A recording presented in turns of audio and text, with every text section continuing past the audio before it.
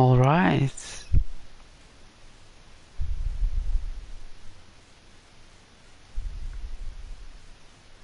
Back for another round.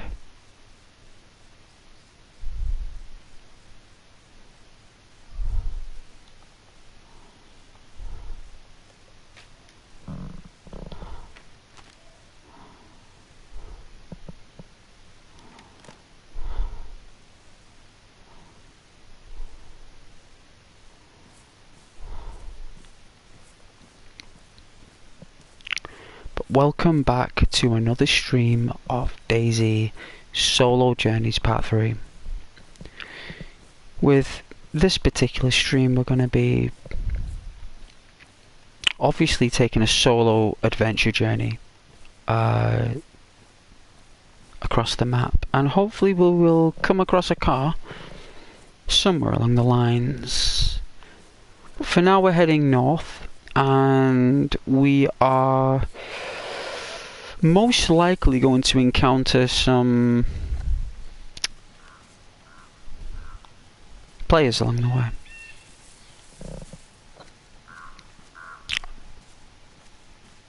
But we're going to be taking it step by step, and we're going to be taking it nice and slow. And we're gonna take our time, but at the same time be absolutely ruthless when it comes down to people taking the Michael out of our character in Dayz. Still ruthless. Even though we're lovely, we still keep the sword sheathed. It's only until the sword is unsheathed, right? That's when we become ghosts. Right? Hey Mitch! Back to meet your fans. Oh, alright, yeah. Hey, it's all content, Mitch. It's all content. Dayz gets nice views for the channel for our subscription count. For what it is, a small channel. We get such a large viewer count for our channel. Yeah? And we do, because we get the equivalent of, say, we'll put it one way, Mitch. If, say, a Dayz video gets 100 views, right, that's the equivalent, right, of someone with 50,000 subscribers. You'll get 10,000 views on the channel. The energy on YouTube is the same for our subscribers. So I've got like what, 480 something.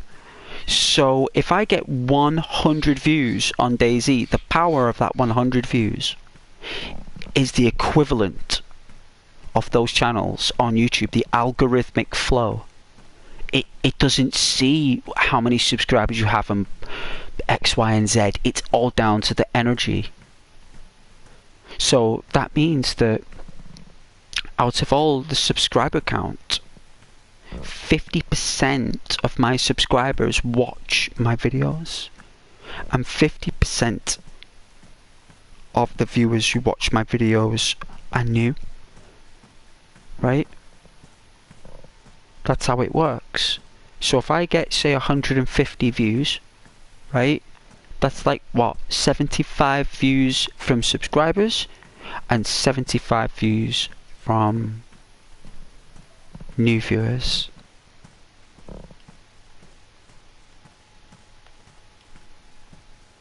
And that's what YouTube sees. Not that it's just 75. It's the fact that the divisional viewing has been noticed, right? And this channel, right, is like,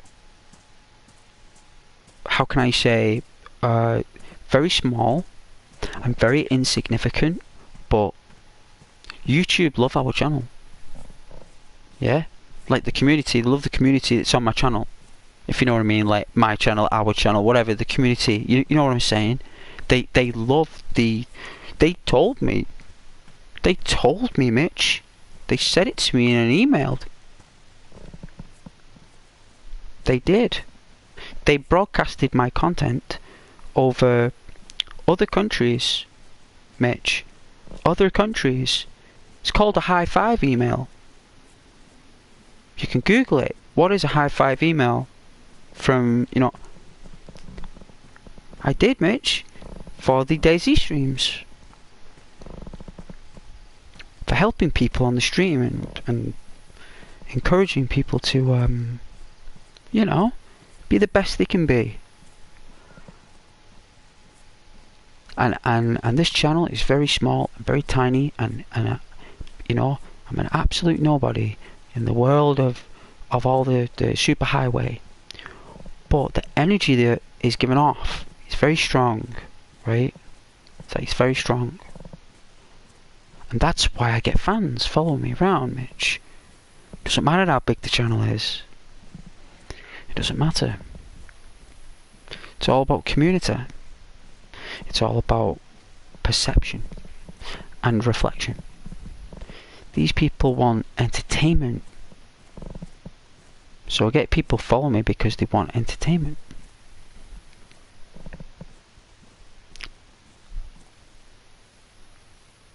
I thought it was a player. It's a zombie climbing on the rock. How has your day been anyway, Mitch? Are you alright?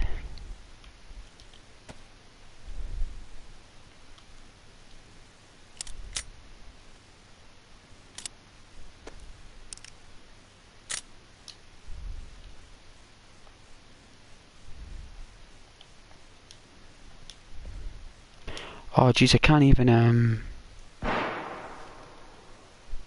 okay.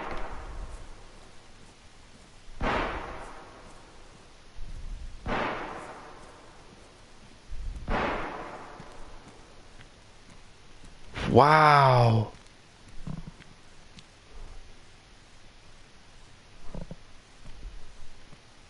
Is that water?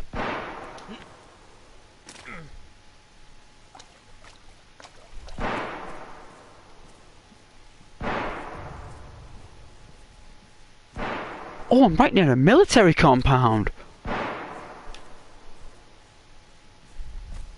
This is dangerous territory.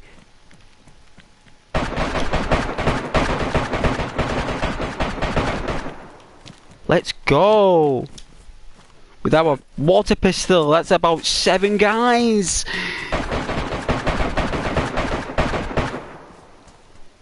I don't even know where it's coming from.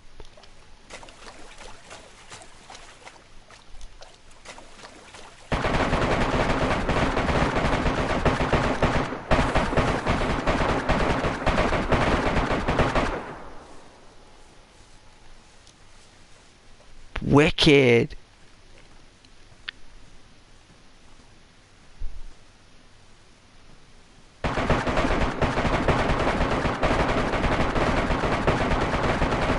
That was right by the tents.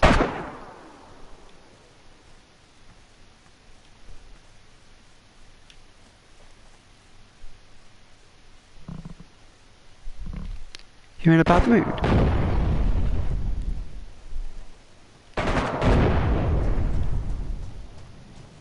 What are you in a bad mood for? What's up, here? What's up? Something happened, like?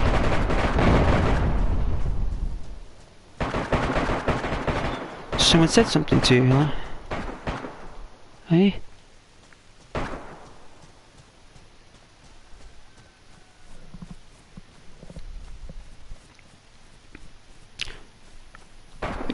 Yeah, I'll take it nice and slow anyway. Let's keep on the low down.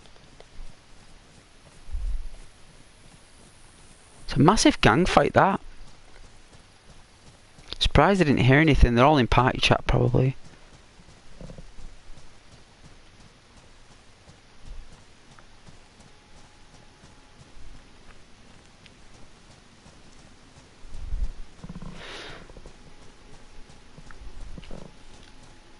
Oh, right.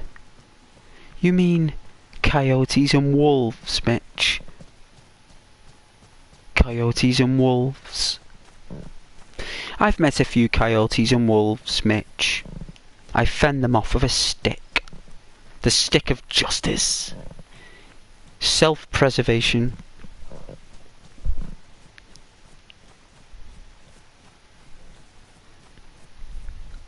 Well, you're in an okay place now, Mitch. No one's gonna take anything from you here or lie to you. This stream's all about harmony, Mitch. So you don't need to worry about that from today. Just kick off your shoes, get a blanket. Yeah, wrap yourself up in a blanket. Get a hot drink of that.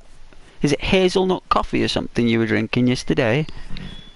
Nice drink of hazelnut coffee if you've got any. Get some biscuits. Nice biscuits, chocolate biscuits. Get some custard creams. Some nice bickies. You know, and get your beanbag or your footrest and put your feet up and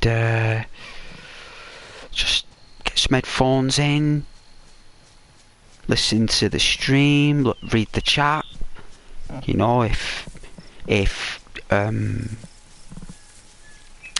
you know, the mouse or Rose will come, and got Charlie, got Caden, Matthew, Rhino, Alex, there's Cripsy, I've got loads. There's loads of lovely people who come.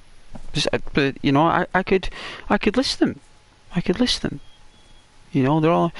You know, I could go through them. You know, we got Shannon. We got Darth. I've got David, who I call Goliath because of the story of David and Goliath. There's loads of viewers that come and go. So just sit back, relax, it's all good. It's like, I mean, look at this place. Look at it, it's like a haven.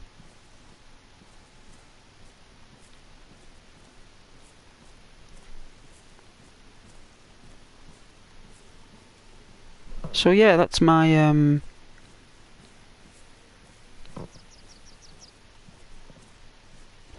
take on it, mate. You look at the bright side of life, you know? Try not let that rock on rope harnessed to your back stop you from moving. You cannot swing a boulder on a rope. You cannot swing it. The only thing you can swing is how you look at the bright side. And that's what you've got. Right? And like I say about yesterday, about the galaxy and the Earth spinning through space, and how our planet shines bright blue in the sky because it's so special. Right? Like, it wouldn't... That's the colour that peaks the high pitch frequencies on the infrared. The infrared goes off the scales when it sees that colour. It goes off the rails. It goes bananas. It does. It goes absolute bananas. And that's exactly what will happen when, if any other planet looks at ours. Because the planets are aware. They do sing. They make a noise. You know, they do sing and talk, planets. It's different from how life forms communicate, but those celestial bodies, they have another way of communicating. And it is a very special planet. And try not let no one take away from you that special place on the planet. The dark energies will always be there. That's why we have the energy of the light to smite the shroud of darkness. That positive influences are triggers for positive light.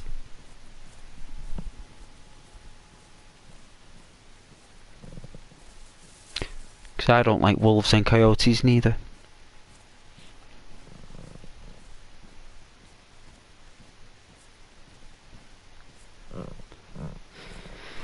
They are rather harsh.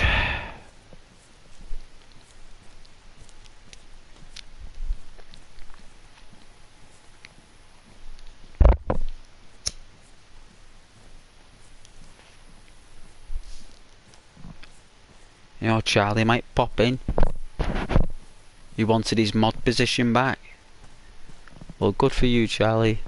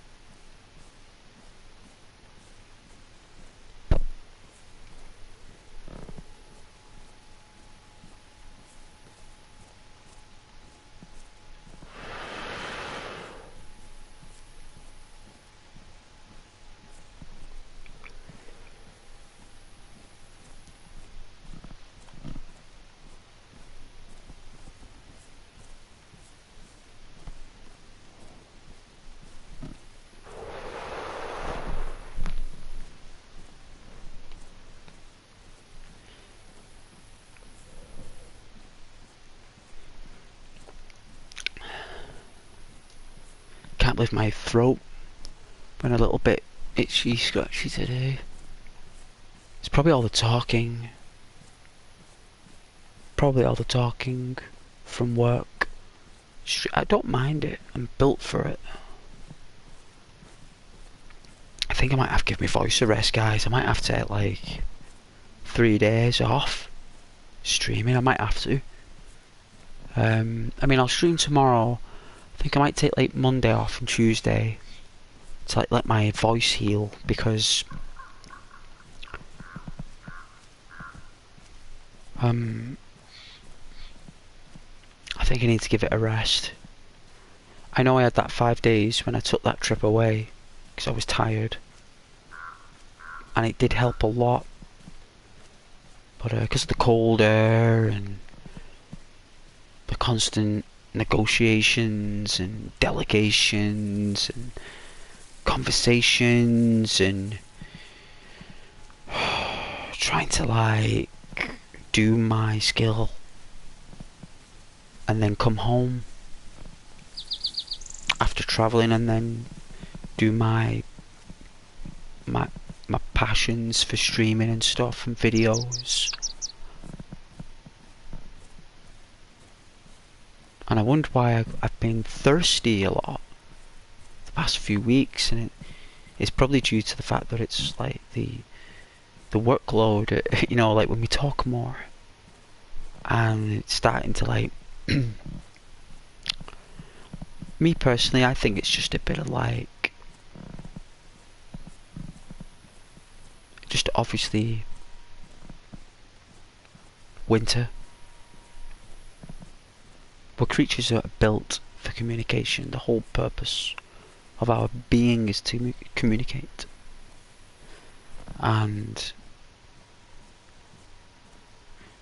for me to, you know, harbour some energies, rest my voice for a couple of days, just watch like some films, like, I don't know, like some Quentin Tarantino films, like, might watch,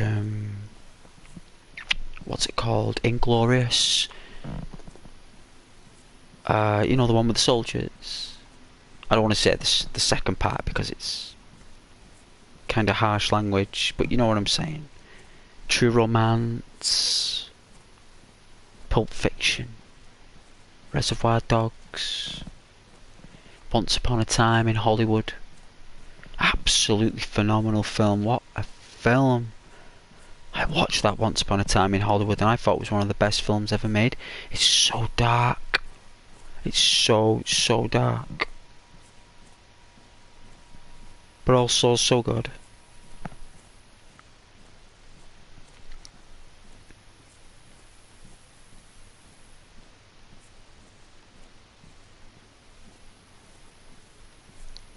But yeah, I was thinking about it, like, alright, where am I going to put this gun? Because I had to run from them gunshots. I think there's someone close by. I really do. I've got this feeling. It is actually this, isn't it? So we take that there. Put that there. Put that. Ah, right, so I've picked up something. What is it? Right, we've got a dead chicken. I'm gonna have to take that chicken out soon. What am I carrying that's just excess? Is it rope? That's the rope that that guy tried to tie me up with.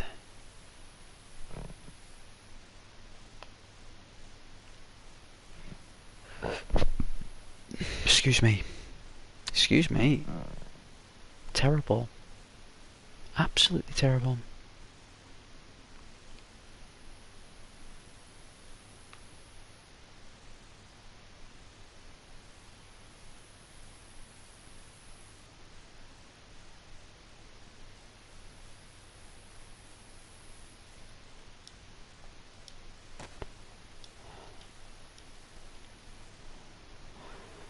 I have picked something up, but I don't know what it is.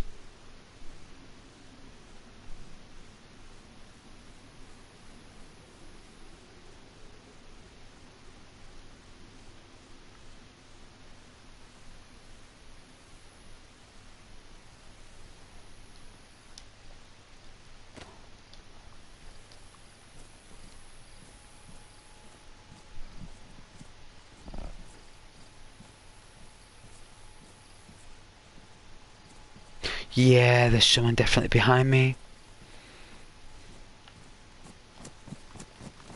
Yeah, they're coming in close. I think they might have seen me when I was going by, but they were too busy shooting.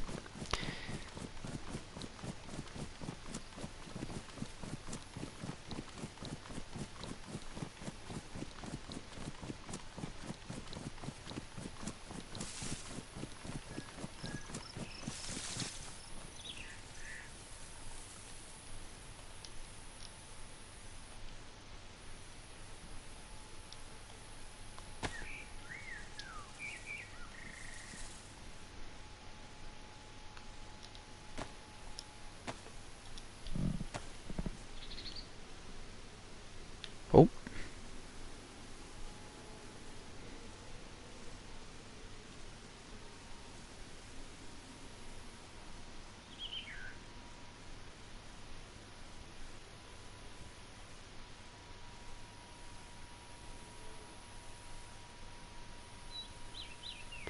Fog's picking up.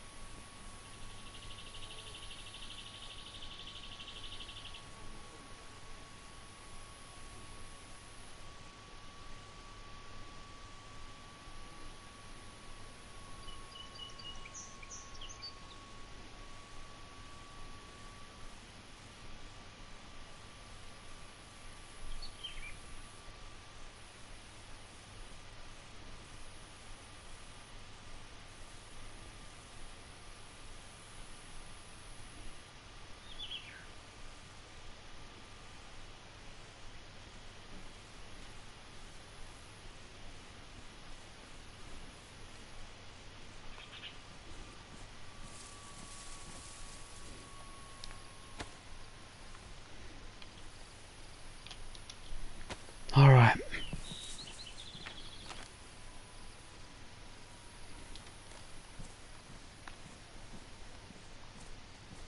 I've got to be real careful. People come through here, they cut through here, you see, and they normally take the fringe of the forest. They go around the fringe like that, and they go right through. They're normally inside those woods ahead, and they run through the fringe, and they hopefully... I think it's a route to the military. It's another route. So maybe when it was stuttering, people were running either through that fringe of the wood while I was running through the field, or they cut through the forest behind me because it's not doing it anymore, so we must have had a few people close by. Nice, Mitch, no worries. Enjoy.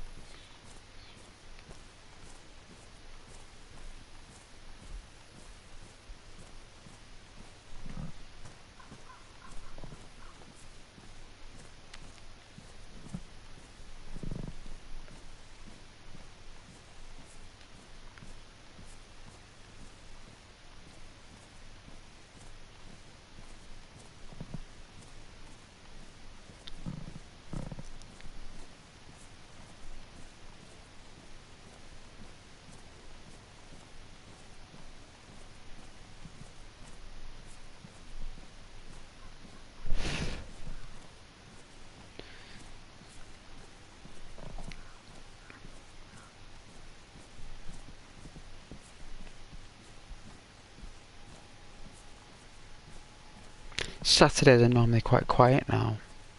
I think a lot of people are busy on a Saturday night.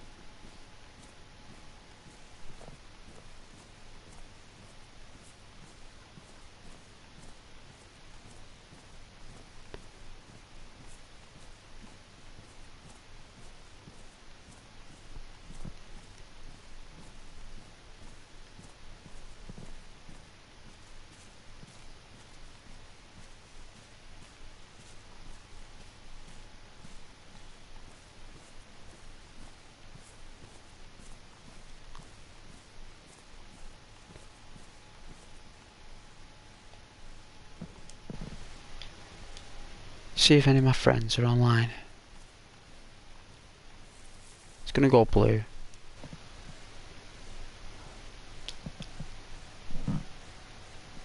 Alright, let's see.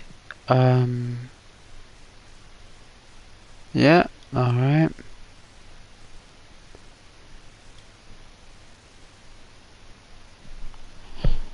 Alright, sent an invite.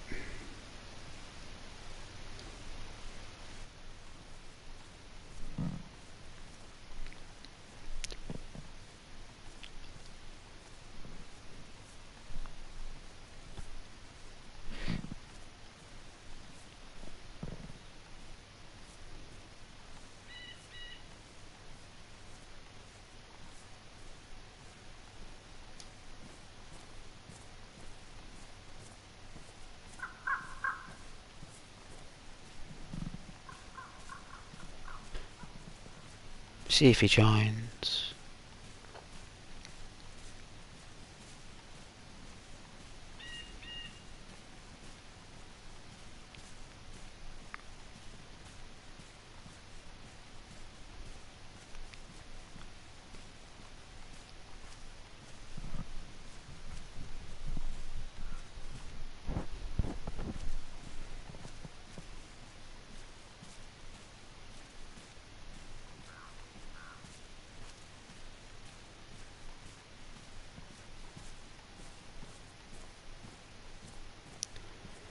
Love watching the trees.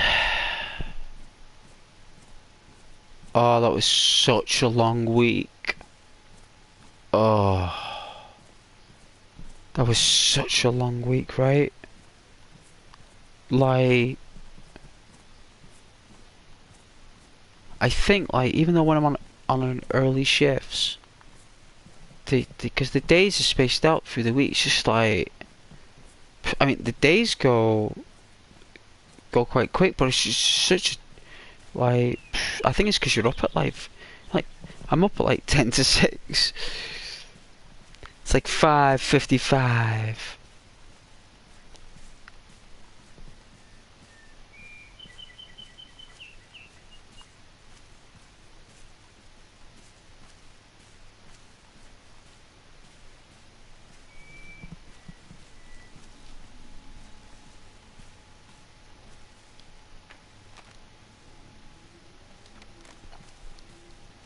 Going to Kamenk. Going to Kamenk. Hey you, far you gone? I'm gone to Kamenk. Go on to Kamenk. It's fit to say in Scotland.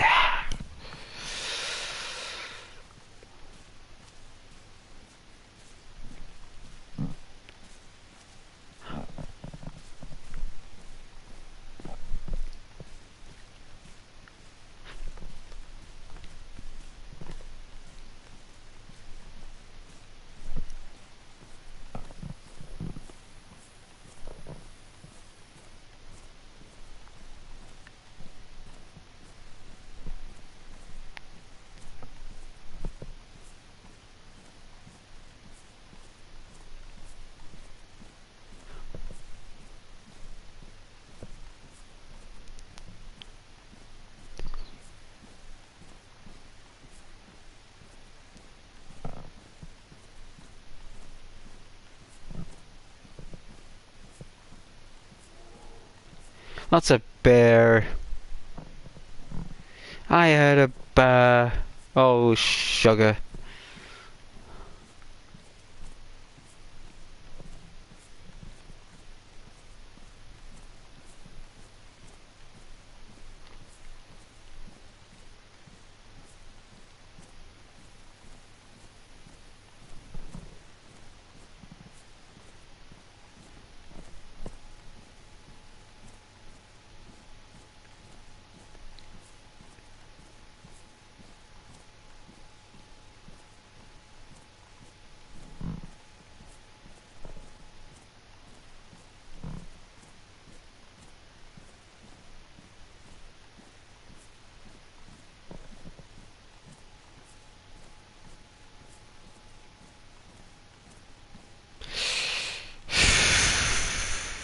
A long, long week. We all got through it though.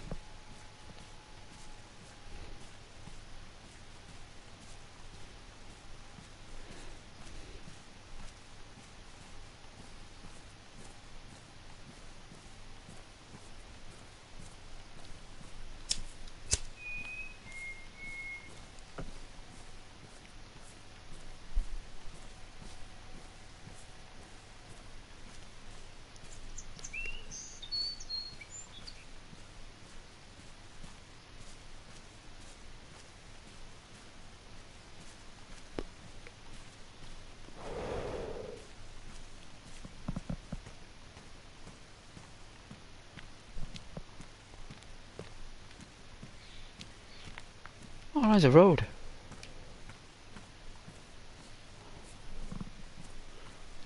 Oh, I won't mind that gingerbread man, I tell you. Got in my bag there.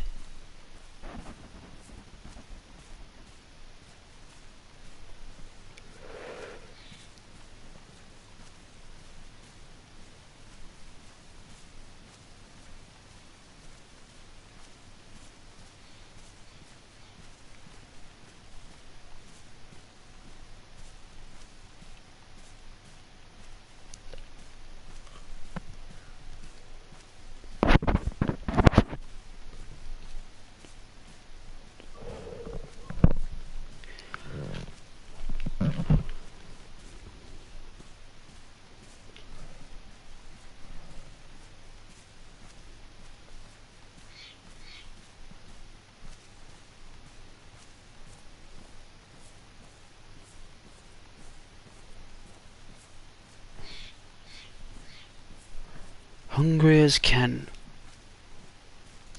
Hungry, hungry, hungry hippo. Let's have a look.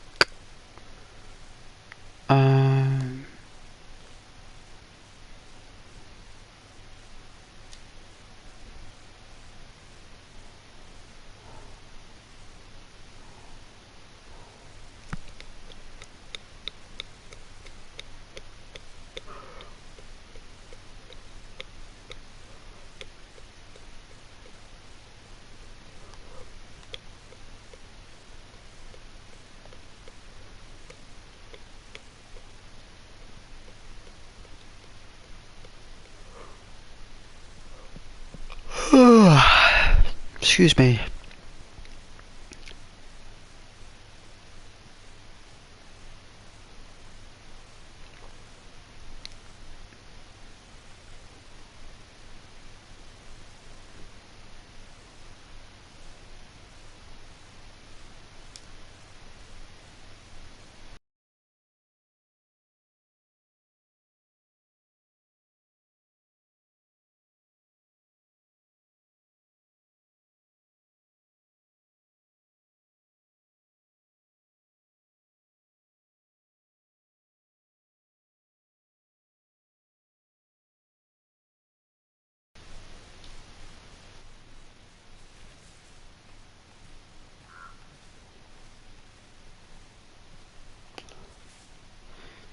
How's your day been, Matthew? Are you okay?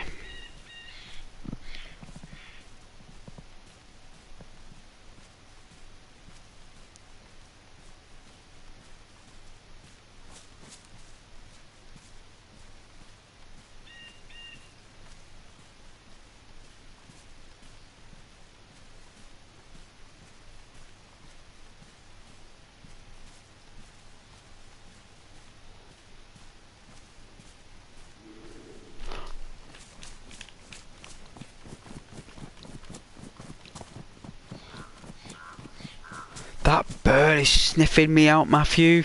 It's been hunting me for...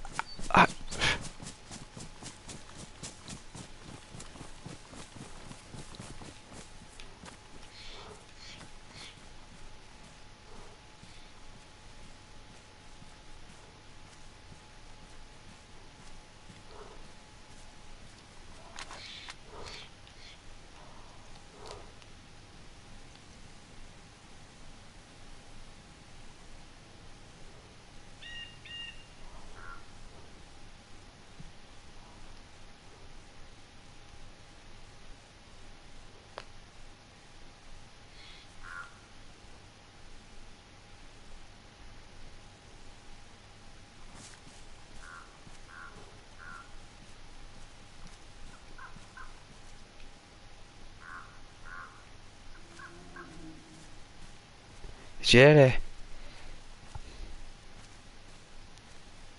I can hear it.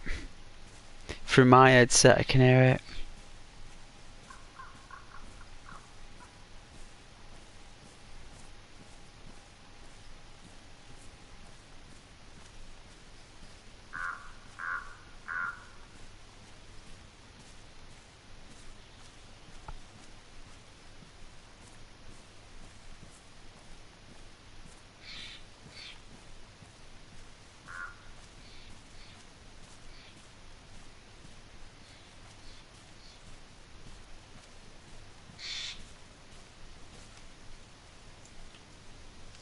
It smells the chicken.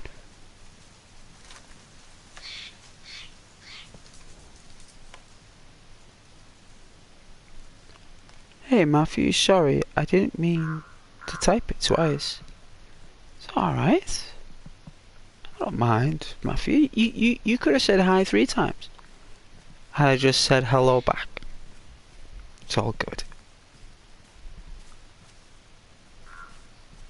Don't have to explain your harmless, highly socialising comment. You don't need to explain that.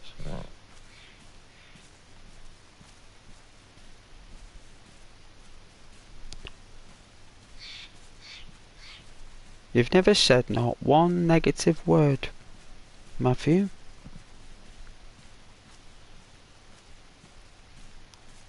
Since being on the stream chat. The only time when you've been very random is when you were saying to me, I have a question, and then you were just putting question marks because a question mark is a question. But it's a symbol of a question, not an actual question. It's an addition to a question. But apart from that, of complete randomness, which I don't mind. You know, I think randomness is cool. You know, especially humour. Random humour. It's really... it's cool. But that's the only time when you've ever been random. Apart from that, you've always been very polite and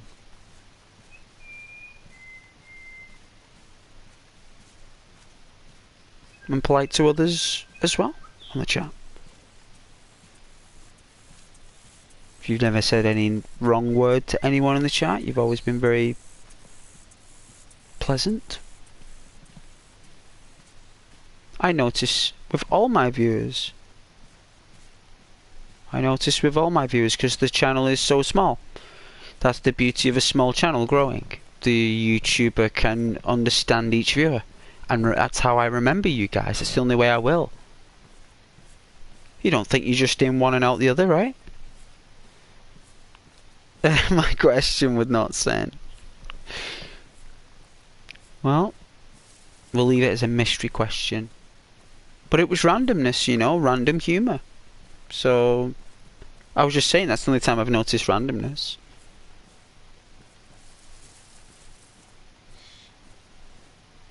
But us English have always been very fond of humour.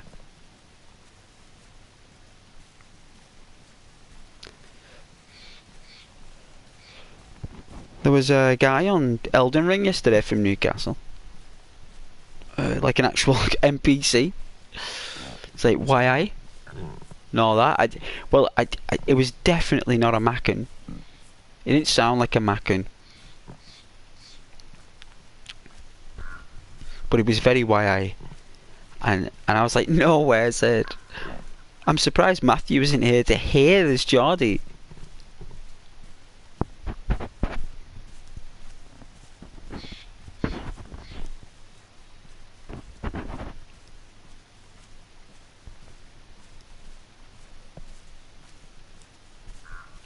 Why are we soaking wheat? Oh, I'm soaking wheat.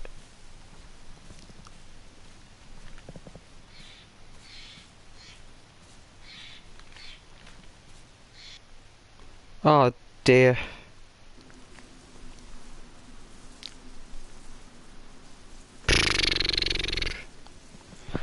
Oh, these server restarts. Wow.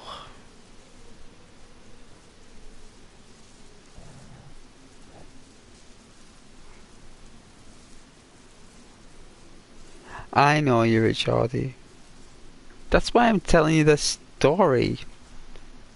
I don't know why it said 0 people watching. There's actually 5 people. I don't know what's going on.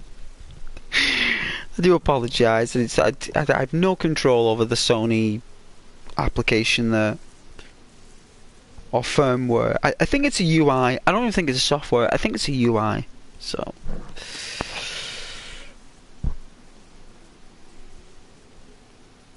Yes, no worries. All good. You take care now.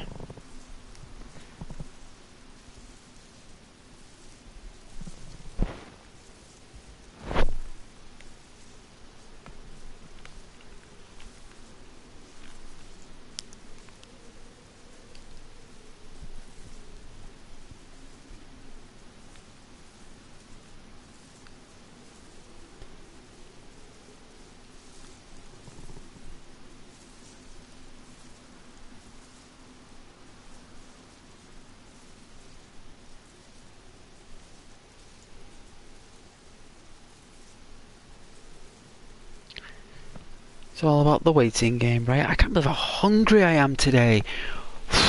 I could eat a horse. An entire horse.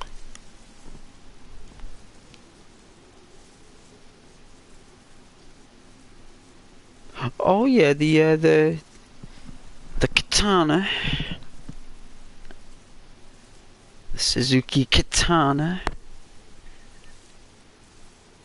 The scoot ped, as I used to call it, the scoot ped.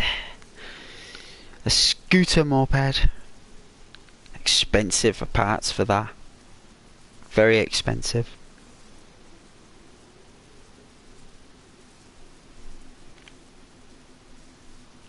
Enjoy, man. Enjoy, just be safe. And remember, if anyone comes up to you and says that they hate you, that's the parallel of love. That's what you gotta think. Just gotta say thank you.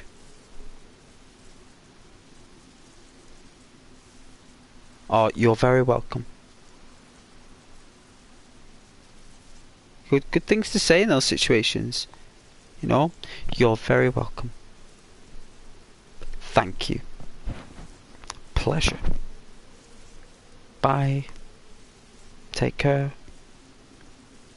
Difficult to do. I know. But an hour after it happens, you'll sit there and go, wow. Epic. Epic. Because you feel good. Rather than thinking about the statement that they made, it's the reaction you gave.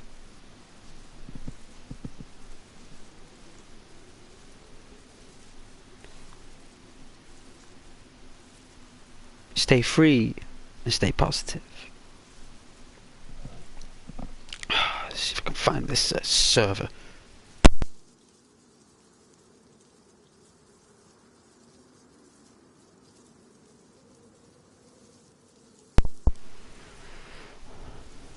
Guess not.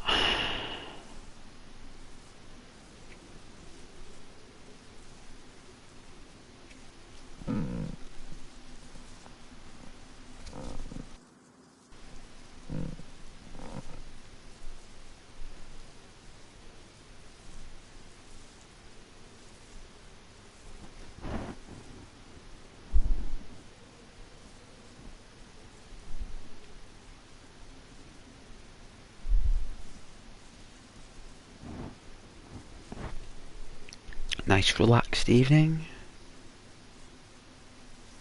I'm gonna get that biscuit out my bag though, big biscuit. I've got 2 bags of Maltesers, a bag of McCoy's crisps, a gingerbread man, a can of Dr. Pepper cream soda flavour, a Mountain Dew, and coffee.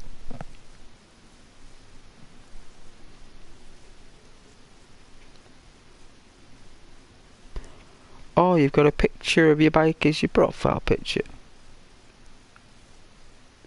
I seen it. I looked at it. It was epic.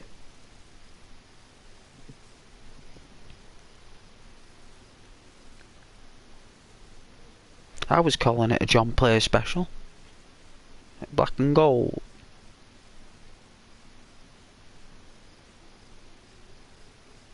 Yeah, it reminds me of a John Player special. You know, like the gold rims. You know, like you got the is that the axle? You know what I mean? Like what connects the wheel there. It's like a bit of gold. And you've got like that Days Gone exhaust going on there, like. Yeah, very John Player special. That's what we used to call them. Like back when we had those vehicles. You know, like my Suzuki were, you know, I just called her Cat because she's a katana, so I just called her Cat. She was like a like a panther, like a panther, you know, and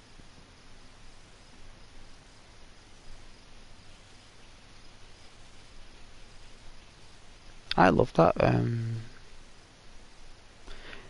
I love that Suzuki katana, me.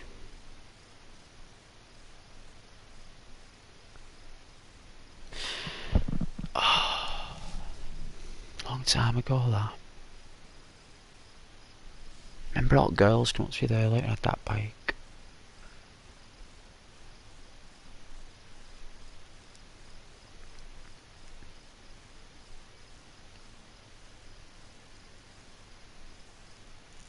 Helmet he had there was like a jet black with a gold line down the centre, right across the shield.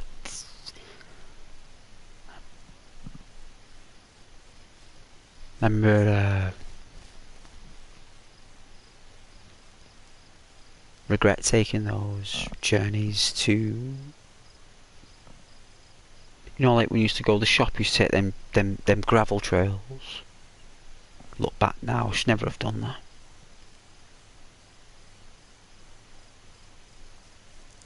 You know, like the energy, I wanted the energy from doing it. I look back now, it's like, no, I shouldn't have done that. Should have drove that motorbike there across them gravels there just to get to the shop quicker, like. Should have just took the road. Nice and smooth, nice and easy on the wheels. No bits of stone or grit hitting the bike. Looked after it a bit better. My mind at the time probably was just in, like, just, you know, when you're going on that, you know when you're in neutral, and like you're not shifting gears in your mind, you're just in neutral. It's probably where I was. Not a nice place to be. When it comes down to looking after things, you look after yourself, you just don't look after things around you, like, you know.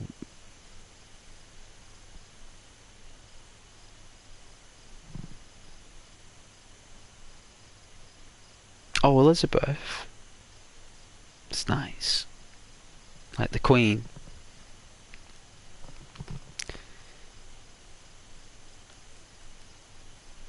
Thing is, for that motorcycle, Matthew, broke, and I had no money. I didn't have a job at the time, and I couldn't even pay to get it fixed. I owed that much money to my friends at the time. You can Google when they came out, you know what year it was. I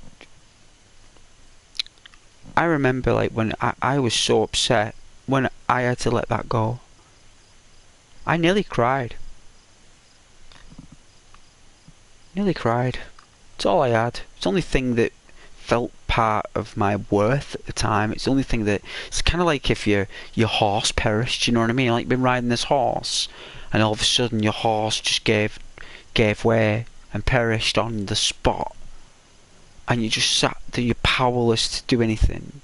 You just have to watch it happen. That's what it felt like. Yeah, after the Queen, yeah. Nice, man.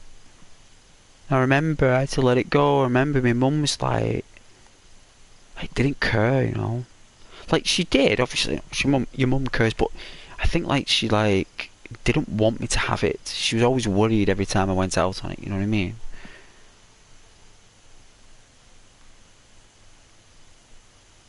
And by the time, you know, when I had no money and I was out of work and it perished, I then had to be like, what do I do? Like how do you flog a dead horse? Different selling the motorbike when it's working and it's in good condition. People will pay okay money for that on a motorcycle. Like they will, if it looks good and they know it's pretty snappy, they'll be like, yeah, like I'll buy that. But if it's broke and you've been riding around on gravel paths to get to the shop, that's why it broke, didn't it? You know what I mean? That's my own fault. You know, it's a beautiful bike as well, Matthew. Bright red. Beautiful thing. Beautiful.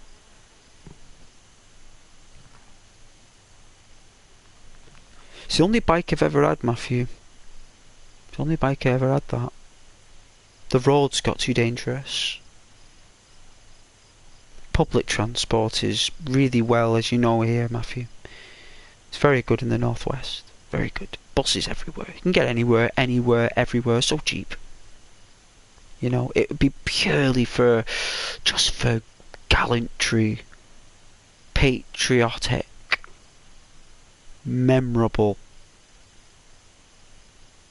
You know. But it was just the fact that I had to let it go for a fraction of what it was worth, and the way I treated it, the way I remember I'd never stamped my feet before upstairs, ever. You know, I'd never ever stamped my feet, ever going up the stairs. And for the first time in my life, like I had things that I'd lost grasp of.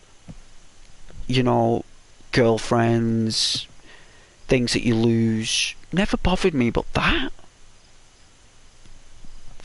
just like,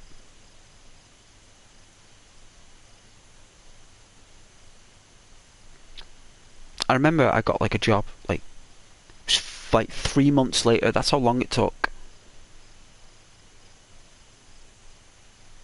because I had no money to pay for it as it is. I just like, what do you do? But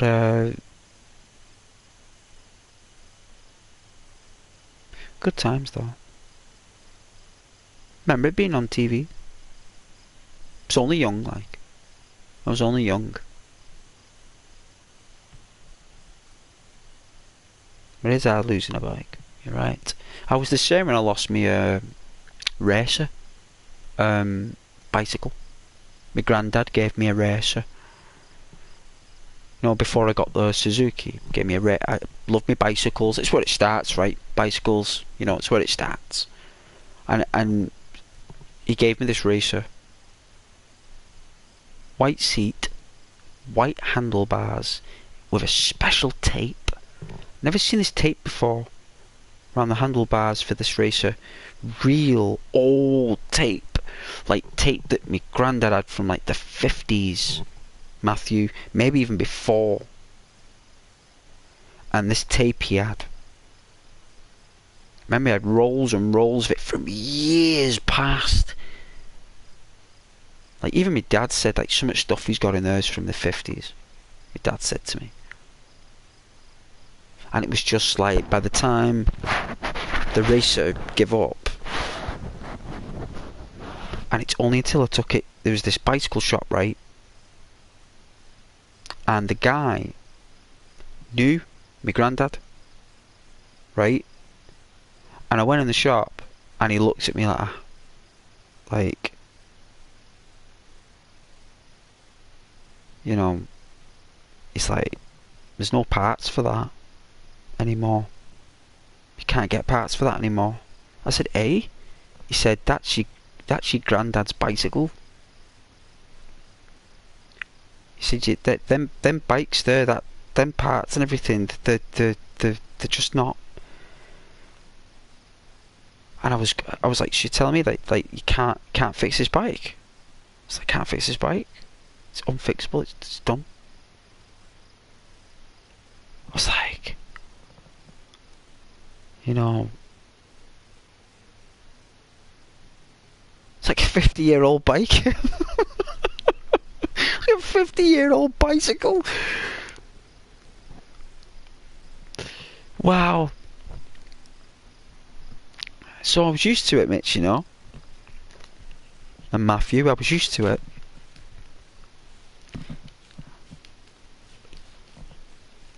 I was used to it. Those things just breaking down.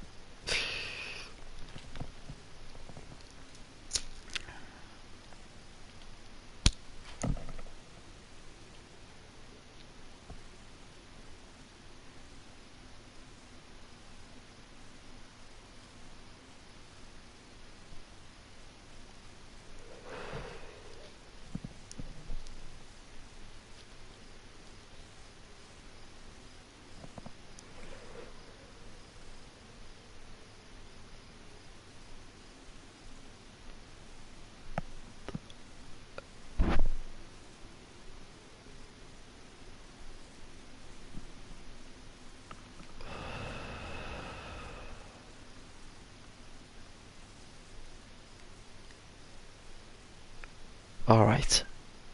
Let's log in.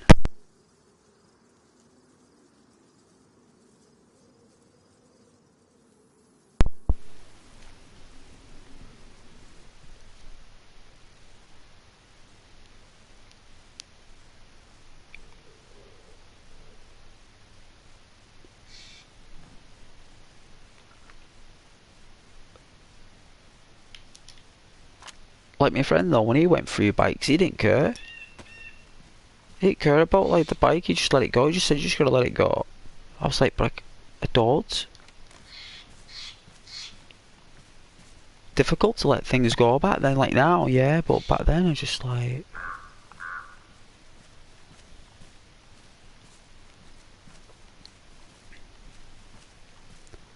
it's like now when you know like a chick isn't interested in you, like when they like kind of are at first and then they stop because like, I don't know, they might meet their boyfriend or their ex-boyfriend or like something happens in that process or they meet some other dude and you just gotta like do nothing. You know, like you just like, you know, you can't just be like texting the chick up, going like, you know, what you up to, and all that. You got to be like, not text, not phone, just like you'll. It's like texting them and then like they don't reply, and normally people like go mad, like they freak out, and they think they've got to like phone them and text them more to like get a reaction when really you just like don't do anything.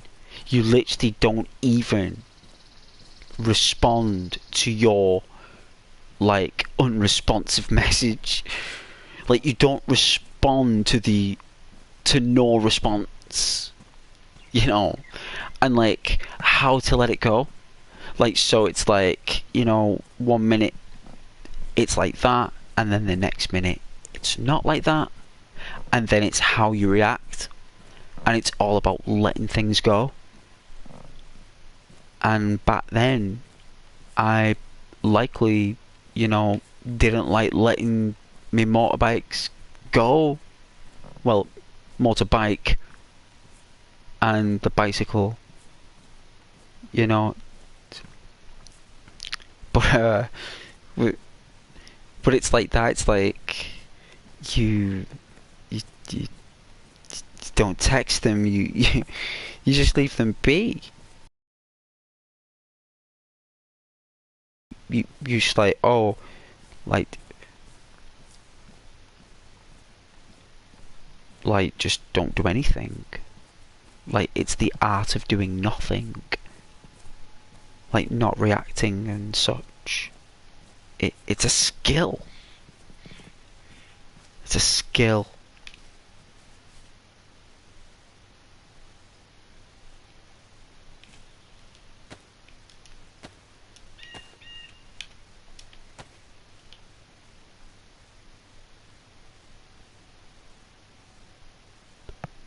absolute skill it is. So yeah, guys, whatever you do, if you text a chick, or she's giving you loads of texts, and then you text back, and then it goes cold, first point of order, you don't give another text. You leave it. That's the rule. You do not respond to your non-response. You let it go. That is the art of letting things go.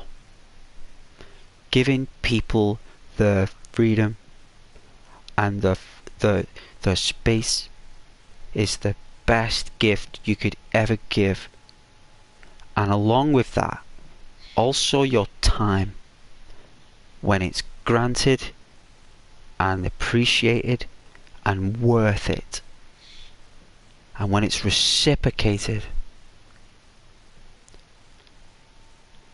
And that goes with jobs, friends, family, right? Anything. The art of letting things go. Very difficult to do. But when done, true mastery of a gentleman. And as a person. With good soul. Very gentle. Towards the planet and everything around it. And there's nobody here. I thought I saw a bird. Or heard one at least. And you want to take your time with things. And not be nervous about asking girls out. What's the worst that could happen? She'll say no. And that's alright. Yeah? That, you know, every job you apply for, are you gonna get it? Will we get it? Every job we apply for? Do you think? Like every job you do, you're gonna get a reply, and you're gonna get an interview, and you're gonna get a job? It's gonna be those jobs that, you know, they're gonna look towards other spirits. And you accept that. You're like, right, I didn't get the job. You know, some days you'll say, oh, I did get the job, you know? But if we didn't, then you accept it, right?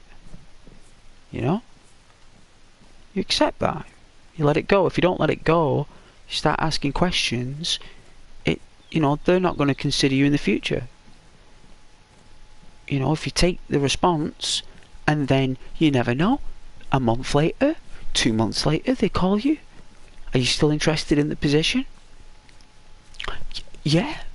Yeah, I am. We really appreciate your patience. We're really sorry that we weren't able to give you the position earlier. Things happened within the business. Now that we've got things all set, we're ready for you to be part of the team. Really? I thought you didn't want me. Oh no, we did.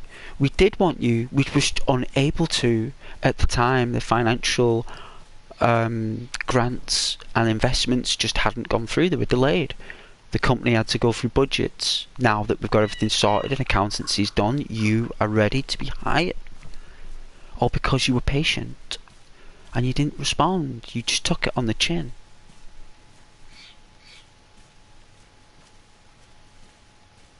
Hey Mitch. So yeah, it goes for a lot of things. Goes for a lot of things. I don't care what people think or say. Well, really what you're saying is that you are impervious to social, how can I say, derogatorial jousts. Because you're getting jousts. And speaking to you, Matthew, as you are, because you're a very pleasant, kind person, it's all about the joust. And how does a knight handle a joust? But he still cares about the deed of the joust. You know, the jousting, the sport. Because that's what it is. To these people, Matthew, it's a sport. And they want you not to care what people say or think. And you are half right. But you do care about what I think and what I say, because I appreciate your company. Right? So if I said something unpleasant to you, yeah, it'd be like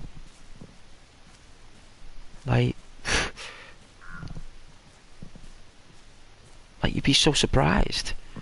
But you know Ghost would never do that. Right? But you would still care about what I said and how I said it. Right? So you do care. You just, you know, your bubble, you know, we all got a gravitational bubble around us. We all give off a gravity. And outside of that gravity, things don't seem to affect your flux. It's just when you let people into your gravity. And what you were doing is that you were letting everyone into your gravity. Now, you have a select choice, handful of spirits that are welcome in your gravity.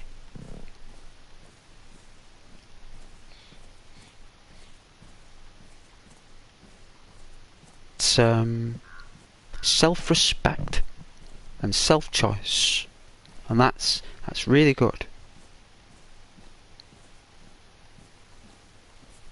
Oh, that's lovely, mate. It's really nice. I was there as well. Fell asleep to it. Fell asleep to it. I was tired.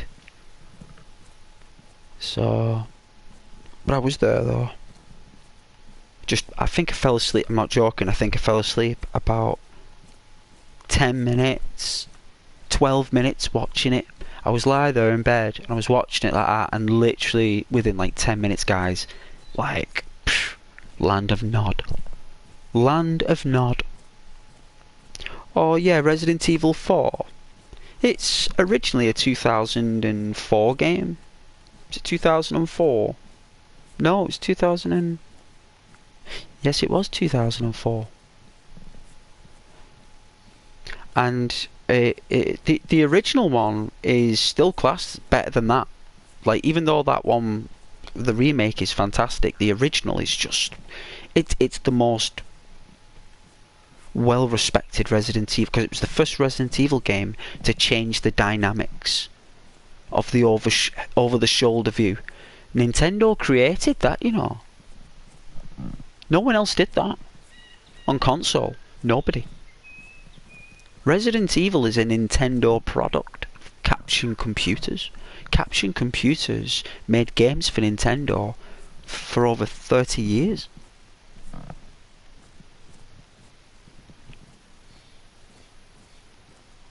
Oh yeah, yeah, but it's a remake. That one, Mitch, that wasn't a remaster. Remaster was done... Forgive me, I'm a bit of a geek there, Mitch. I am a geek. So a remaster was done round about 2014 or something, or 2015. And then what they did was they did the remake of Resident Evil 2 in 2018. And then they did a remake of Resident Evil 4, I think it was last year, 2023. And they did a remake of Resident Evil 3 for Jill Valentine. They did that in 2021. Right, 2021. They released Resident Evil 3 and 4 within... It's, what, 3 years? It took them 8 years to make Resident Evil 2 remake. 8 years. 8 years to make that engine.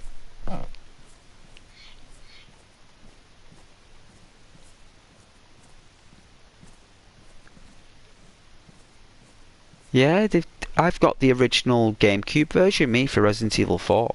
Still good to this, even to this day. That game is still good.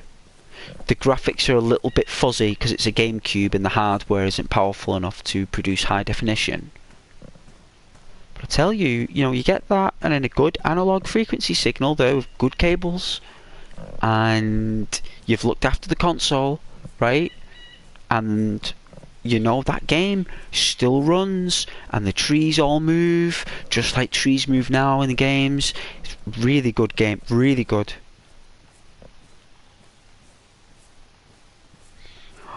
Oh yeah, Capcom's humour. They've been going on since the first one. I played the Resident Evil 2 remake at Halloween. Really enjoyed it actually. I played that and Detroit Become Human, which is a really scary game. Even though it's robots. It's very scary.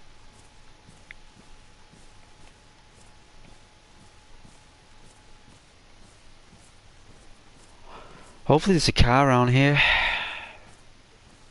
It's a full server this. Over 50 people. I don't think we'll meet anyone at the far north of the map. So it's getting colder.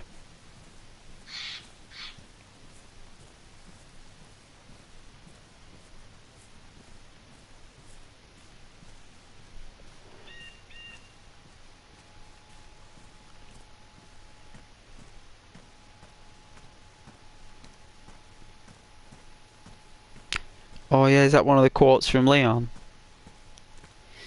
He ends up trying to rescue Ashley, I believe, which is the president's daughter. And in the original one, she was really annoying, right? Really annoying. She wore like a knitted jumper, right? Like jeans, and like she was just annoying apparently. Like I didn't mind. Like I felt very responsible and very courageous babysitting Ashley, right? As Leon. She's about 18. And then the next thing is, right, the next thing is, you know what Japan did? You know what Capcom did in Japan? Right, they released the PlayStation 2 version and gave Ashley like a mini skirt. Had her up in a bun, right? Gave her earrings, makeup, boots and stuff, right? Next thing is, everyone loves Ashley. She's not annoying anymore. She's now actually one of the most best characters ever to be in Resident Evil, right?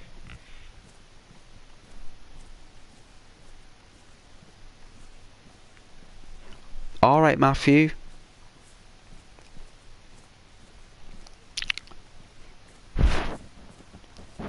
Take care, Matthew.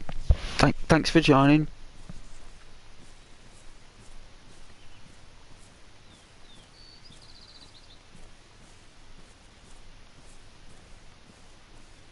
Loving the cold, crisp air.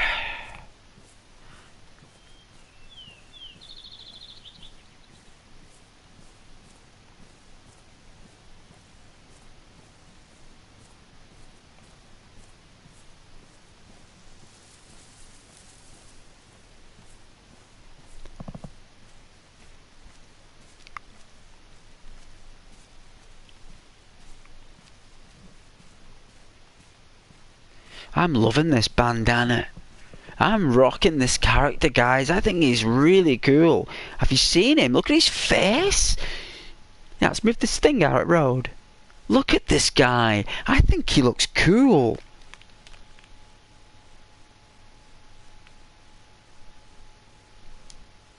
Oh yeah, he's at minus 25. Oof. That's cold.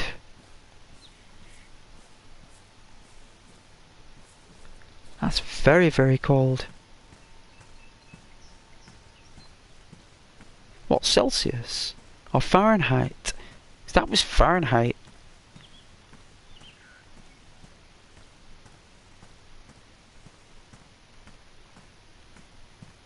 So you gotta think, we measured our temperature here in Celsius. We don't use Fahrenheit.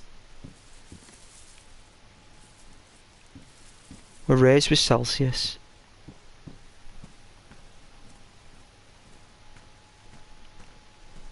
Oh, you take a page out of our book with that. Very nice. Well done. Good. To be honest with you, it's everything.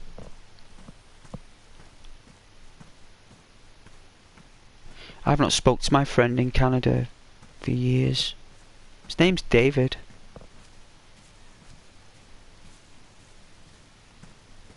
Hope he's alright. Ended up being friends with David when I was working in a retail store.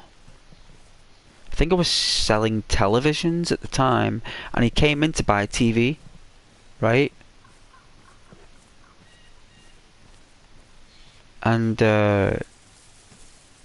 you know, I think I ended up talking about there was like a TV show on at the time and computer games and everything, and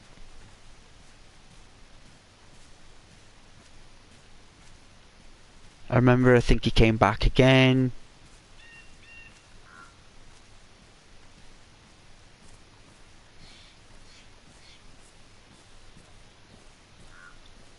And I'm trying to think exactly how I became actual friends, because it was so long ago. And I remember he gave me a lift home, because I think what happened was it was like a blizzard. It was like an immense blizzard, right? And I think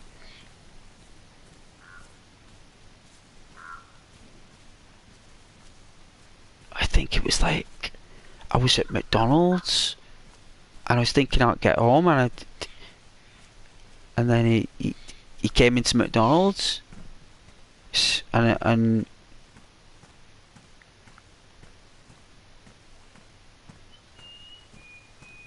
ended up getting a lift home in the blizzard, and then I was mates with him. I thought I was friends. Cool guy, really awesome guy. Hey Rhino, don't you just dislike recap episodes? What, my episodes recaps? I don't think I do recaps. I mean, I could do.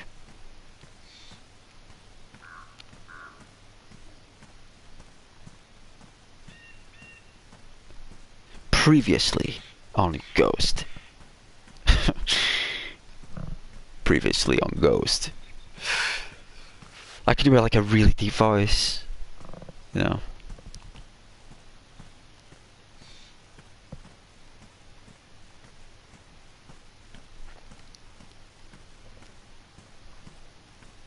No, I am watching this show, and this week it was a recap. Like, why?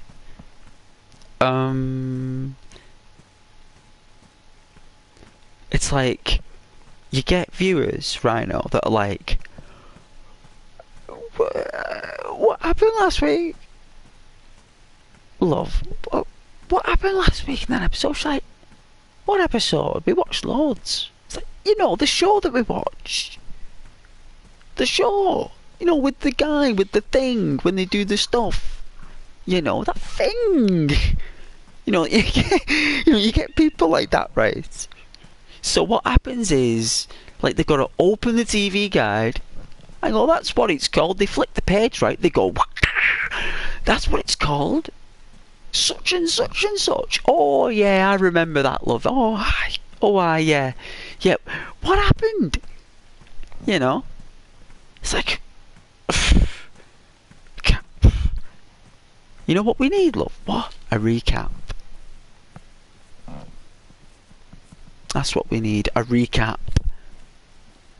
Yeah, it is, because we just can't remember anything, because we watched that much stuff that we just can't remember anything. And that happens. So they do recaps for that kind of audience, and believe me, people watch so much stuff that they don't remember. So you need the recaps, like, oh yeah, remember that bit, yeah. It gets you on the edge of your seat, you know.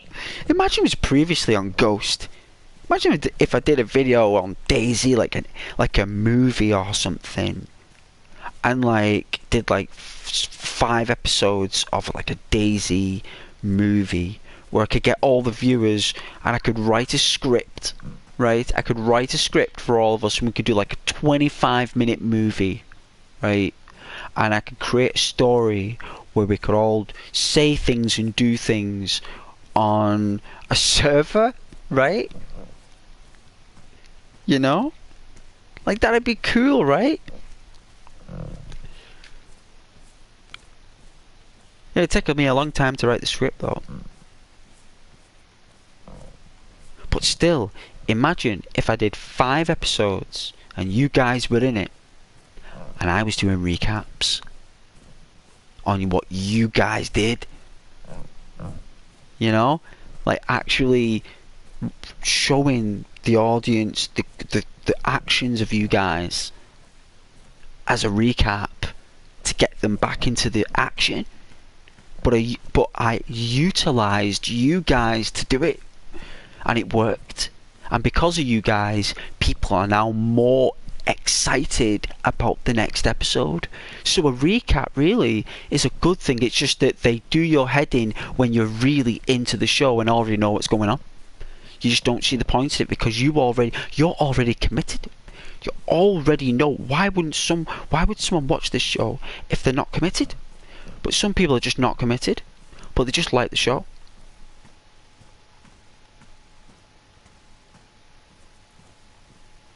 But it only has 7 episodes so far.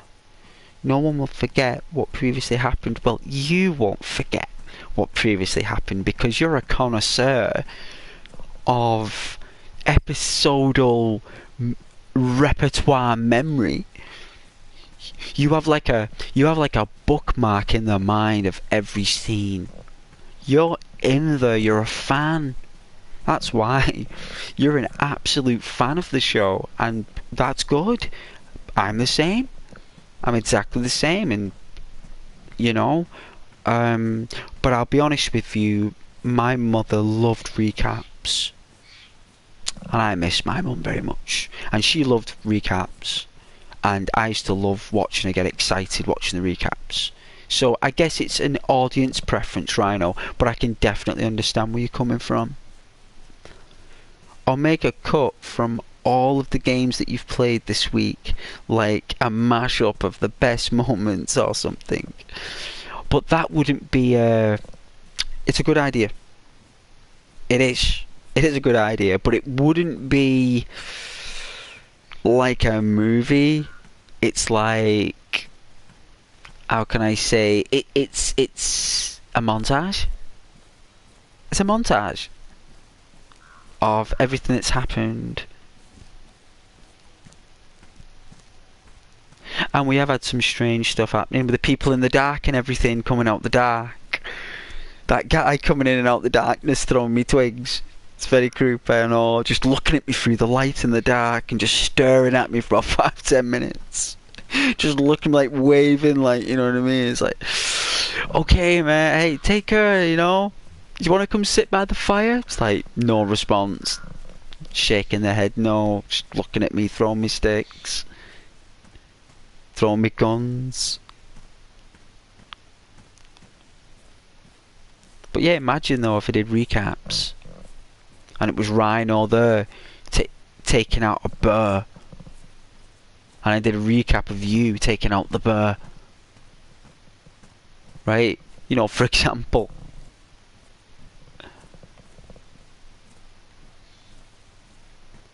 It would certainly attract you more viewers, I assume, maybe.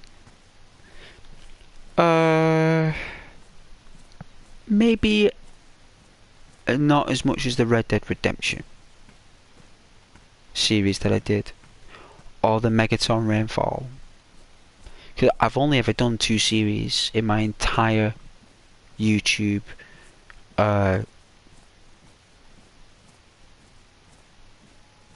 you know, presenting, narrating. I've only ever done 2 series, and they've both been okay. Megaton Rainfall was my first game I ever did a series with, and I got the game on my birthday, or it was my birthday week, I think. Month, maybe it was a while ago now. I think it was 2017, right?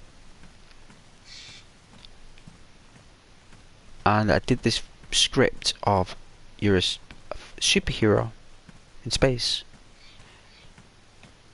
and you could fly around the galaxy, and I wanted to know how it worked, and I was blown away at the time.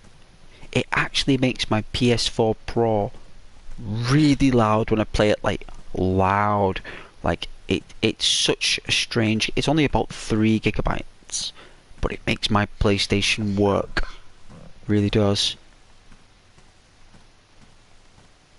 And I did like this narration on the energy of the being and where we are and our purpose, and when I did the video I was so excited. I was so excited. I was really into that game. I was really into the story and the hero and the powers and the things you could do.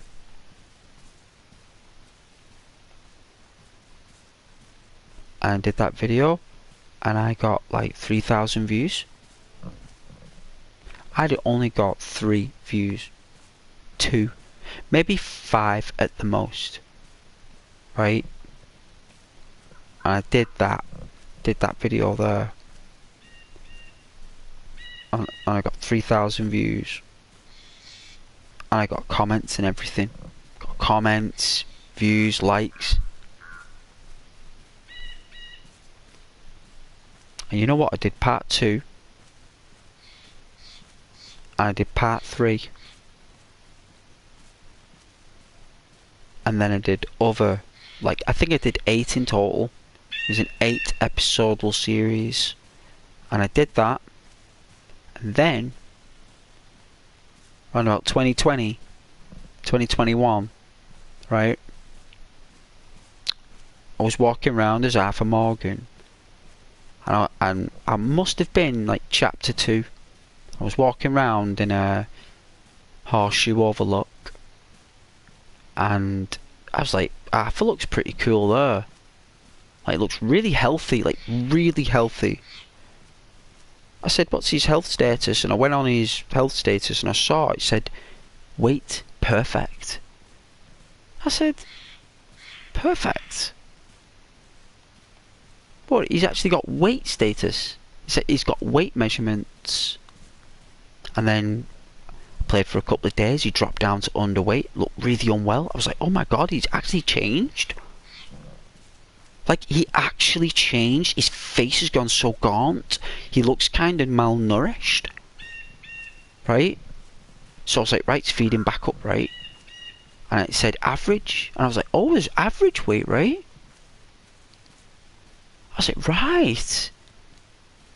And then I kept eating and kept eating, and then it kept saying average. I was like, what?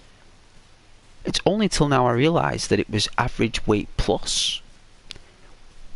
The other average weight I had was average weight minus, and I'd overshot perfect.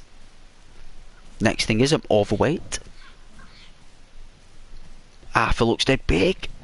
I was like, whoa, he looks massive.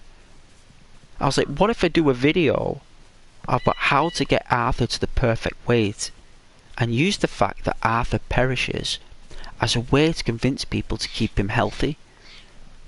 Like, it's like their way of giving something back to Arthur. They'll be able to keep him healthy, so at least when he is unwell, he'll be in the best health no matter what. So I thought, I'll do this video and I'll write this script about how to get to the perfect weight. And then I said to myself, but I've got to know how to do it first. So what I did was, I dedicated a whole week, right, to just doing that. Spent all day getting up. You know, I was off work at the time, getting up, playing Red Dead Redemption 2, hunting animals, and then I realised that there was some animals that had 3 stars. And then I realised that when I ate the 3-star meat from the animal, Arthur went to perfect. I was like, whoa. Like, I've been like playing for like 30 in-game days, eating just random meat off animals and stuff, eating and eating, not getting anywhere. I was like, okay, how much do I get from this 3-star doe, this pronghorn buck? And it's like, oh, you get 4 pieces of meat. Right. So, how many pieces do we need through the day to slightly increase his mass? 6. 6 pieces of the perfect 3-star meat a day with a bottle of bourbon. Bottle of bourbon before you go to sleep. Go to sleep, wake up, save it, load out, load back in, you'll increase in weight. Do this over 5 days in Red Dead Redemption 2 and you will be at the perfect weight. And it worked. Woke up one day, there was 12,000 views. Took 3 weeks. 3 whole weeks. Not 1 view. 0. Maybe 1, maybe 2 views. But it was 0 for a while, that video, right? 0. For about 5 days, and then it went 1 view. 2 view. And then I looked at it. I think I had 3 views on it. Locked my phone, went to sleep, got up the next day, opened up my phone, looked up, 55 notifications, looked at the video, 12,000 views. Overnight, went to sleep. Could not believe it the next day. Went to bed, woke up the next day, 16,000. Right? A month goes by, 28,000. And then all of a sudden, this increase spike stopped. And then all of a sudden, I get like this steady ebb and flow now of views coming in for it. And it just built up an accumulation up to 50 odd thousand. And part 2 that I did got like 48,000. So I got like 100,000 views like just off 2 videos.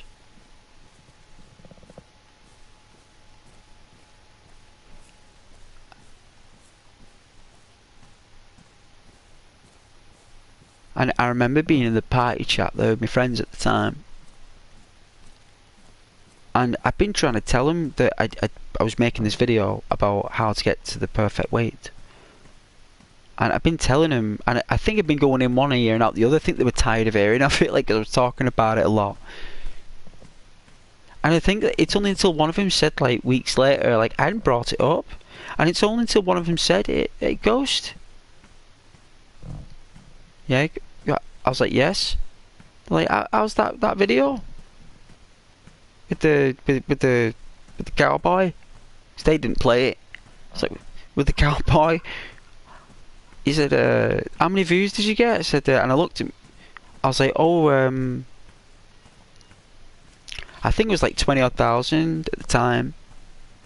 I said, oh, it's like 24,000 or something. And all of them like, what? Hey? I said, yeah. 24,000. And they said, next thing is to get out the phones, looking on my channel. Like, oh, why, eh? I said to him, have you not even watched my video yet? That's been out for like months. So you guys haven't even watched it. And they went quiet. As I was like, it took me 3 months to write that script to get a 12-minute video. 3 months. I like came in from work and just like when I was walking home from work, I get ideas in my head and I write them down in a little book. No, I could see a squirrel or something, and I think of Red Dead Redemption 2. Could see the squirrel, and I'd be like, write that down. What I'm thinking about, and then I'd put all the these written phrases like from a book, and then put it into the script. It's like I built it, and it took me months to do it, and it took me about a week to put it into formality, and then it took me half an hour to make the video. Half an hour. But planning it, prepping it, doing all the work, knowing the knowledge for it. And you know what? I never even show anyone how to do it. I explain how to do it, because what I wanted to do, I wanted people to listen to Arthur. That's what I wanted them to do. I mean, I'm saying it, I know they're listening to me, but I wanted them to listen to Arthur. And I wanted them to really think about how important exercise is. Because that's why I explained in the video, I'm using Red Dead Redemption 2 and Arthur's demise and his well-being as an example of what happens when you live in poor conditions and you are neglected. Excuse me. And I wanted people to get that subliminal message in their mind while watching it. And you know what? They kind of did. They kind of did. They all love Arthur. Every person that came in them comments in that chat love Arthur. And that's why I did it.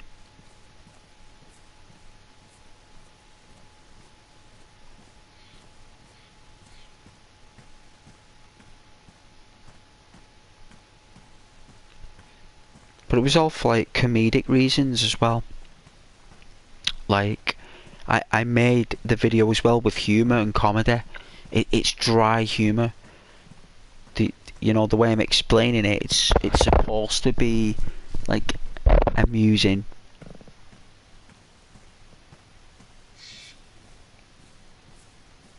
And as well, people kind of knew that it was kind of like Game of Thrones. Like, because the accent, like they knew I was kind of like a Game of Thrones type voice person, like from England or something, but they just couldn't put where I was. Even people from England didn't know where I was from. Even they, I was like, where are you from? I have no idea. Never heard that before, and I've lived in England for like 50 years or something, they'd say. Like, I've never heard that. I was like, oh, all right. Like someone put on the chat there, like he's a Scouser. He's a Scouser. I suppose I am, yes. I'm a Scouser. Oh, a fallen down tree. Hey up.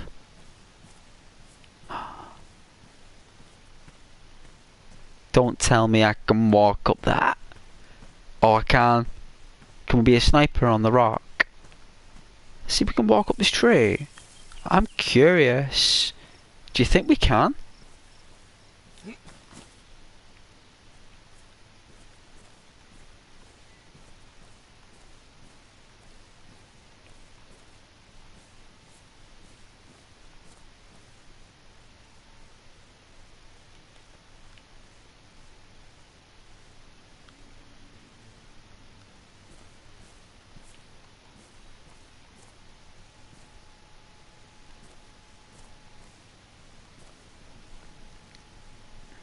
Hey Caden.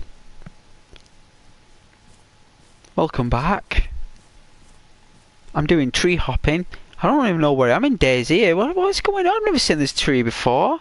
I played this game years. I've never seen this tree. Wow.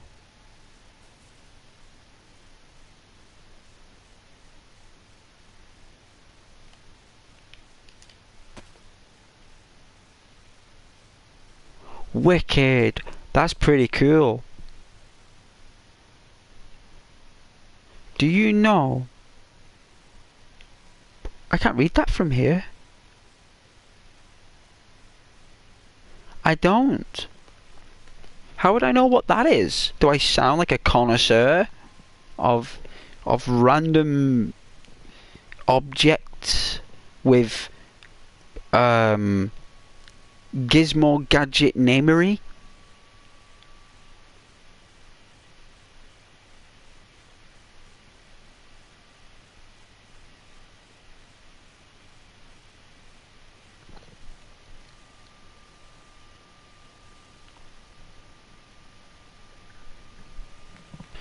Well, I don't know what it is. Never heard of it.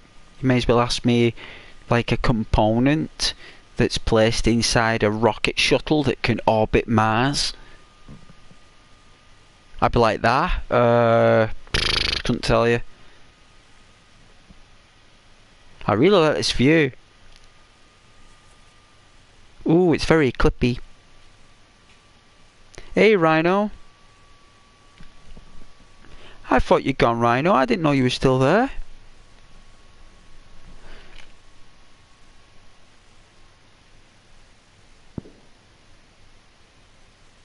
Oh, liberate the Khajiit.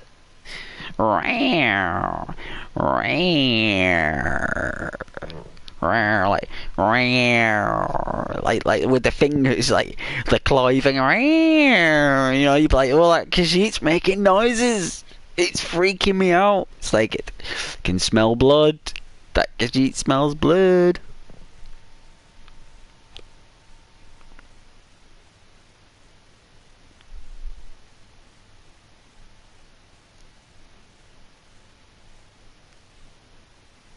The horrors that Khajiit must face under all the Dominion. Khajiit, the deadly creatures. They rip flesh from bone. They hunt like cats.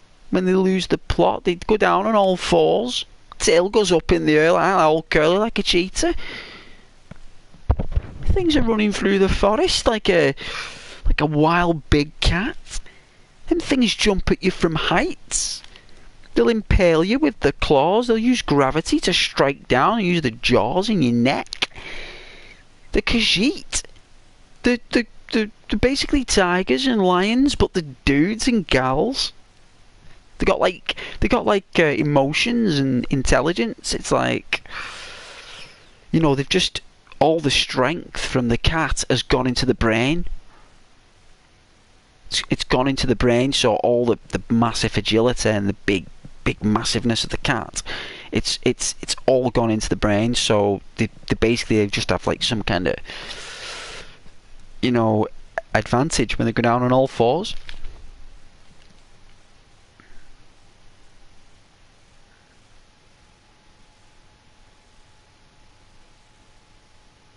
Yeah, you are right. The Khajiits are no more deadlier than any other race in that game. You're right. Every race in that game is a danger. But I'm speaking from the perspective if we got sucked into Skyrim.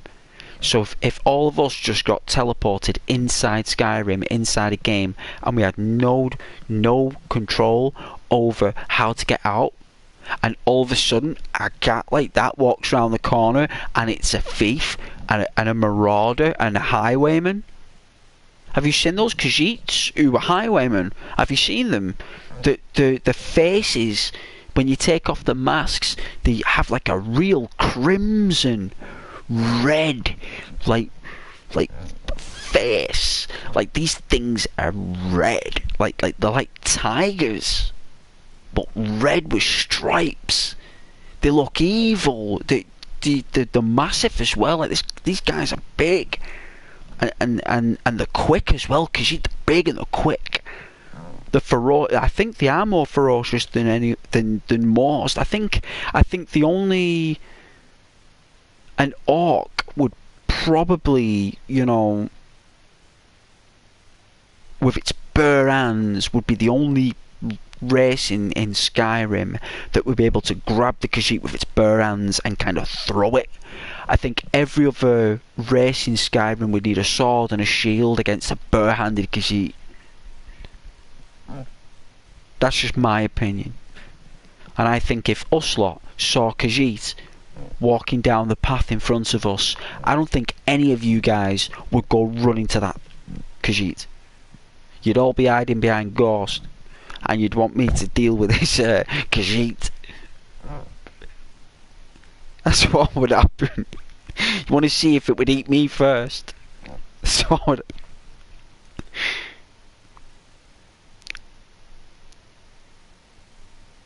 Most muggers are dark elves. They are dark elves.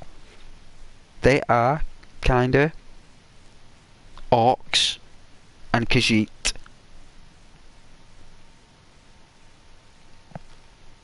They do, and then you can level it up a little bit more in the constellations of Talos.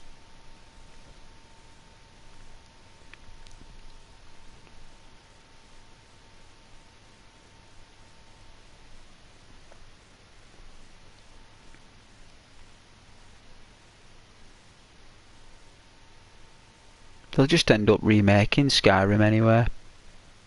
Oh, look, all this flicker. All these glitches.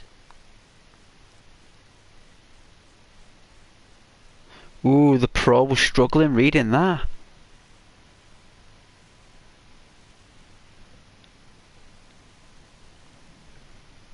You really want to play Morrowind, but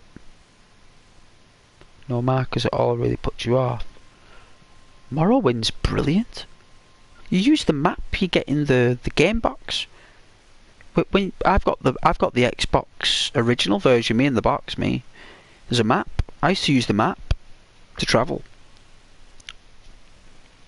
The actual map. It was great. I loved it. I loved it. The characters look weird in that though. Look very strange.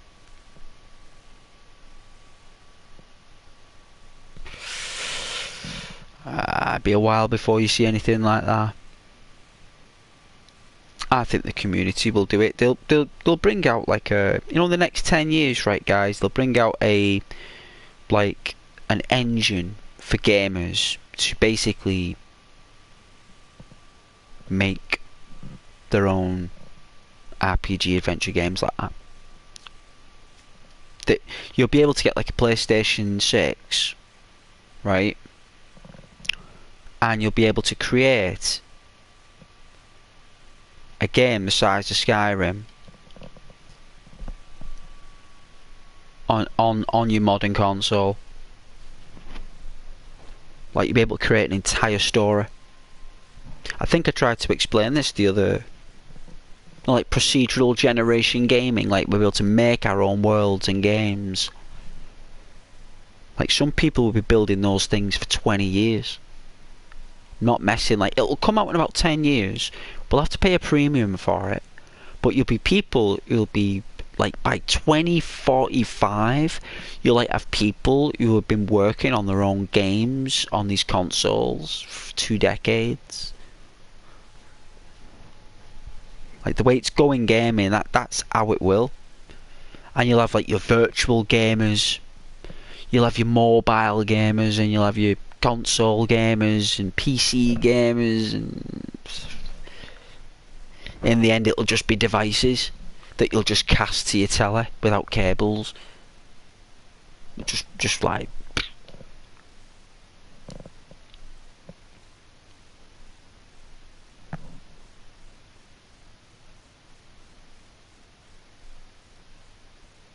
oh yeah, 11 times.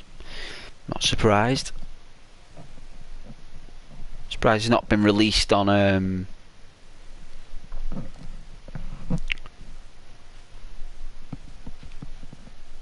like kiosks in a town centre where you can just like play it in an arcade.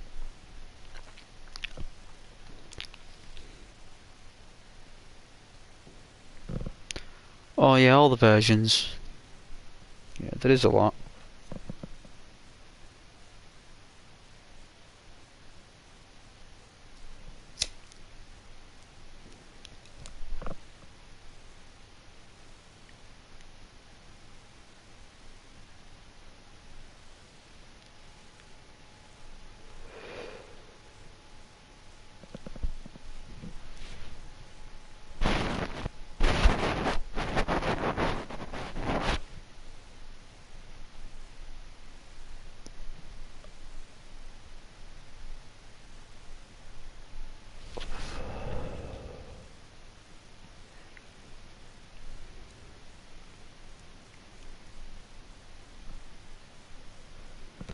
I'd love to play a VR game on stream.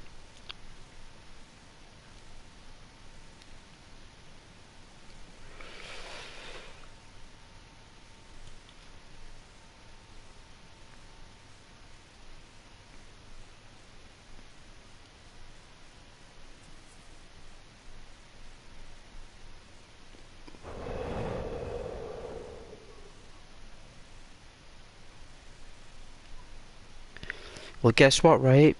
That video I did with Skyrim, people thought that was PC. I said no. It's an Xbox. They had no idea. This is people I've spoken to in the stream. Like, they had no idea that that was an Xbox One X. You need a One X. If you've got an original Xbox or a PlayStation 4, you can play the vanilla, but if you start modding it, I'd only download maybe three mods. It's better to get the lore with the mods.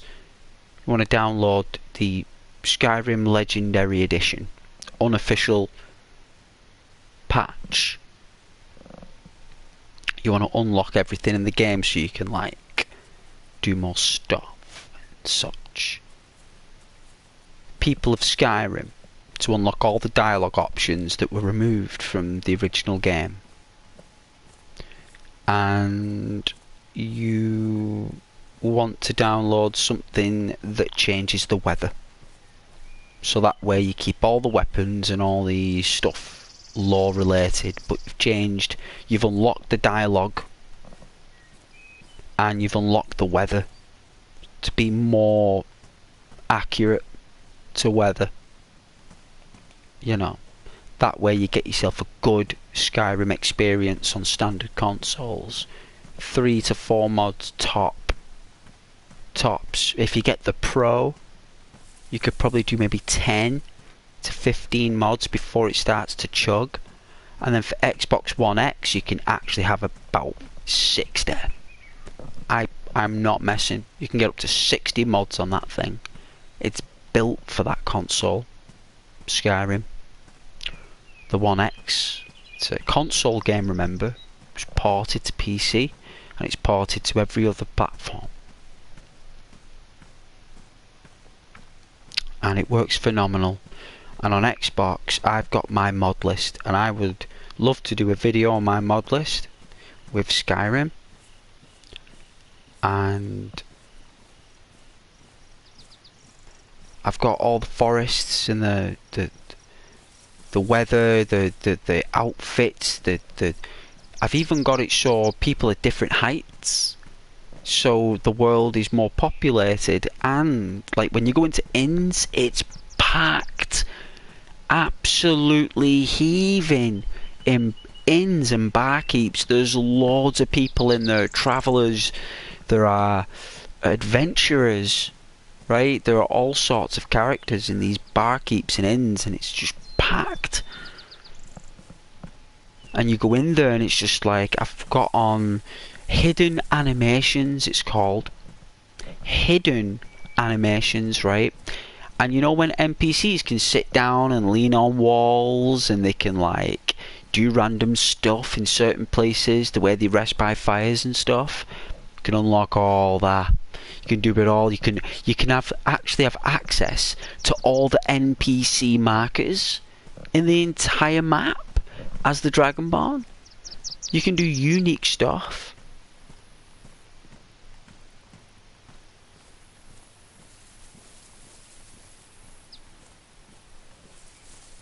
Well,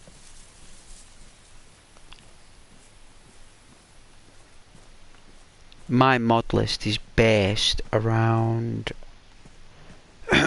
you won't be able to use my mod list because you're on PlayStation.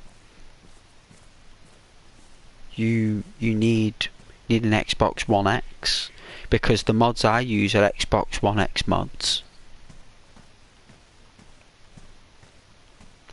The ones I've listed to you excuse me, the ones I've listed to you there, I think you can get those on PlayStation, but PlayStation's very limited to mods because Sony don't allow some of the content. Well, if you're on Xbox, that's different. Why did you like my world? You've watched it on my videos though, Skyrim.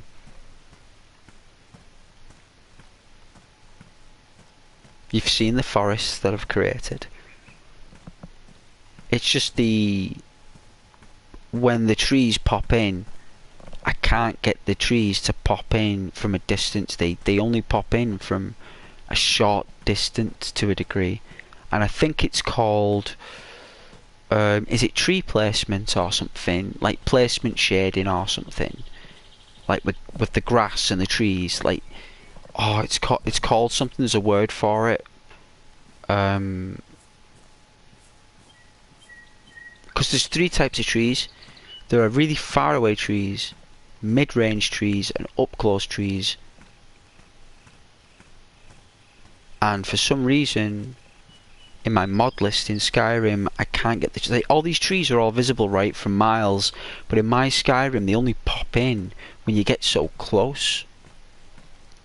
And I don't know how to fix it. I don't think you can. I think it's just the way the mod is. And the engine that the game is. The creation engine. So it's the best I can get it.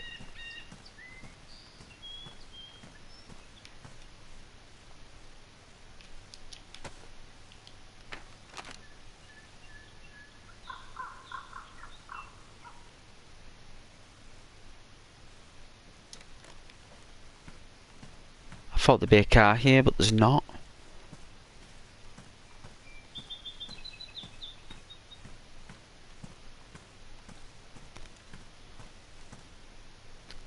Oh yeah, the sports channels is £54 per month. British Telecom Sports is £25 per month. You mean Turner Network Television Sports? They changed the name and you only have access to it on Discovery Plus Premium. You need to purchase Discovery Plus Premium, but you get that free with British Telecom, I believe. You get the app free and stuff. £25 per month. Amazon Prime is £9 per month. IPTV IW £50 a year, and they all complain about right.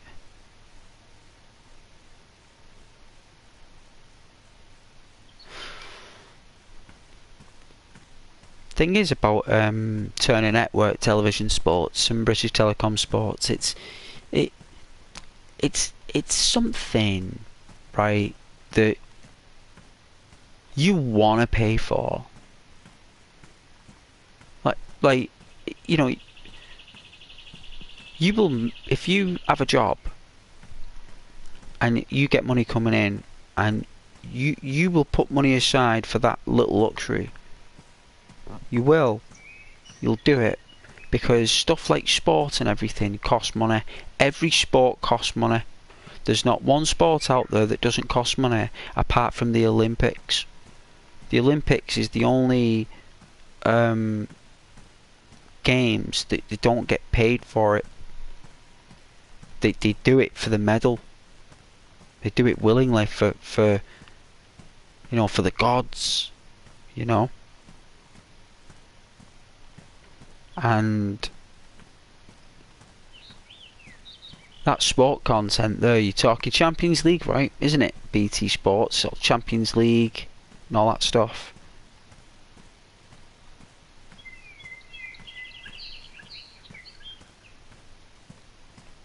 For the now. For the now. We all know that's all subject to change.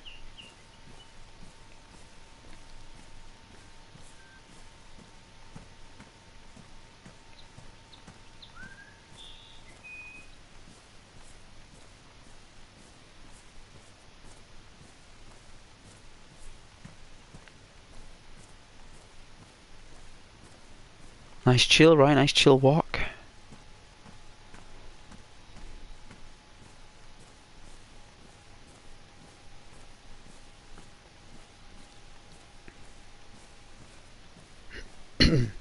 I think you can get British Telecom Sports through Sky as well, but you need a Sky box, and you basically open a British Telecom account directly and pay money to British Telecom to get BT Sports on Skybox.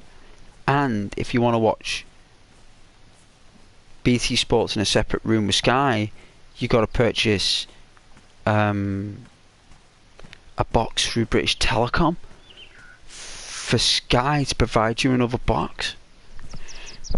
So Sky provides you the receiver, but British Telecom are the ones that take the payments.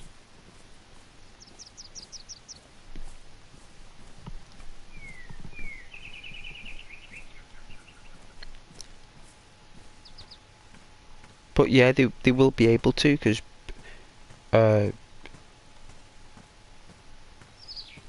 it's actually, I think, if I recollect, Turner Network Television bought 50% of British Telecom Sports, and Turner Network Television are in cohesion with the Discovery Channel, and the Discovery Channel is in cohesion with Paramount, and the Discovery Channel has an app, Discovery Plus, where you can access British Telecom Sports.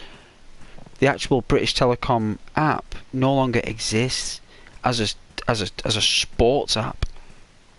It's no longer got any substance. It's all done through the USA.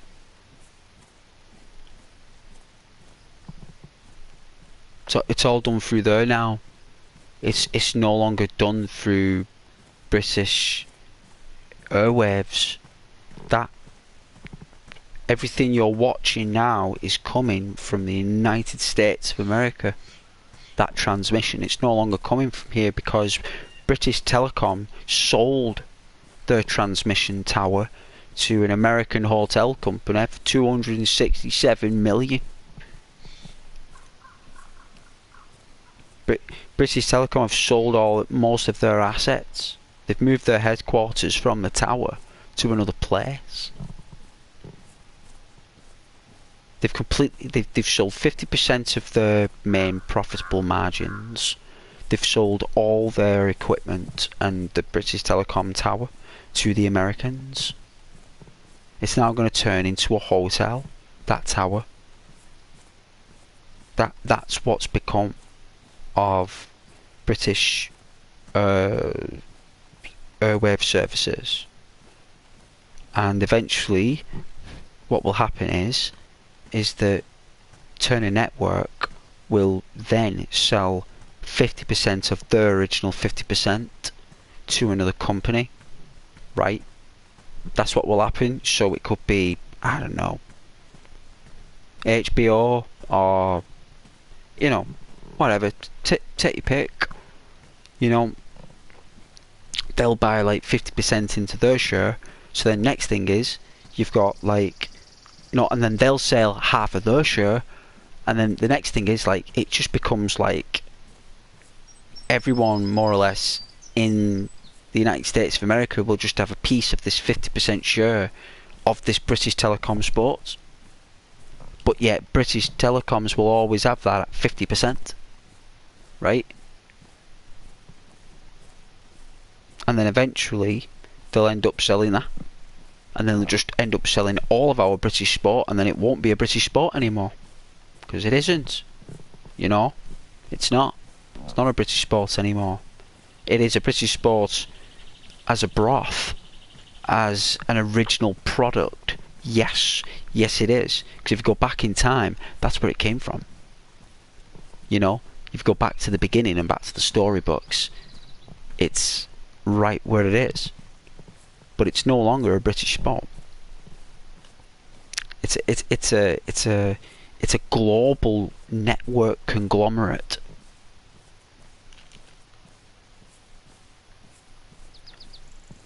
That's what it is.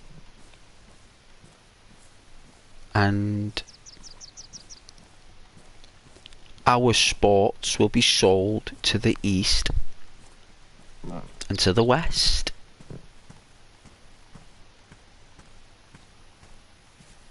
All of it. So like when you go watching Arsenal or Manchester United or Liverpool, they'll just be products of investors, just as they are now. You know,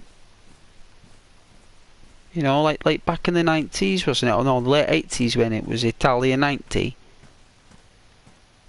Yeah, when we sold all of our sport to Italy, all of it, and they called it FIFA, right? Call it FIFA. That's what they ended up calling it, but it was called Italia football. That's what they've renamed it as. It was no longer called British football anymore. It wasn't called footy. You know, it was called Italian football. And then what happened is that the game started to be more, you know,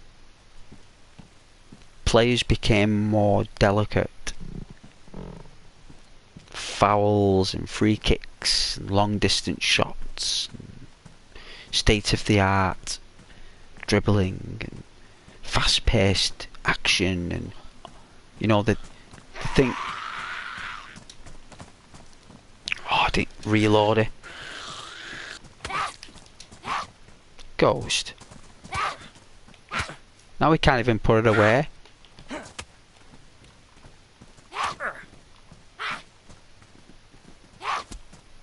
Bit of action. About time.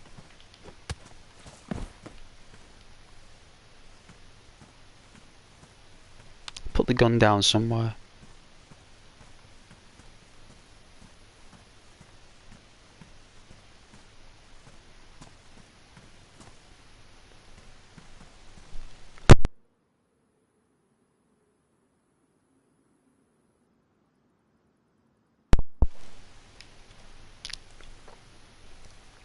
Alright, where's my bandages?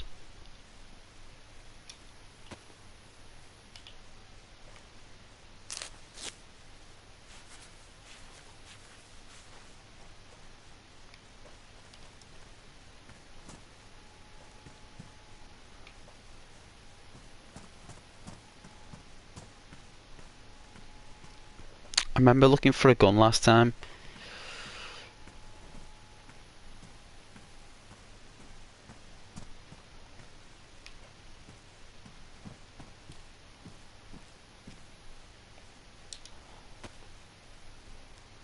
So want that gingerbread.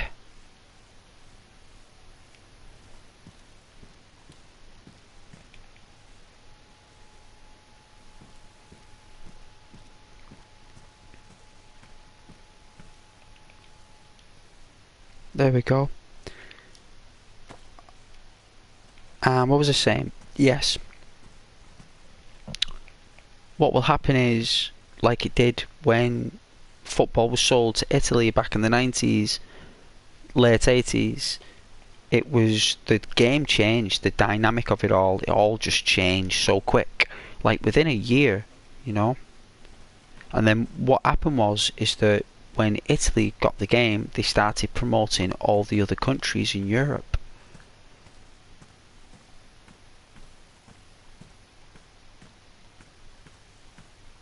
You know, AC Milan, Inter Milan, Real Madrid, Barcelona, Bayern Munich, Galatasaray, you know, all these sides that they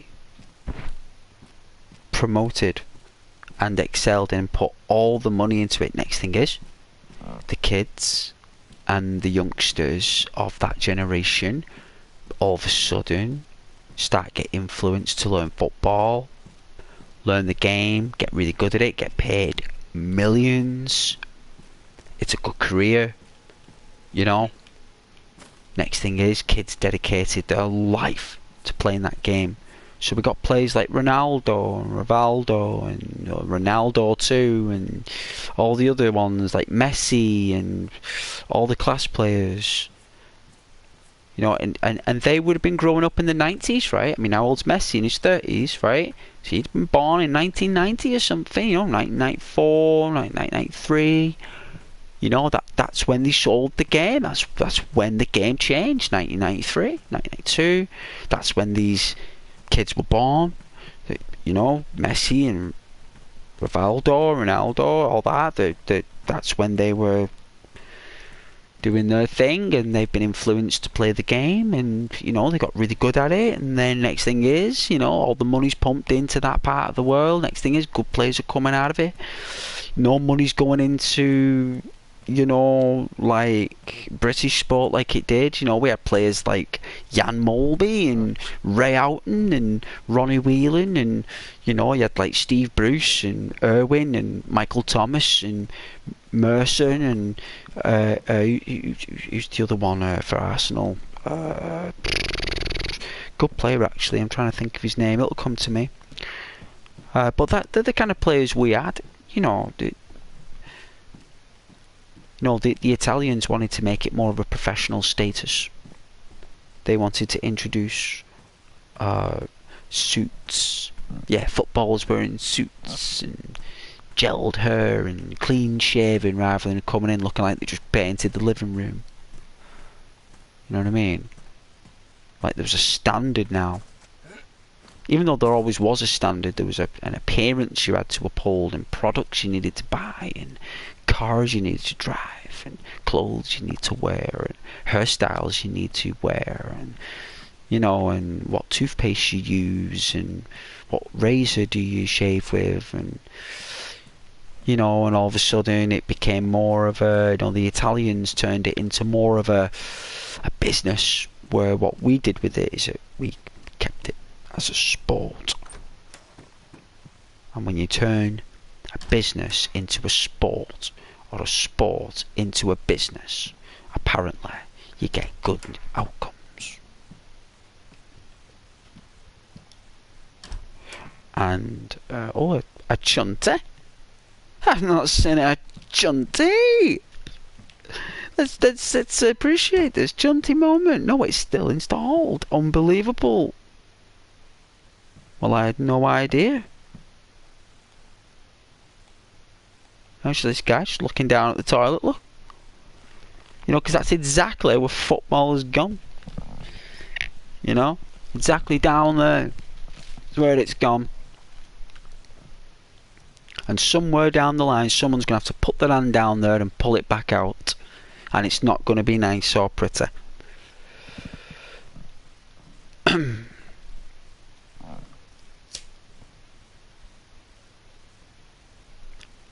And it's too expensive. Families can't go anymore. Cost £1,000 for a day out. Now, you could go watch a game in Scotland and pay a tenner.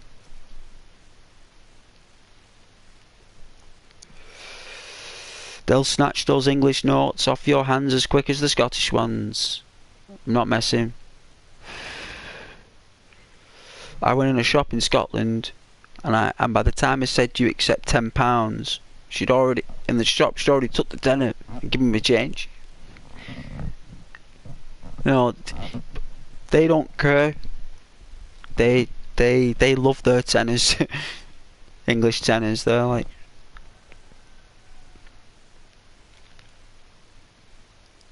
oh, you think it's safe to drink from the toilet? I know, I thought we'd appreciate this utility moment. I mean, I've not seen a toilet in Dayz. I've never seen one, so this must be new. So I'm just enjoying this break I'm having. Gotta rest my eyes. And look at the toilet and...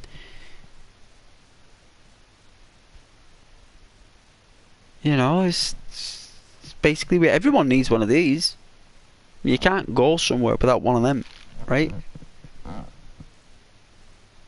No, we need a washing machine. Or is it a dryer? Looks like a Miele. Maybe some communist dryer or something? I don't know. They all have unbranded stuff, don't they? And like communist products, like, because they are very communist cars, aren't they? Like which I think's awesome. I really like the design. Oh, it's a time machine, a toilet time machine. Should we sit on it and we'll go back in time every time we drop a turd? We go back in time and we flush the bog. That'd be so. You know what? That's a good idea. Time toilet time machine. Well, they've done hot tub time machine, aren't they? Want to do toilet? Maybe they'll do the sequel, right? I thought that was a pretty good film, actually, even though it was absolute crock. Like, just a laugh making it. I thought it was a pretty good film. It was like The Hangover. I thought I wouldn't like that film, but it was pretty funny.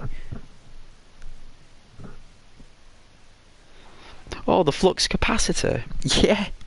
To 100 gigawatts. Is it 100 gigawatts or something? 2.21 gigawatts or something. Great Scott. No, they're making the fourth one, you know. They're making the fourth Back to the Future. Like, they're actually making it. Actually, the trailer is online, isn't it? Like, they're actually putting Michael J. Fox in. He's actually in it. And the guy who played Spider-Man, Peter Parker's playing Marty McFly. He's actually playing the Marty McFly that's in the actual first film. He's not replacing him. He's actually him. I thought that's really cool. Like, really cool. Oh, battery's low.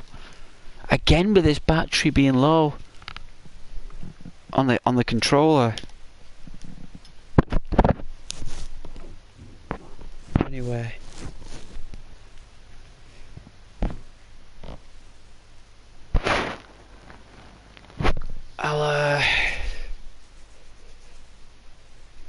I'll get a can of pop. Get some blood sugar. Get that gingerbread man and some snacks, because it is Saturday night. So I'll have some snacks. I'll be back in about 2 minutes. I'm not making a brew, so it won't be like 5-10 minutes. Just getting a cold drink, so I'm gonna try and learn to be a bit more quicker for you guys on the breaks, even though I need them more sometimes. But you know, like, getting back quicker, it's nice for the viewers. So yeah, I'll be back in a couple of minutes.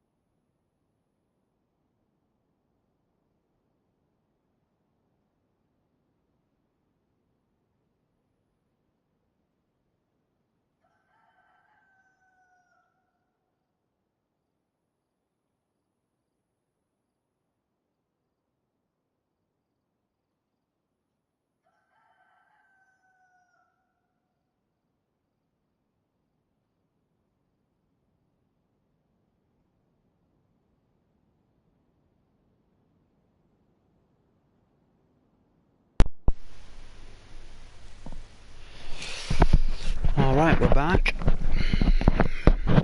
Alright, so I got a gingerbread man. Let's get a lot of this.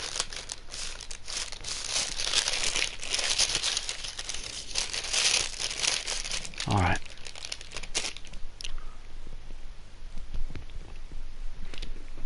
Mmm.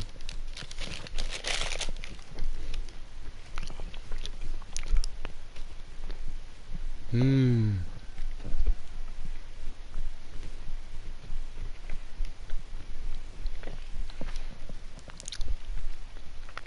That's some nice ginger there.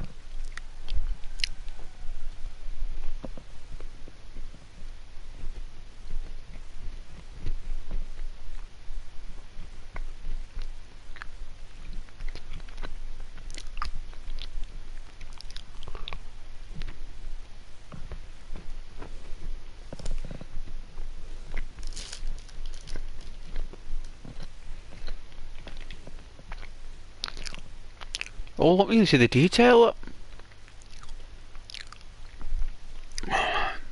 Look at those rims. Someone's dropped a load recently.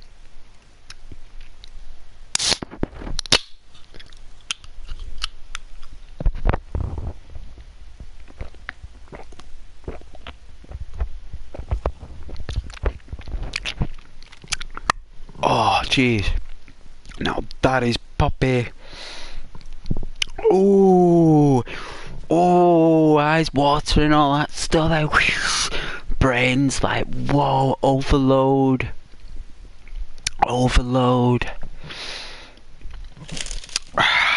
But we can handle this. Alright, so I put the Maltesers in the freezer. So they're like ball bearings. Alright, so you can fire these out of a gun and these things that go through walls. You know what I mean? Especially with them being in a hot point freezer. No doubt. Alright, let's try this Mars chocolate delicious sensation.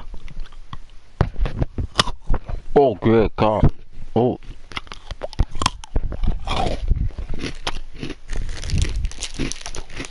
They've been in the freezer, alright.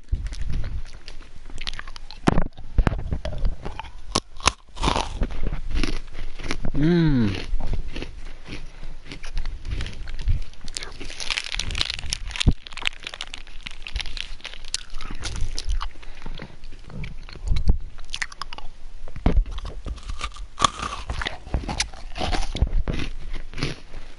Mmm.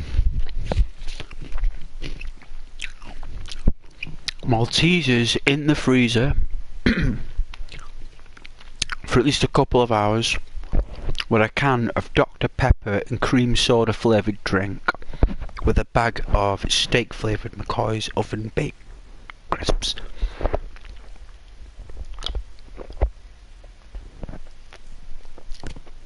And I can't forget the gingerbread man. You know, a legend of a finished biscuit for the evening. Got a smiley face and everything on it, like. I'll scoff that now.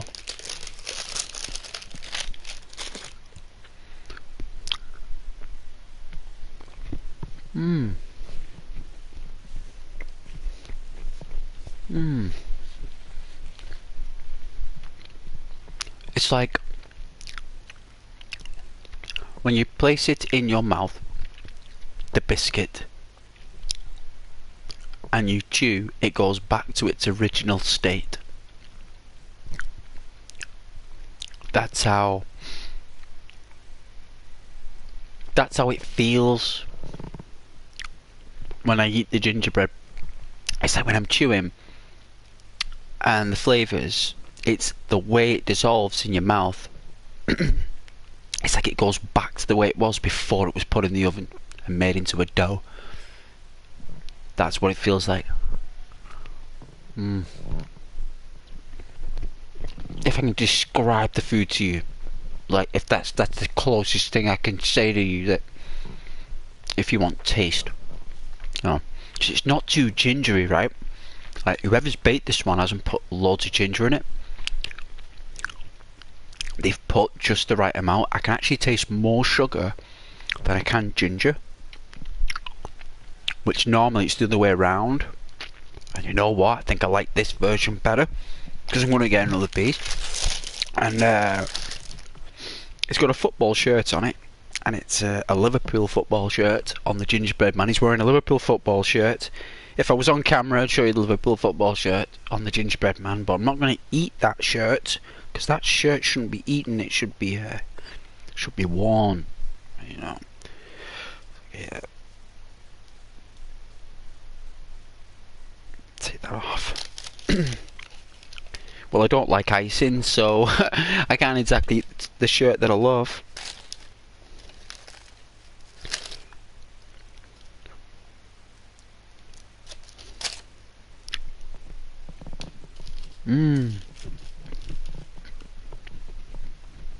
I hope you're all enjoying the toilet. The new addition to Dayz. This is what took probably about nearly under a gig. I think we should really enjoy these products because I've never seen them before.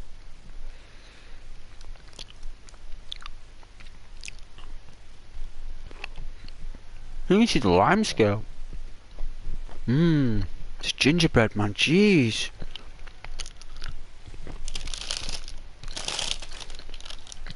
I should have bought two. You know what I'm going to do now? I think we're going to make a new rule. We're going to buy 2 gingerbread men instead of 1.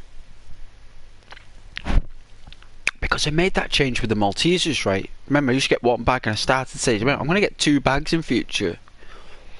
So I think now we're going to need 2 gingerbread men. I need 2 bags of Maltesers. I need 2 bags of steak crisps. Soon I'm going to need 2 cans of Dr. Pepper and cream soda. Just going to double up on everything. Right?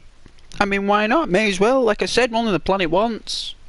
You know, it's like spinning through space in the galactic traverse. I mean, been placed on the planet. May as well have as much gingerbread and Maltesers as I possibly can, right? You know? I mean, why not? We can all sit here, enjoy the toilet. No, is it? You know, like, if you saw one of these in this situation, you'd be really, really happy that there was one close by, right? I mean, you would have to go to the local lake and get like a truck full of water and like flush it down. You know, after there's about 50 turds in there, you gotta really flush that. You know, so.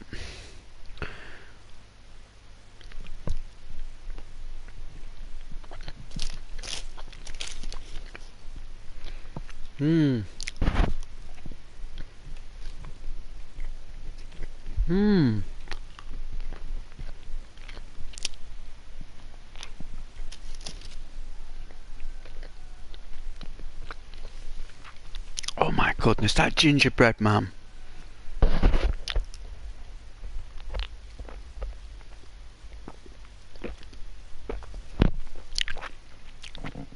Oh yeah, I forgot to tell you guys. I've got a day off work tomorrow. Ghost has got a day off. And that cheeky beggar, Caden, right, will tell you that when Ghost has got a day off, right, he's in a really good mood. A very good mood. And I hope you all read the message as well on the description about all how special we all are. Got to keep those thoughts in your mind. You know, those positive energies, right? Like, remember that you are something special. Right, it's just a few words, right? But it's the truth. And you can't beat a few words and the truth. All the best lines in the world have always been very few and had a lot of truth behind them.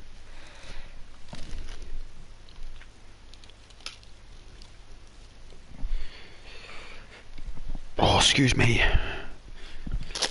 Ah, there's the crisps. I knew they were close by.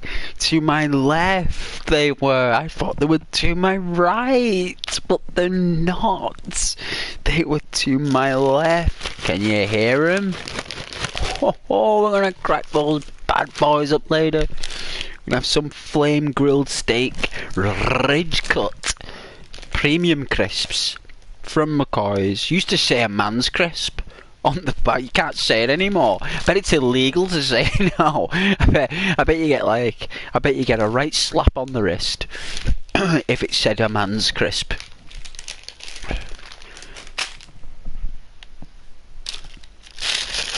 Well, that's what it used to say.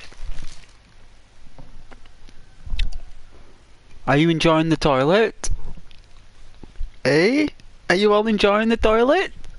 I'm loving this toilet. I think it's a great change. I'm really glad I found it.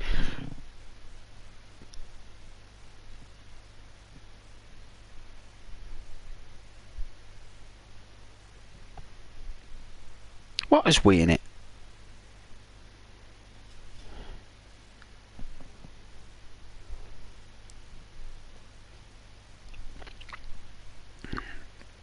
Get fined for saying it. What? Fined for saying what? Who's getting fined?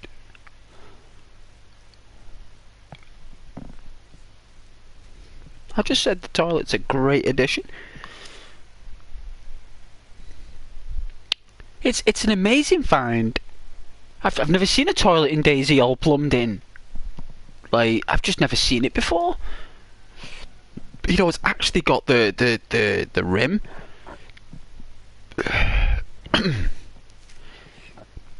It's just missing the toilet roll and the toilet brush behind the toilet. It's normally got a little toilet brush thing that's just like, and the toilet roll. Apart from that, it just looks like a real authentic toilet. Let me just make a consumable here while we admire the toilet. Men's crisps. They are men's crisps. Well, they used to be. I don't know if they're men's crisps anymore. I think they're everybody's crisps, Mitch. You know, everybody can have a McCoy. It's not specifically made for dudes. You know, it's actually made for everybody now. Everybody can have a McCoy's crisp. No one should feel pressured into eating McCoy's anymore.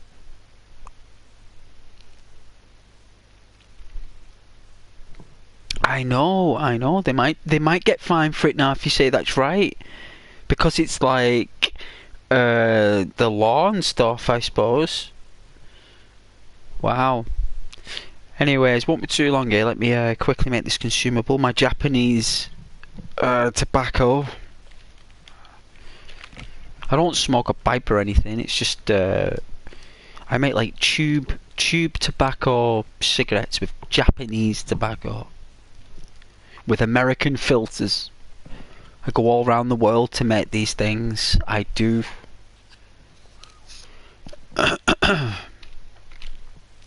Well, online that is.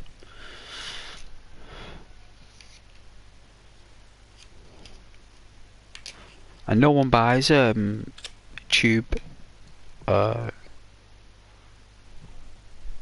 tobacco anymore. Good, Mitch, good. Oh no, no one should smoke, like, nobody. It's not advised not to do that. Definitely not. You want to be... the only thing you want to be breathing into your lungs there is air, oxygen. It's the only thing you want to be breathing in.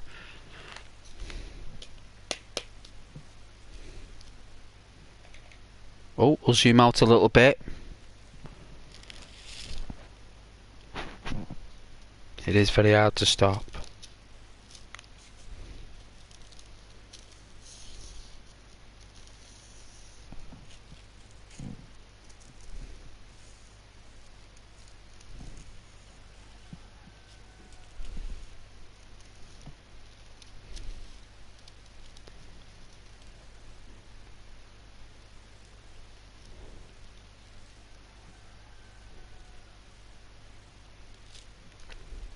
can hear the cock in the background. Won't be too far away.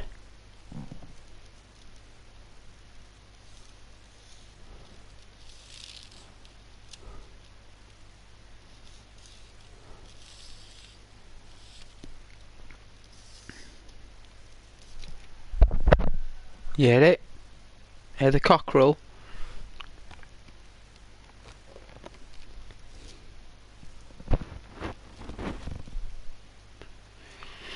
One of the hardest things I ever did to stop was caffeine. Caffeine. Like, that was the most difficult.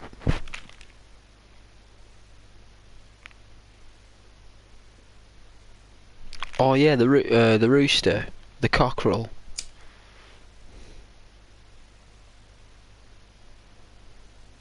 Catherine Brewster, John Connor, Catherine Brewster. You've been targeted for termination, Brewster.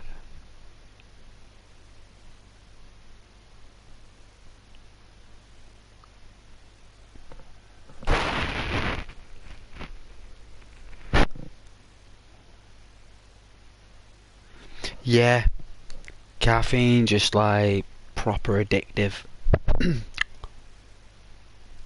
Like when I stopped, right, I'm telling you, it was so painful. Like within a few hours.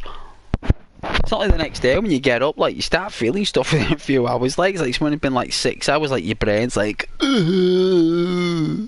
me some coffee. Like it's proper wine in the morning. Like give me some coffee. And I remember I didn't have any for like 3 or 4 days, and then I gave in. Oh, the toilet. And then I gave in, and I was like, right, the pain is so much. And then it's only till I spoke to somebody and started researching online, I actually did the wrong thing.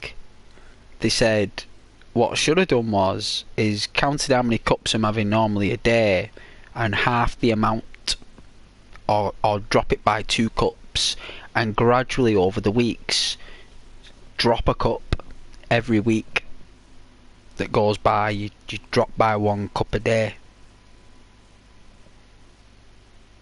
And then eventually you'll just have like this, you know, your body won't feel the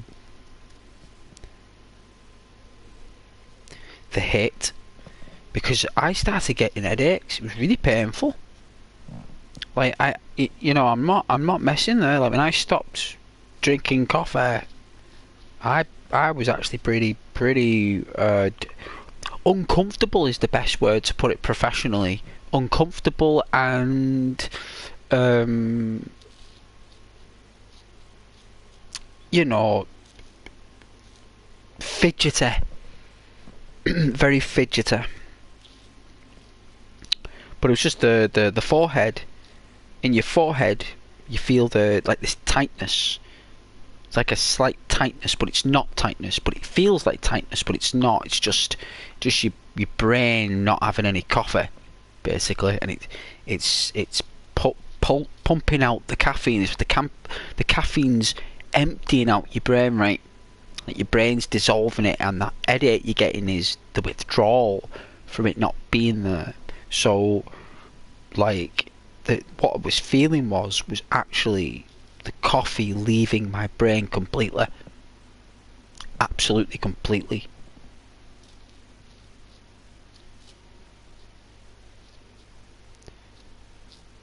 And after 4 days I gave in, because I just couldn't cope with that feeling.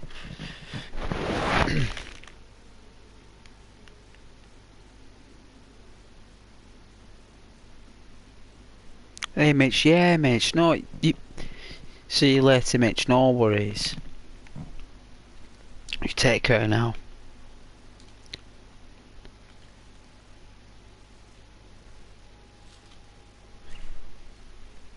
Okay.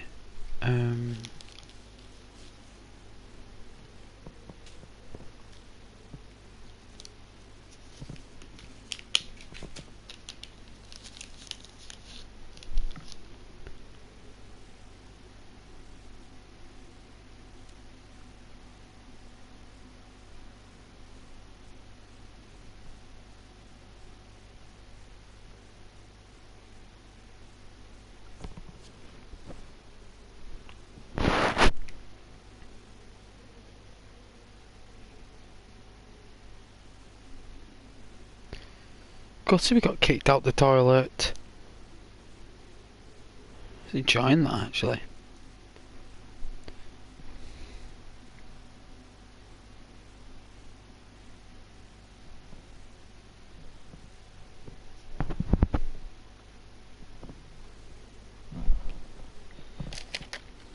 Alright, we'll have a chocolate Malteser.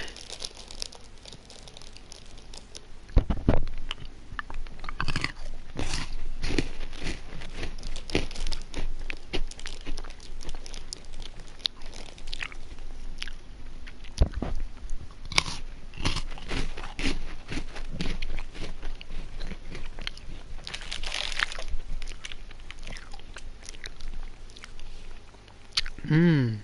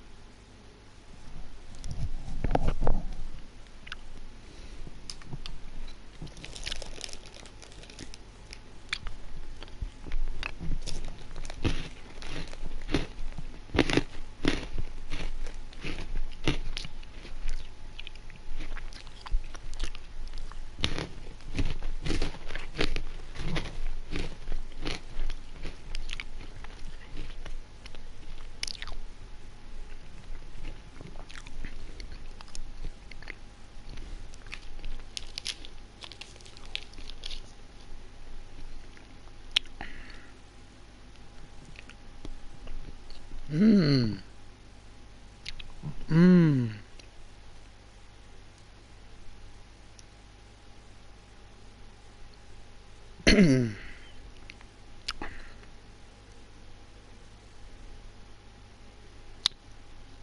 Yeah, my throat was definitely a little bit... I don't know why that is, but... because it wasn't there yesterday and then it came back, so it's doing that the good old disappearing and then reappearing thing.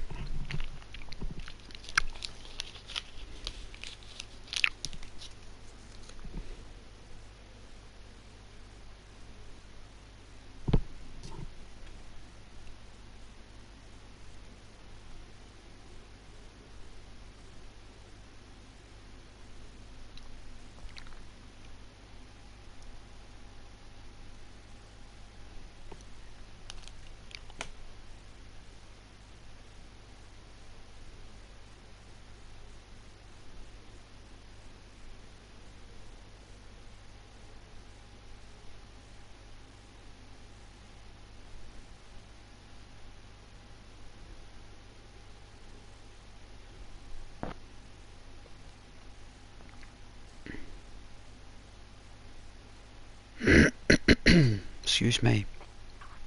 Clearing my throat. It's definitely I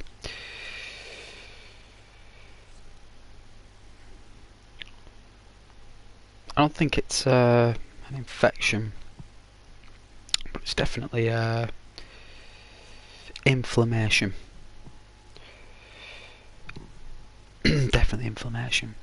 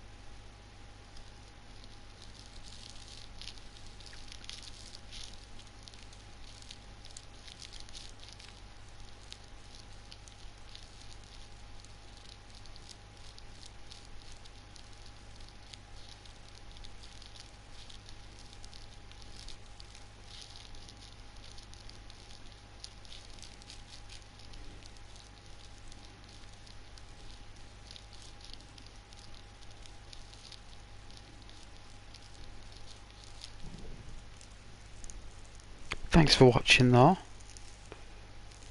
Thanks for dropping by. I won't be too long here. Got a day off tomorrow, remember, so it's only 10 o'clock. Well, it's 10 past 10. So it's all good.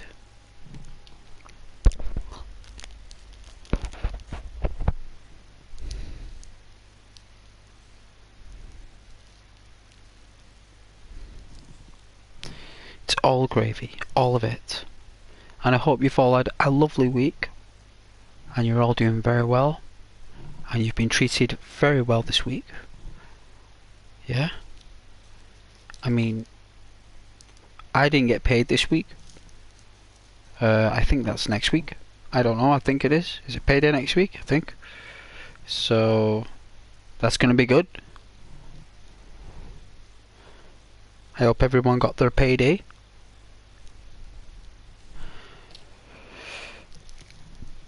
Get that sweet money in the bank. Keep it saved. Keep it saved.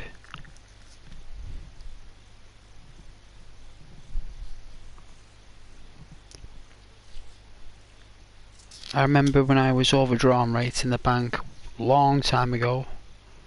Like, no, because we all go through moments where we struggle and stuff. And I remember when I got this, it was a job at the time, it took me like 18 months to get to like 0. I couldn't believe it. 18 months.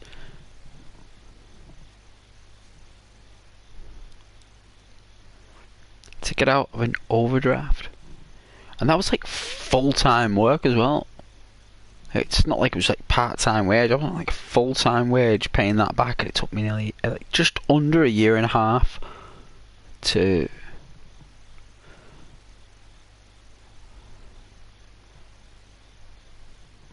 I could see like each month going by, it just dropping and dropping and dropping and dropping there when I was doing it though. My system was working, do you know what I mean? But I wanted it to jump quicker, right guys? Wanted the gap to jump, but I couldn't do it. It wasn't possible. So each payday, like, actually it's little bit.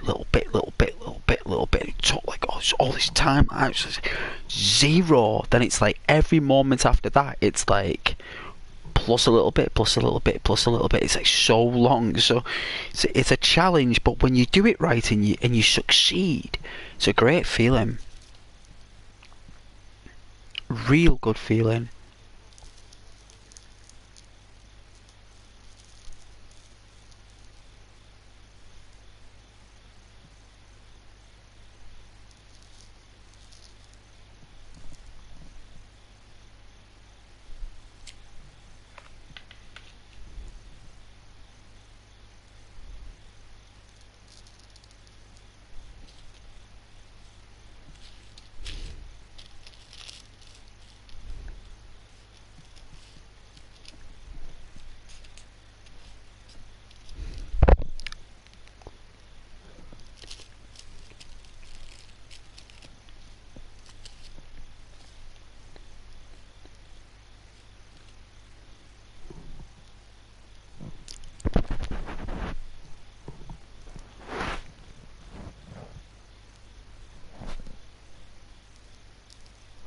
It is a restart, mate, and Payday is a good game.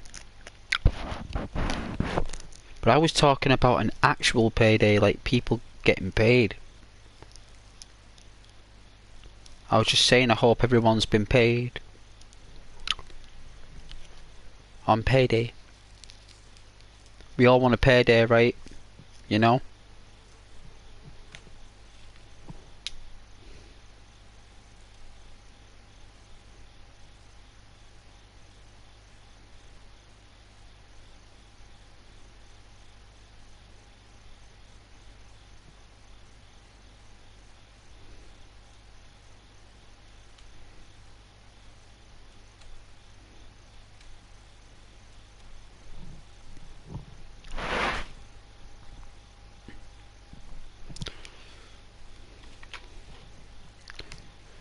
Well, it's the only deity on planet Earth that we can see.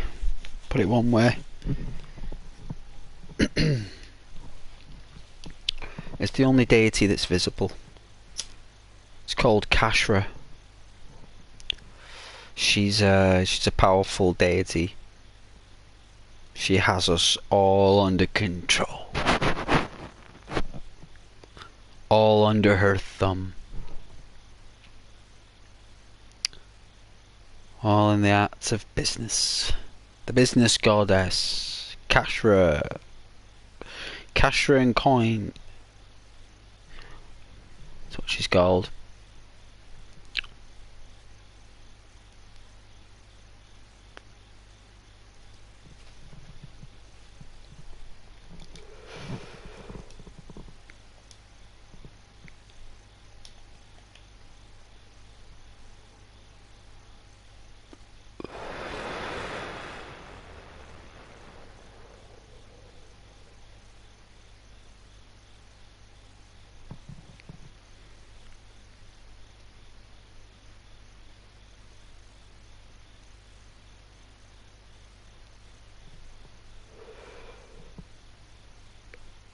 Is it this one?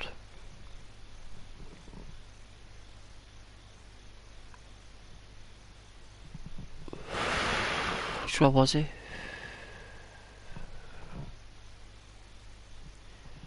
It's normally here. 99 times loot. That sounds cool.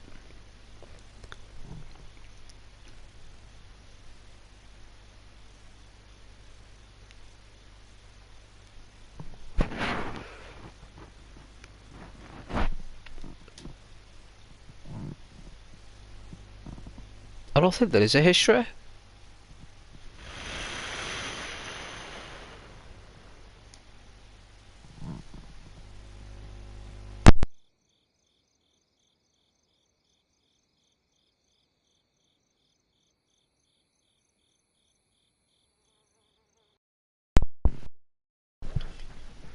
I think it's that one.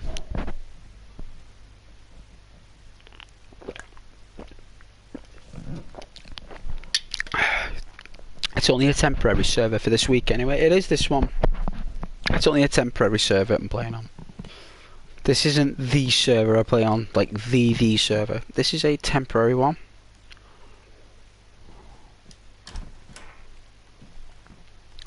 So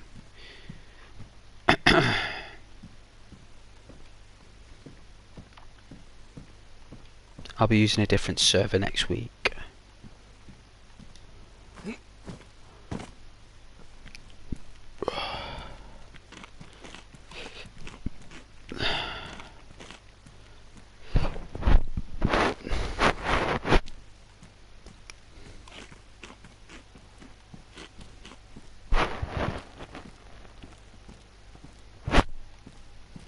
Oh yeah, most likely.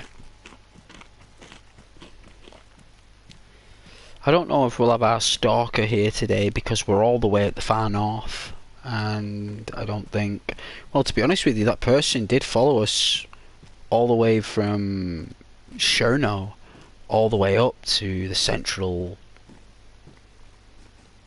map. They followed us all the way there, and he finally gave in, didn't he, at that little village. Finally wanted to come in, and I ended up killing that person, me there.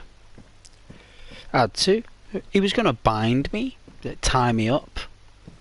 Lord knows what he would have done. It's classed as an attack anyway, so anyone who attacks gets shot. They get shot on sight, they do, because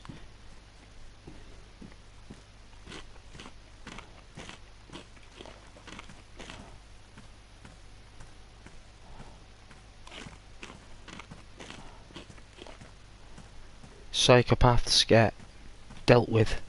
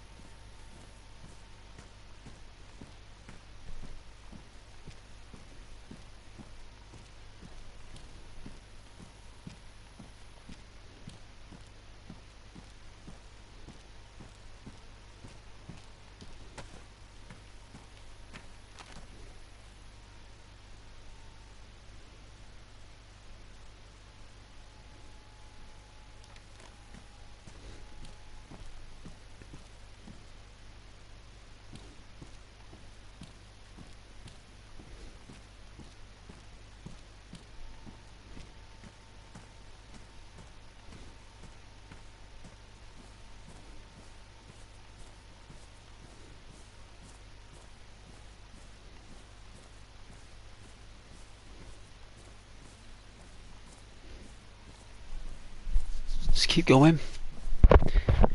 Who knows who we'll meet? We need a car, that's what we need.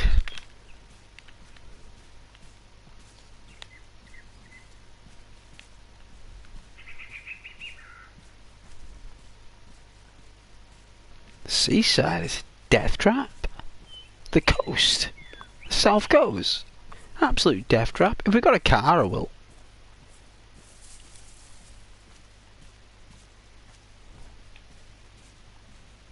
It ends up, the car just ends up like not working though if you go down there. You end up driving down there and the next thing is the game goes dark.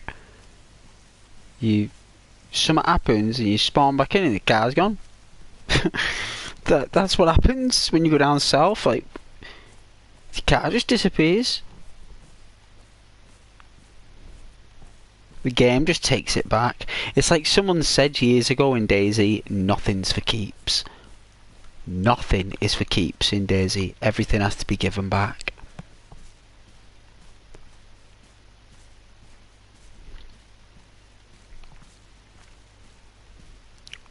Surprised this works actually on the PlayStation. Very surprised. I do remember Frankie 1080p, one of my favourite YouTubers. He mentioned about this being on PlayStation, and he did say it will happen, and people were very sceptical about it. And you know what? He was right. He was right, and it was really nice. It is really nice. He said it would look really nice on PlayStation, and he was right. It does look really nice. It's very beautiful. It shutters a little bit. There's a little bit of choppy, like, is it called cutting or shredding? There's a little bit of it, just a tiny bit, because I've turned off VSync. But there is a little bit of ripping and tearing. But it's okay though, you know, it's not like it's enough to put you off the game. The game is playable, it's smooth. You just got to get the right server, got to get the right people, and you've got to have a really good internet connection and a high upload speed. And if you've got that stuff and you're in a good server, you'll get a good experience. I mean, I'm surprised the PlayStation's able to handle all this stuff. It's really good.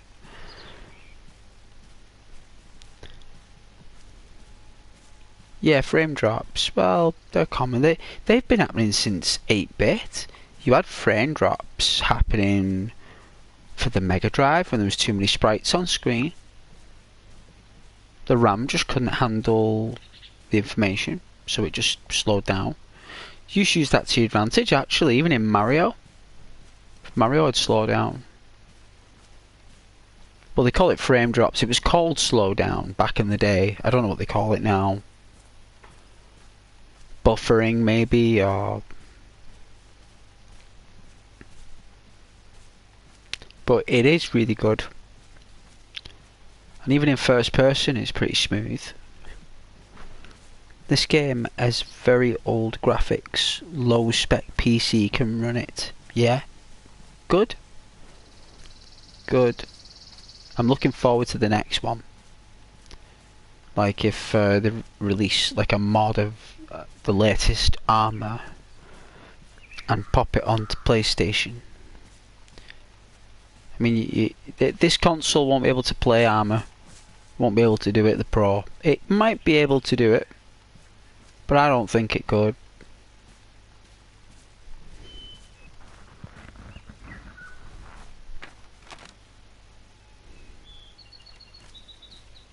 Oh yeah, you want, yeah.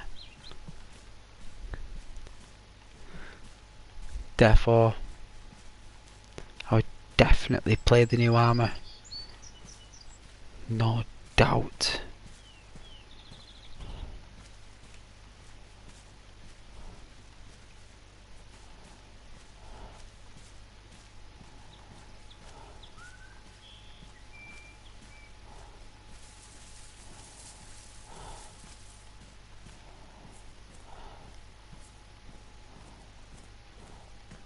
See if there's a car up here.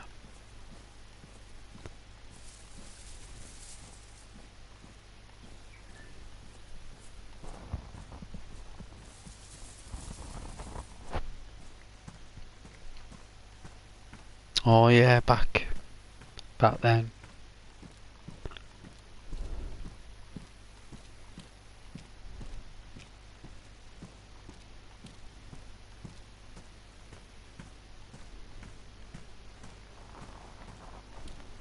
Oh yeah, they were bugged apparently.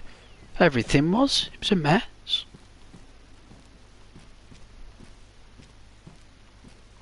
It was an absolute mess apparently.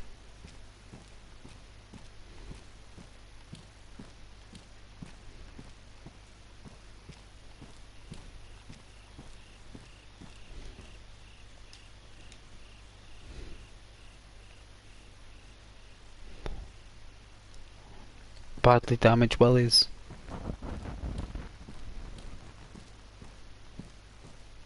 Yeah, when the game thought you fell.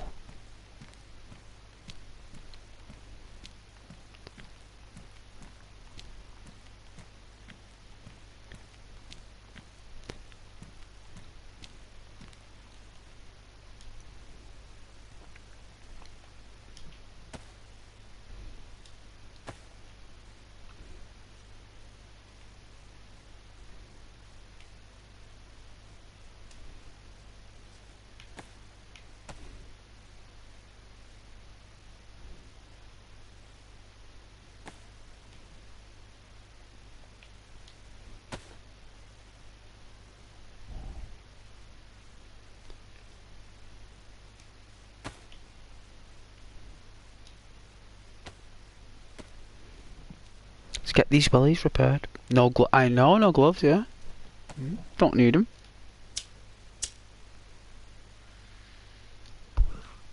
It's a heat wave. We've got a heat wave. Oh, them wellies are well better. There we go.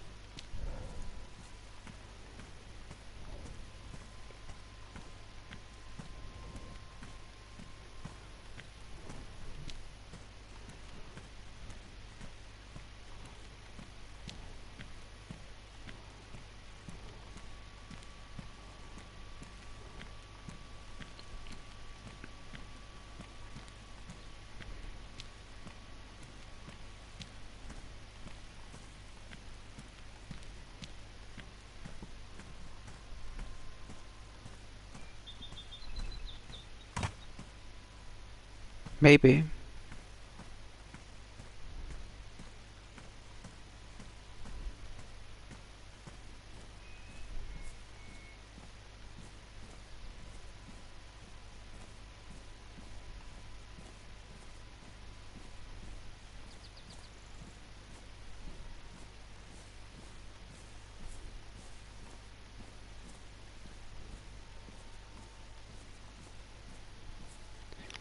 This has got a clock tower.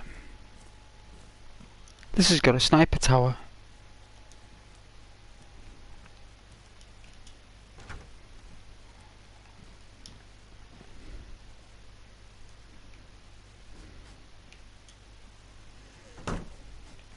Okay, let's quickly do this. Let's reload our gun. Okay, where's the bullets? Bullets, bullets, bullets.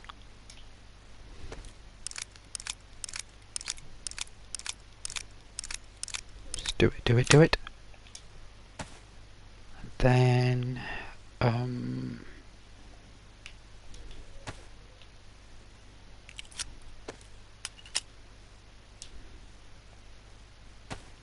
then we get this one.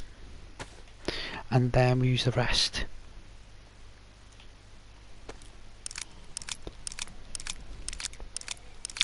Hey mouse, how's your day been, mouse? I got into a Conquest Dayz game earlier. Very good, mouse. It was very fun. I'm glad you did. I'm glad you're experiencing the game in a nice light, which is why I'm playing it this way. Oh, we've got a spare pair of boots, look. See, we've got a combat boots, so that's good. That's a big into tricky situations. We can get more grip. We need more grip. whenever we do. We got some batteries for a torch or for a radio, and we've got an axe for some firewood, and we've got a Desert Eagle, we've got a lighter, we've got some 357s, we've got a box. Yeah, look how cool that box looks. Look how cool it looks. It's wicked. And we've got sewing kits, we've got iodine in case we get cut. So I don't know if we can apply any iodine. No, we can't. I guess we don't need to because we've got no cuts. We've got some disinfectant. So we're doing pretty well actually, considering.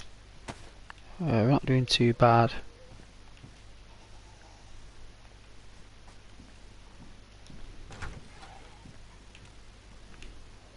Oof. Oh, it's struggling. Oof.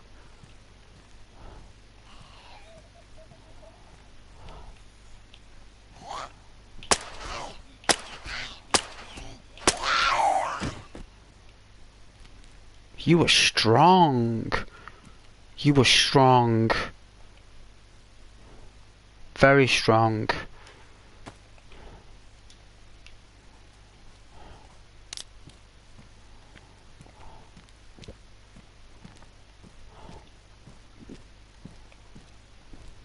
It'd be so good if you could hear the can sound. You know, throwing the can on the floor. I think that'd be really cool. Even though you couldn't see it, it'd be just nice if you just heard the clunk, clunk, clunk. But I bet they did that. So I bet if like 50 people all threw the can on the floor, the game would explode. That's what would happen. The game would explode. That's why they didn't put it in. The game used to explode when it first came out.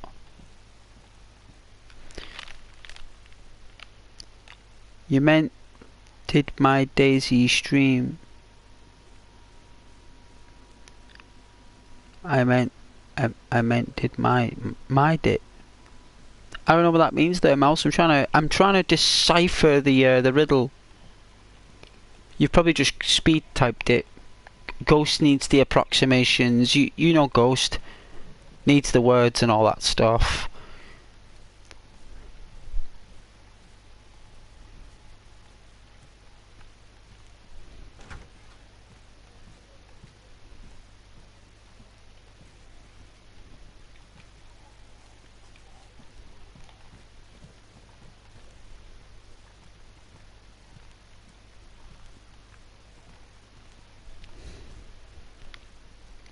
Pretty much yesterday, I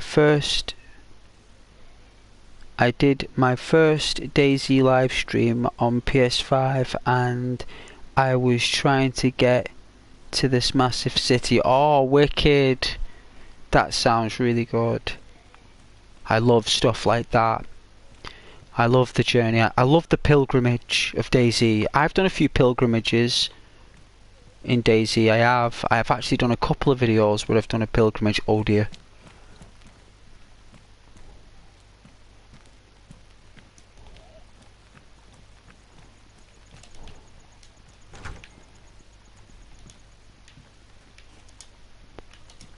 Close.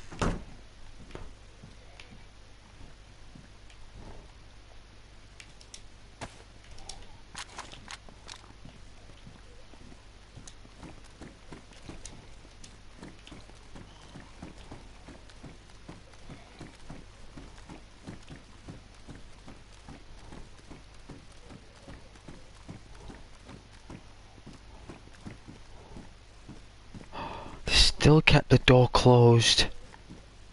It's a dead end. I think. Oh, hang on, there it is.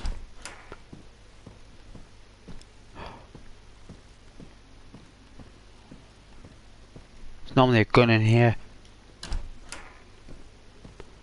Oh, the back room. This used to be my little home. This is where I used to stay. This was my place. This was my crib. What do you guys think? Do you like my house? Hey, not bad, right? Ghost's crib. Right? got a double bed, got my wardrobes, got my bedside tables, I've got my cabinet, I've got my desk for my thoughts and my studies and my drawings. I have 2 bookcases with built-in cabinets, a 2-seater leather sofa with a, how can I say, a bureau, 1-seater, which looks like it's made from some kind of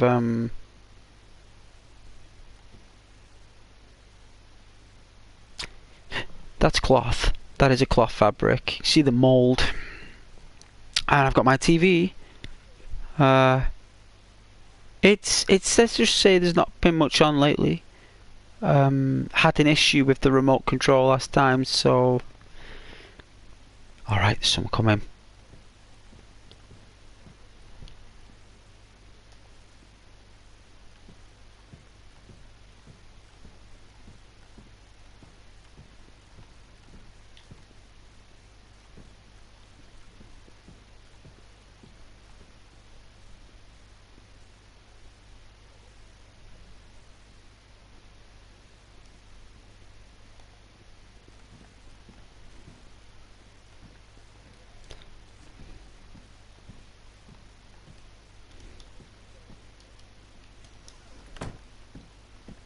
It's a nice city, this, actually. I missed my apartment.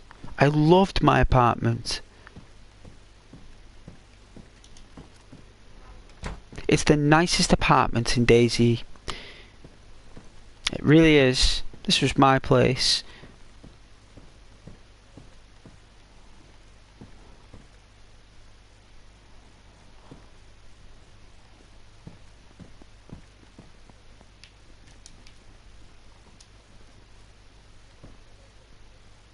I can hear them.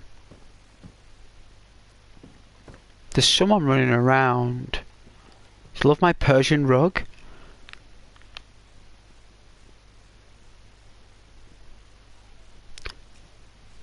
Oh yeah, you and your friend doing some Battlefield streaming. Nice. Well, good luck with the stream though.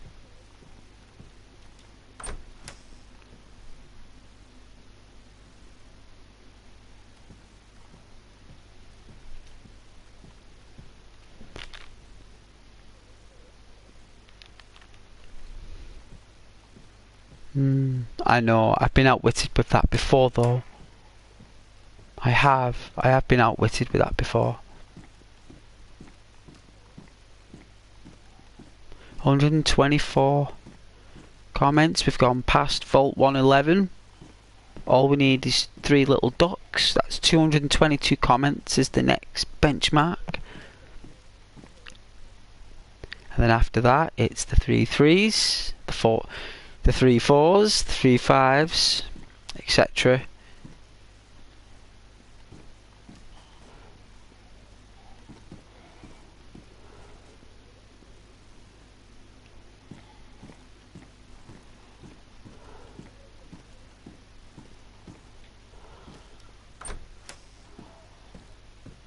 Dining area. What do you guys think? This is my kitchen. This is where we make some fried eggs. Yeah? Got a nice sink going on. Got a lovely sofa.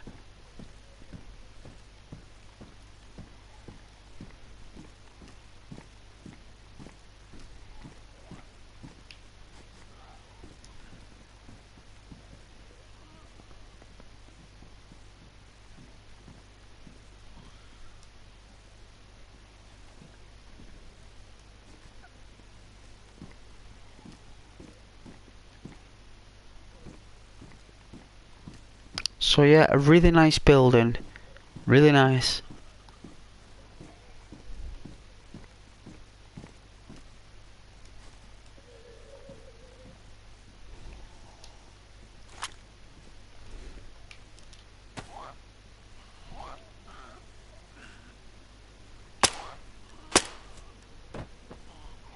Two hits to the skull.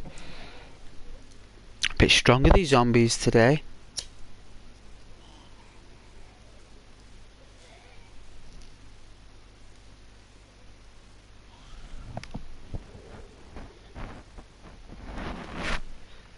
I didn't get a power bank.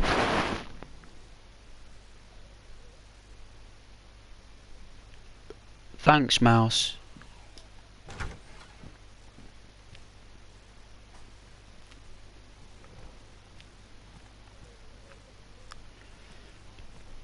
I love my house.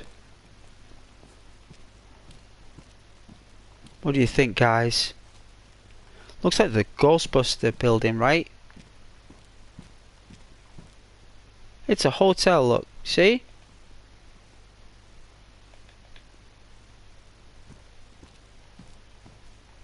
Best building in the game is that building. If any of you are playing Dayz and you want a house for yourself, pick that house. I'll even show you the place that it's in. It's a unique house. That's why I love this city. And let's have a look. Not many people know it's here. There's another one that's in the coastal towns. It's on a corner. You go through a little curtain and it gives you a little access point up these stairs, and it's got all these rooms, really nice. I think there's about 3 of them in the entire game, but there's only one of these. And well, so I found, and I've been in nearly every building. Most of the towns we did sweeps. We all did sweeps. So I am in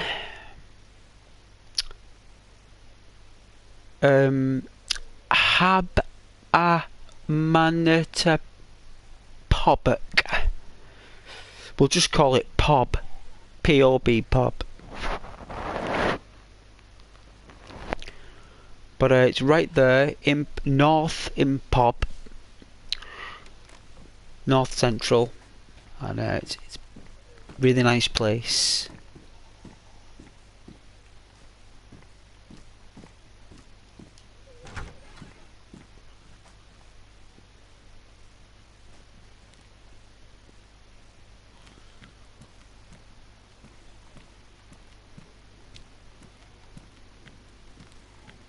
I think there's military tents here. I think. Yeah, I do like fishing.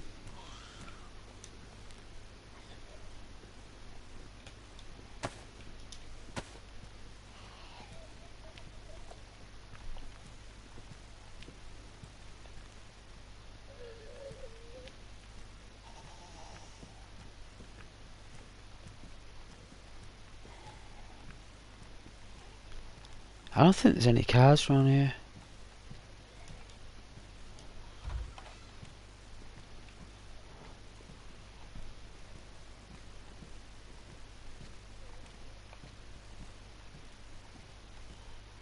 Beautiful restaurant. Is this the corner house that I was thinking about? Let's have a look. Some real unique houses in this town.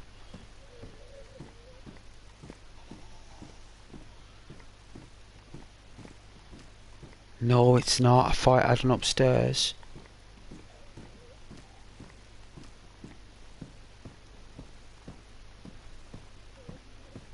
Normally there's a curtain type thing.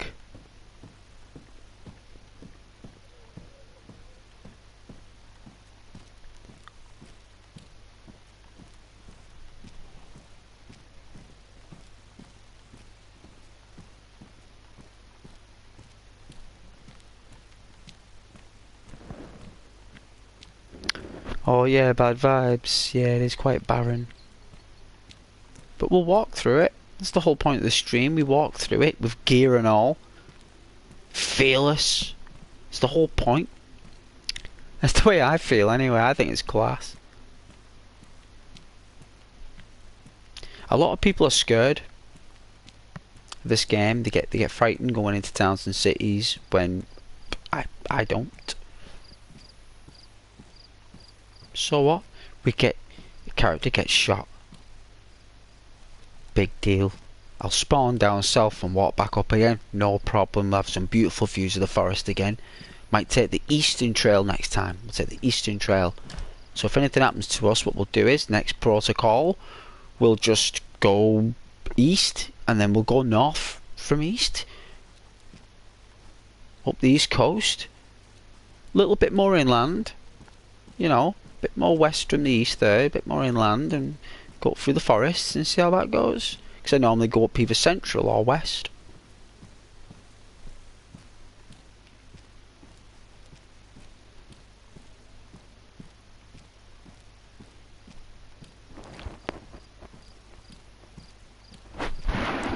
Group of players up to your left. Yeah, more or less.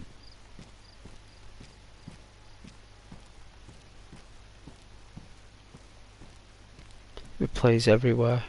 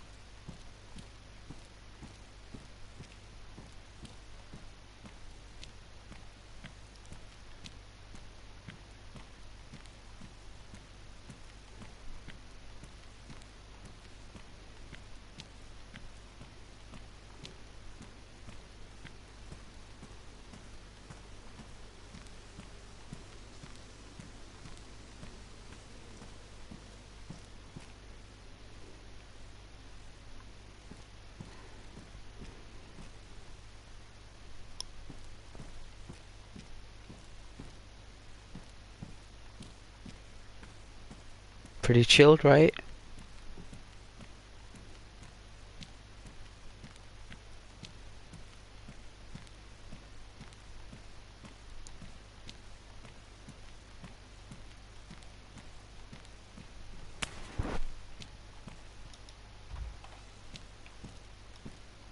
I heard that.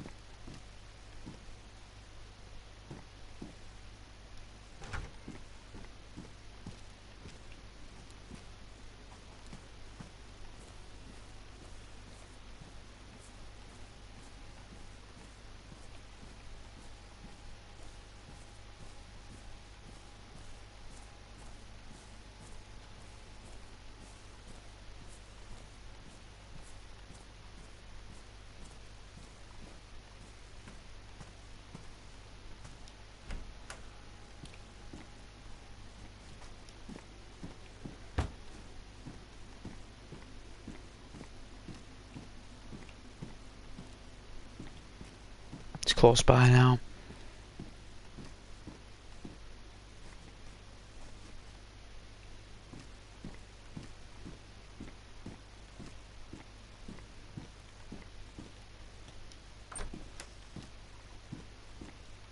Look at all these Persian rugs.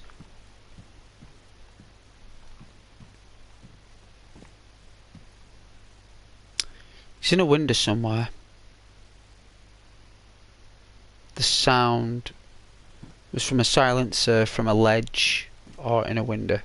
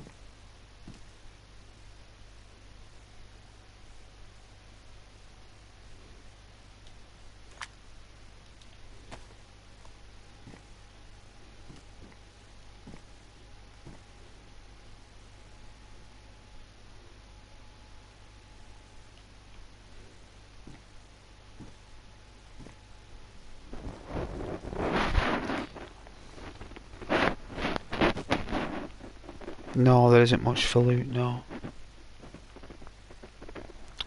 I find it gets laggy like that on PC. There is someone close by. PC's rent. Yeah, there is someone close by. Of course there is. He's in a. I heard him then. He's in a window somewhere. In a window. She doesn't know which window he's in. But I haven't got any bullets for my sniper, so I don't really want to be sniping people. It's not really how I want to roll. This is my rifle.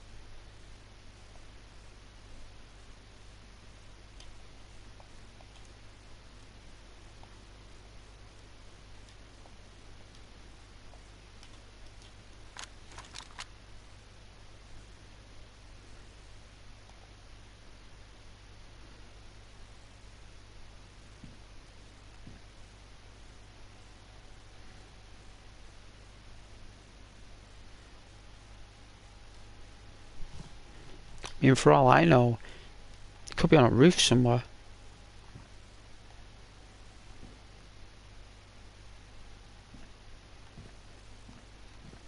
He could have been taking shots at me up here, for all I can recollect. No, from the railway.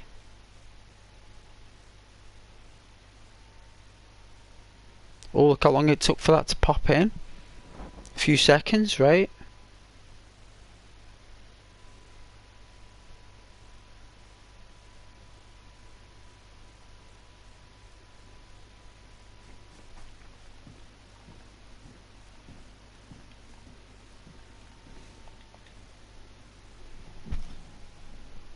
Let's get a bit of chocolate.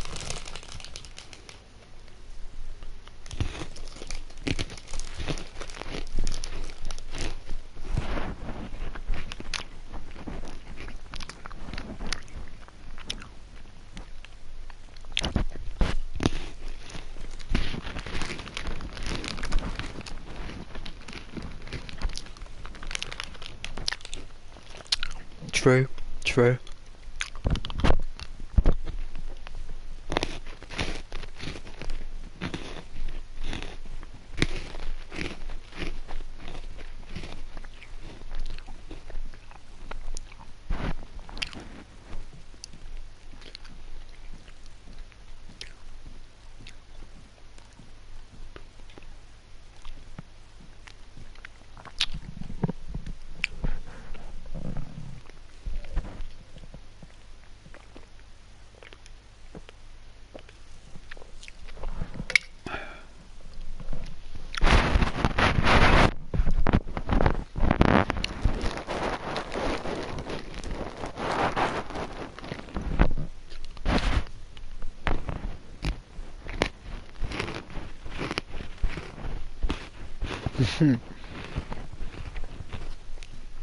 Still lags.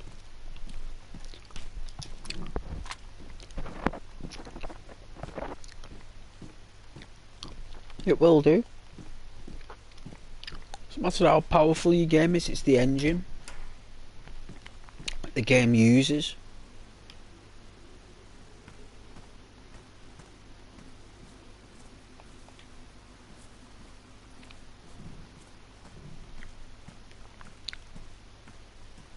The engine itself is it's unstable,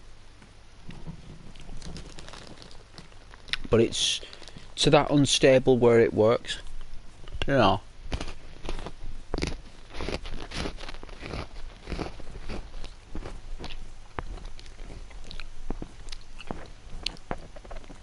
It's not like a dangerous unstable, it's just hard work.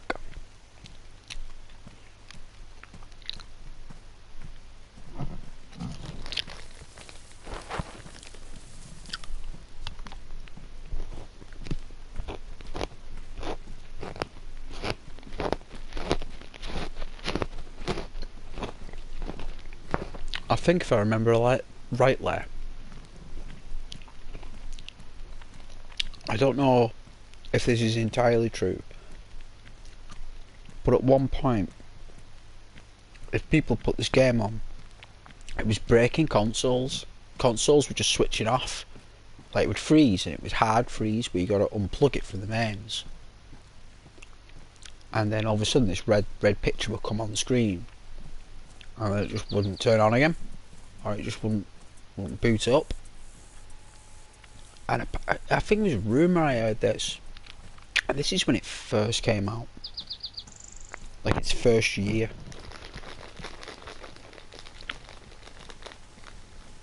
And I heard that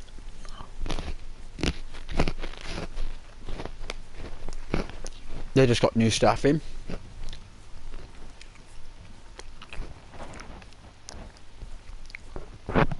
so I heard, like, so I read, or it was on YouTube or Twitch.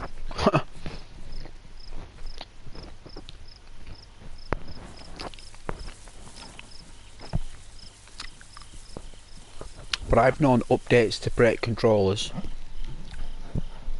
on consoles.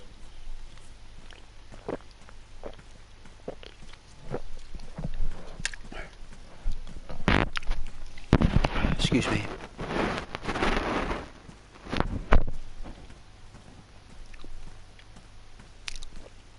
I wonder what pitch this is. It's like a football pitch to me. This would be a really good football game if it was like actually animated and programmed to play football.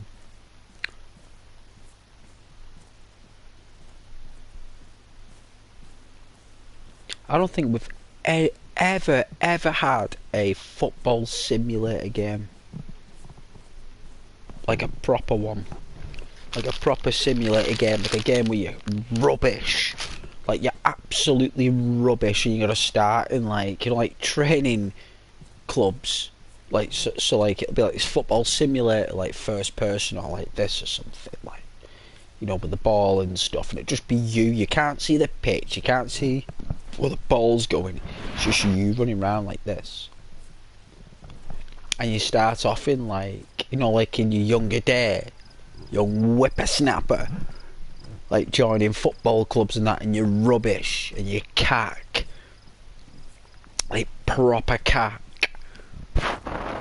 And you then end up getting, like, you know, like, you just keep getting better as the years go on, and then you get offered like a position in like a low level club, and then move your way up into the premierships, but make it like a football simulator rather than a FIFA.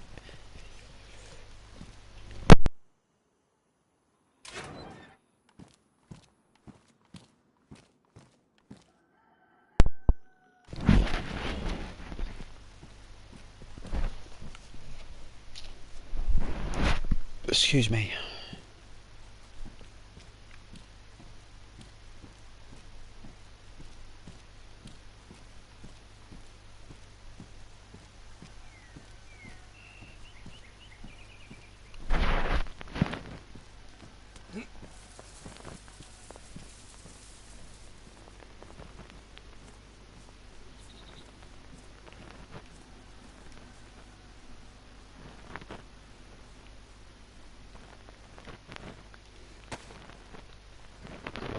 It was a crazy chick.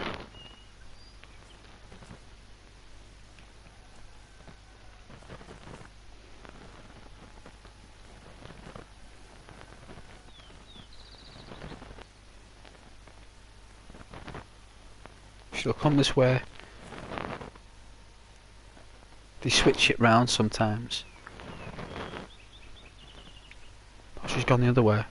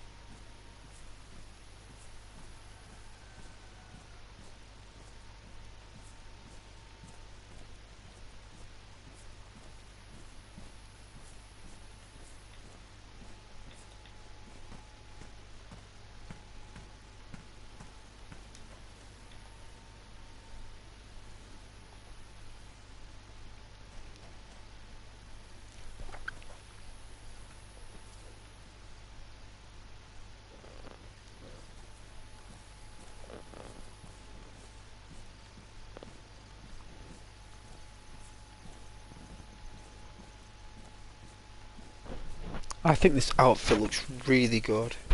I think this character looks class.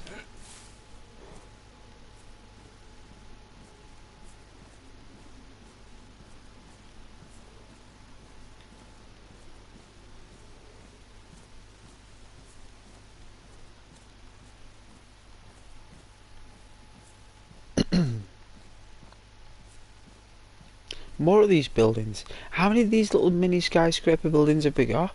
Like these block of flats that look like from 1970s Britain. Or is it 1980s Britain? Yeah, it's 1980s.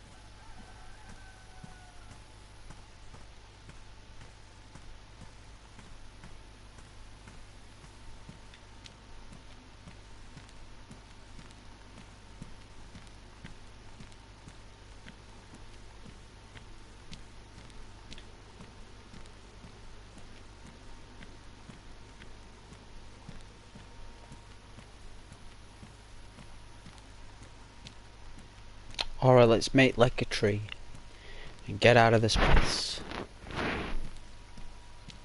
We'll take the stream.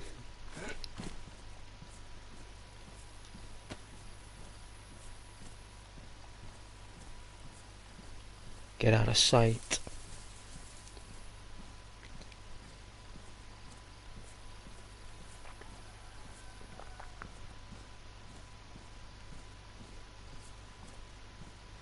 Alright, we're gonna get a bit wet.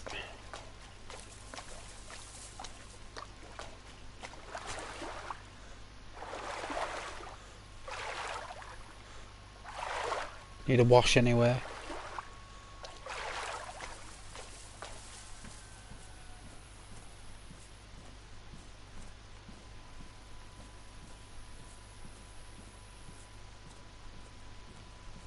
Oh, yeah, it's clean the bandana, look.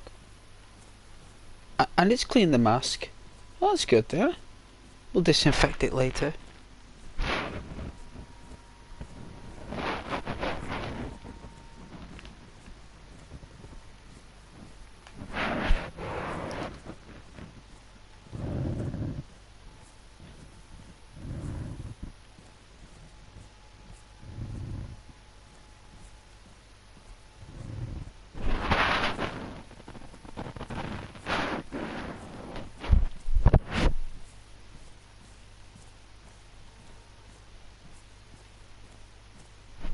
Thanks for the comment.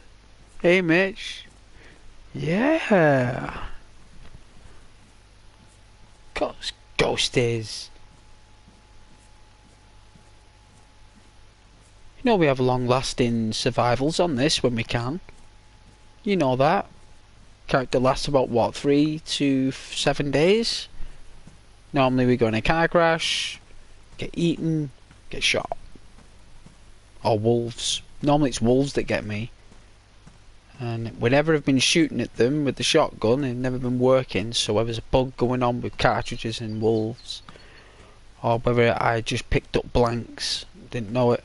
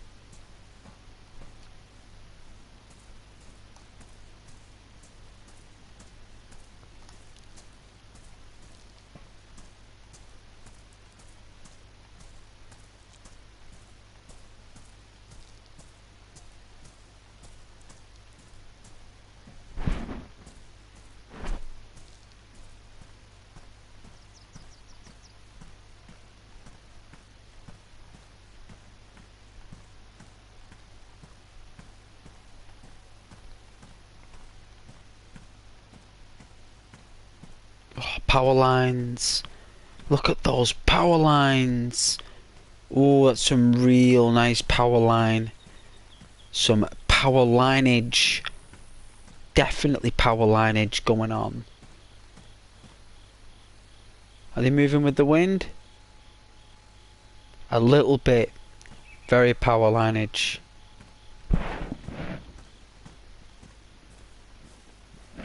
Oh, you want me to drive the choo-choos? Not easy to drive them choo-choo trains. I don't mind it in Red Dead, but you're talking all them brakes and that, and all the different pressure valves and the safety locks. Mitch, I've played Train Simulator before. I know all the little clicks and little buttons you gotta press to get the train going. I've seen it. It's difficult work. I've played it before. It's not easy. I did enjoy it though, despite your efforts to get me to play it. I did enjoy it, and the only game I want to play at the moment that's very unusual is Cabela's Hunt. Cabela's Alaskan Hunt. And I would love to get that laptop and stream my Xbox with that game. I think we would have a blast. Well, I would anyway. All the gear you can get. All the fishing hooks and the duck gear. Yeah, there's literally about. I didn't realise there was so much gear in duck hunting.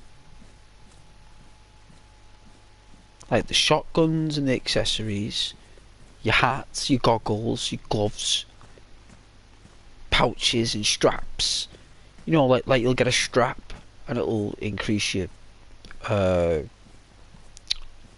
walking speed, or but it's very, very simulated and it's very out of date. Very out of date.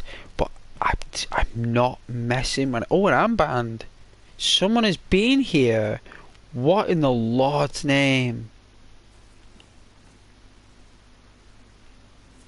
Someone was here literally 5 minutes ago.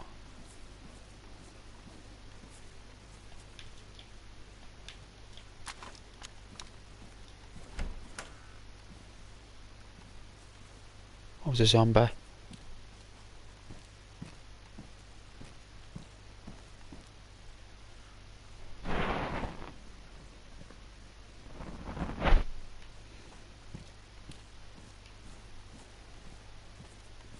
Yeah, someone has been here.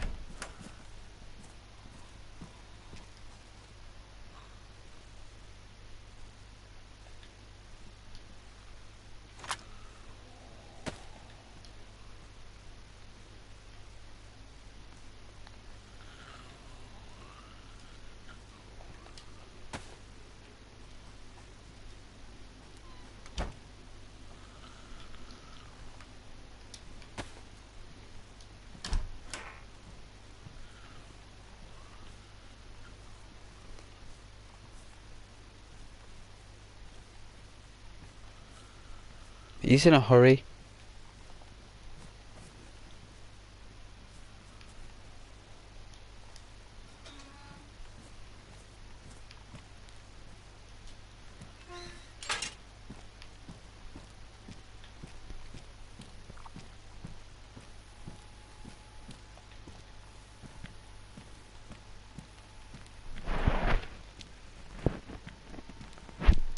No cars.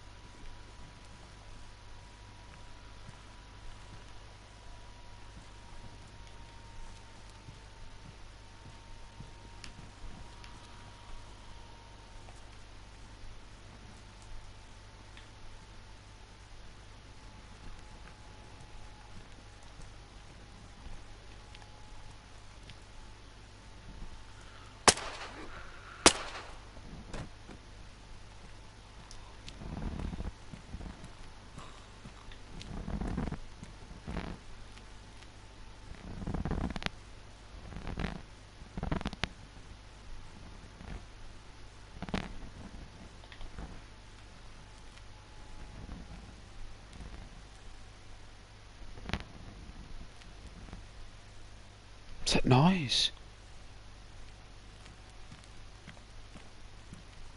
Did you guys hear that? Or was it just like random noises in Dayz that I heard that?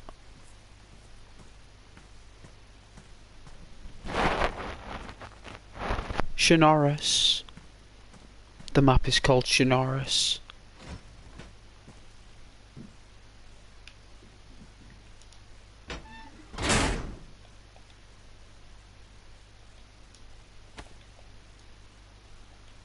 Ooh.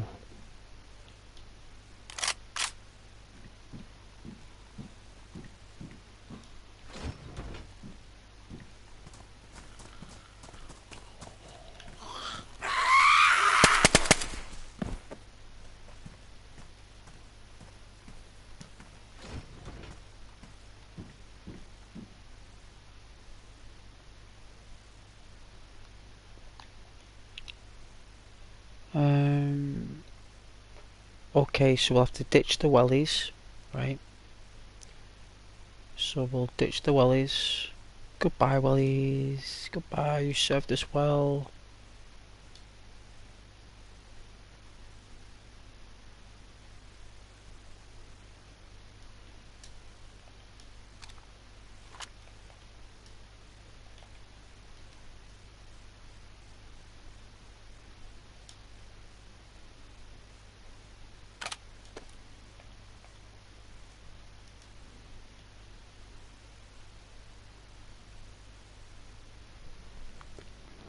Hey Mitch, if you follow the main road all the way west, it's like the evac zone or whatever they call it. There's a ton of cars parked there. Oh yeah, is there? Sounds wicked.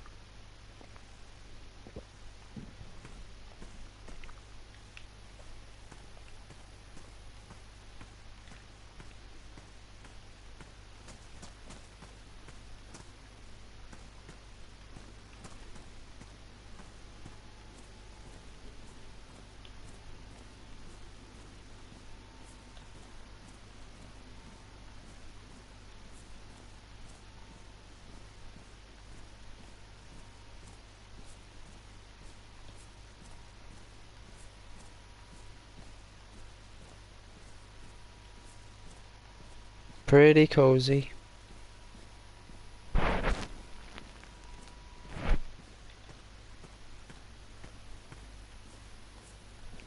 So we found a rifle, submachine gun. We walked out that city with a submachine gun, guys. Remember that. That's what we walked out with.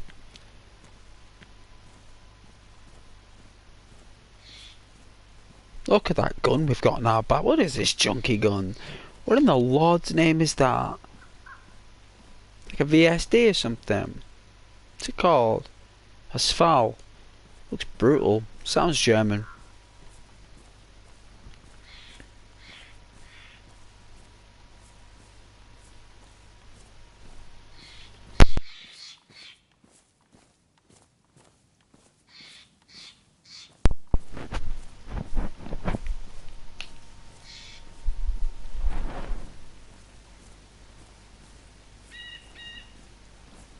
Oh yeah. Sure we'll find something soon, no doubt. Look at these little towns here on the outskirts of the city, like. These little dunes. There's little dunes out in the country. Go out, visit like Ken Vitamin. Look at this mason's wall.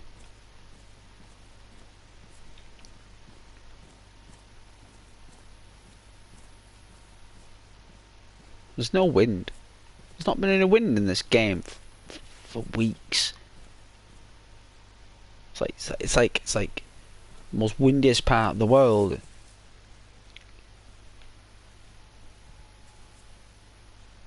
There's no wind.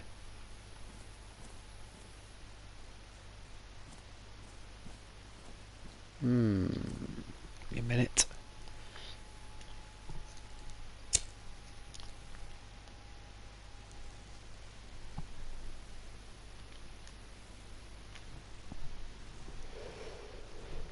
I did bake my own wind, you're right. Probably because it breaks the game. That's why they took it off.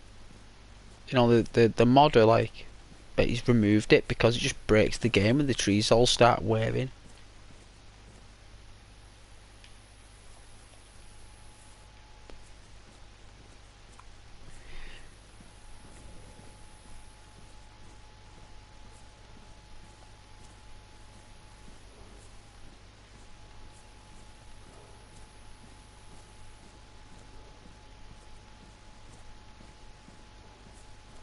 I know that looks weird, but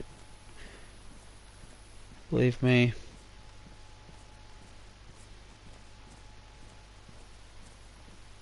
someone behind me, someone following me. I've heard him twice now. They're hiding very well.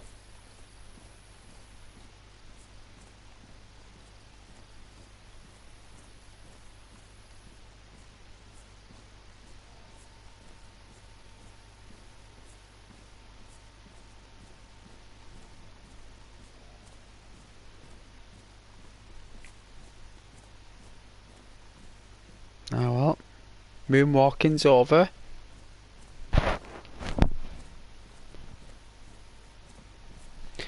I heard something. It was like what someone did is basically they either dropped something. So they either dropped an item, threw an item,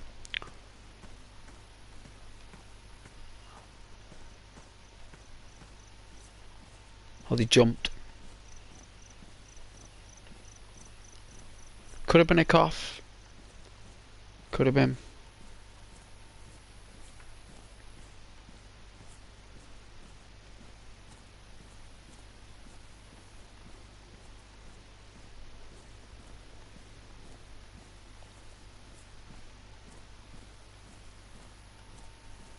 Going to the gas mains. This is the exact point we were looking at through the binoculars at the northern side of the town that we entered. This part we're looking at here that we're walking to is exactly what I was looking at with my binoculars in the beginning. Because this is where we were going. That's where I was aiming to go.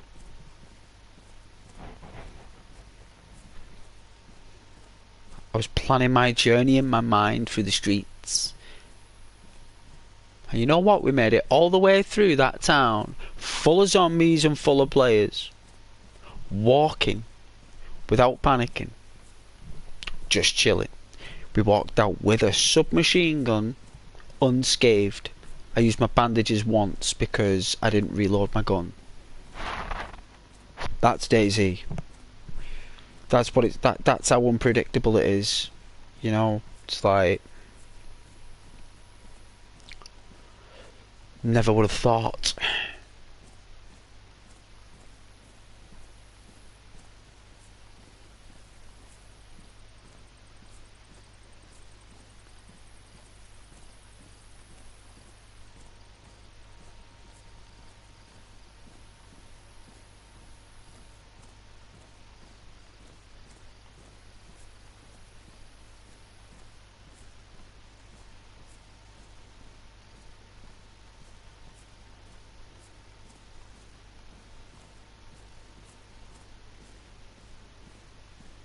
There is normally a car on the other side, so I'm checking that out.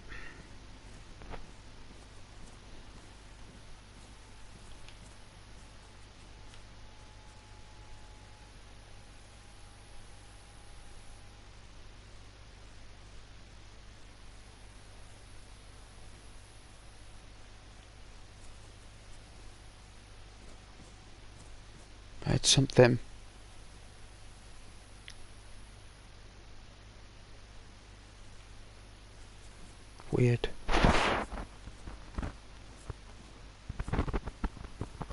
your dog to eat a bean? Or green bean? Oh, she won't like that. Dogs don't eat that muck. My old dog that I had, Milo, ate an entire chicken carcass that had been in a black bin bag for 5 days. My dog, for some reason, somehow, tilted over the wheelie bin, dragged out the black bin bag, ripped it apart, ate the entire devoured chicken carcass that I've thrown out because me and the dog, I shared it with the dog and myself, and then I threw it in the bin. What in the Lord's name? Threw it in the bin, and then he ends up coming and... Is that what I heard? How has a car got up here? Did they drive the car down the hill?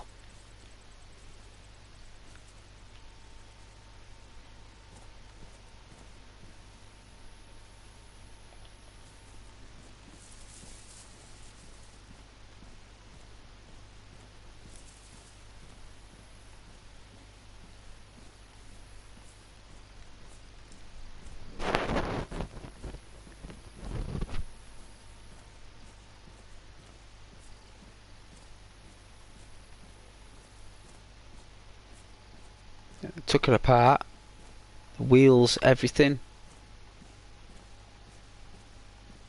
so we can't take it.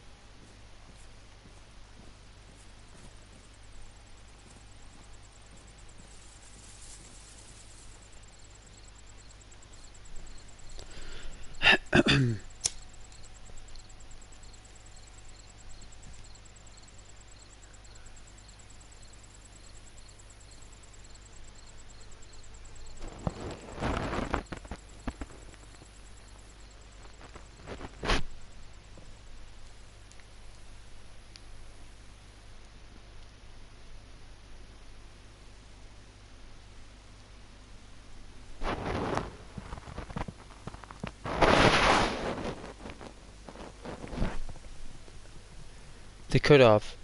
I did hear them behind me. I heard someone behind me before. I did.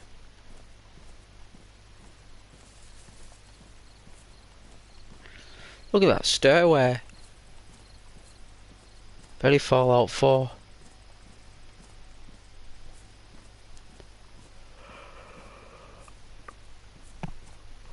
Do love me little stairways in the city there in Fallout 4 though, little bridges and little stairways taking you up into little alleys and then going through the street alleys and then coming out in the main ways. Oh, I love that stuff.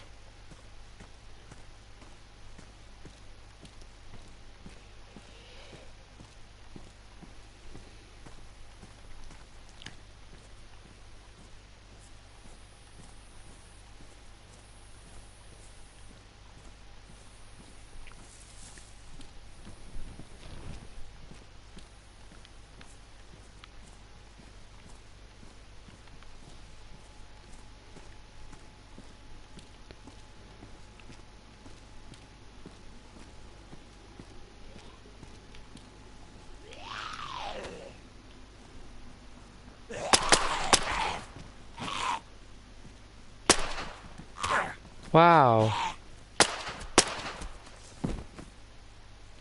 Scoundrel.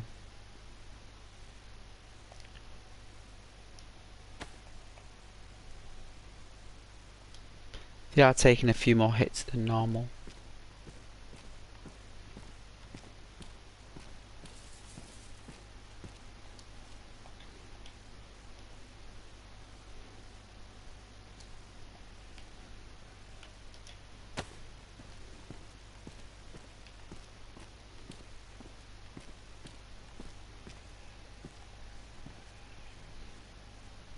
See if it's powerful enough.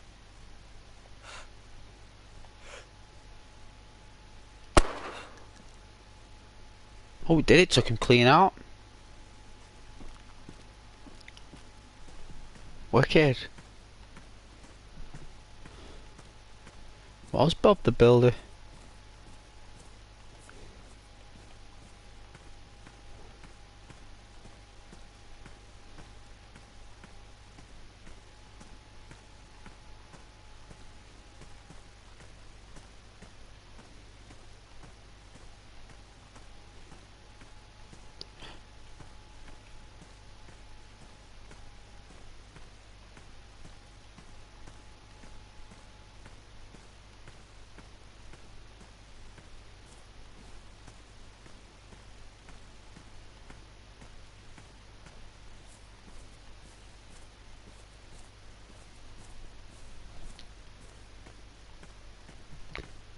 He was, the zombie was Bob the Builder, you're right. He at least donned the attire. He definitely donned the attire.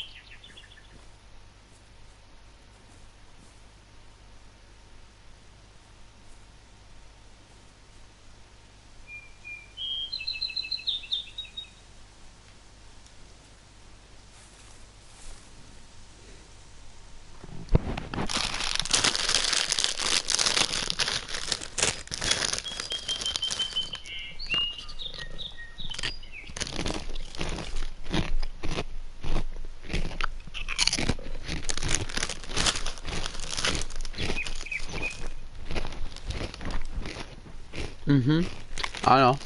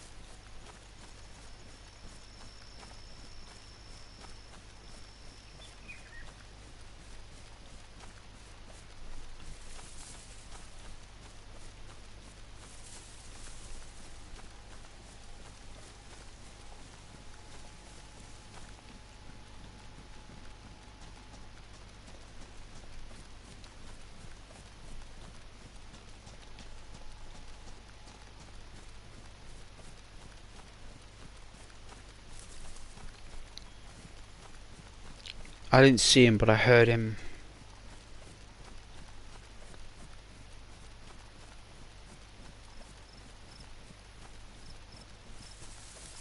He's to our right. Let's get some cover.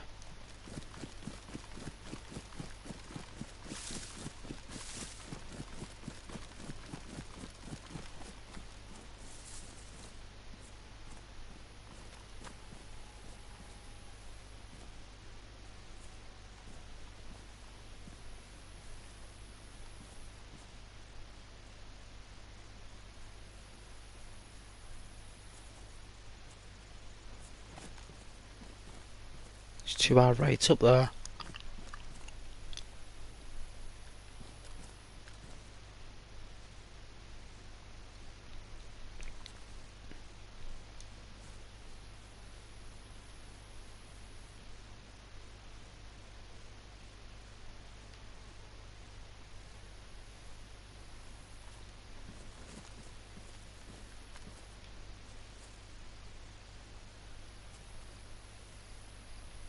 Let's have another quick.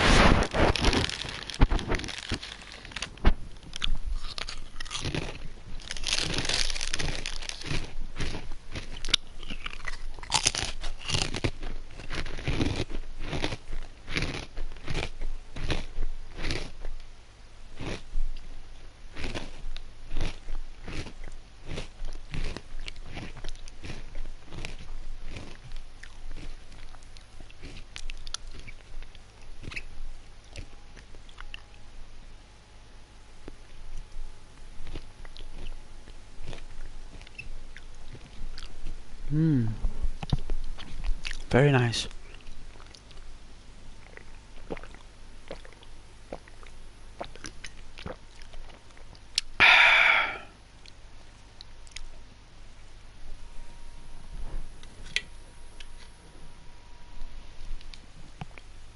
Always getting followed and stalked on this game. Constantly. Ever since I first started playing it. Ever since I started walking. Ever since I started walking everywhere. That was it. Everything changed.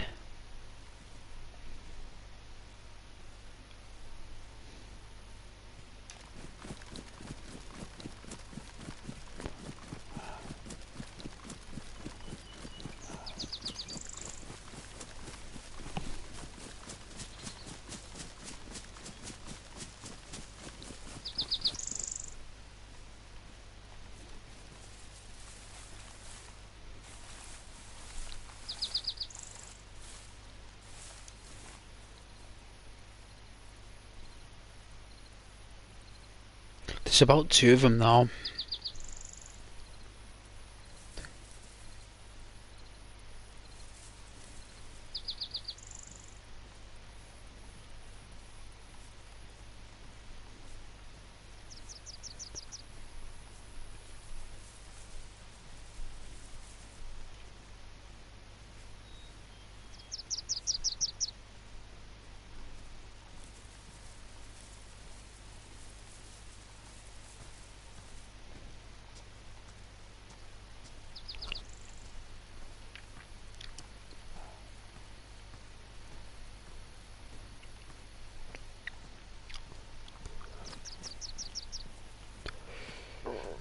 Oh, excuse me. That Dr. Pepper doesn't have give you the what's it called? Gas. No doubt.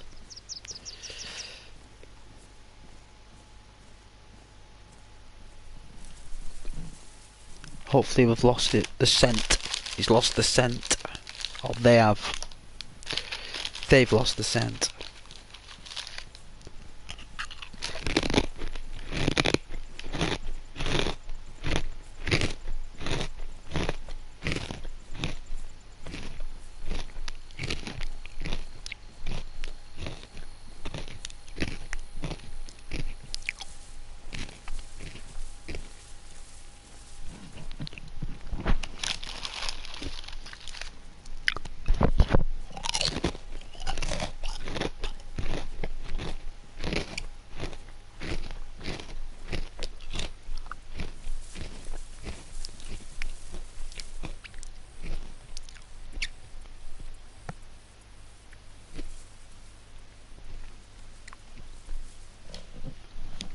Let's enjoy some crisps.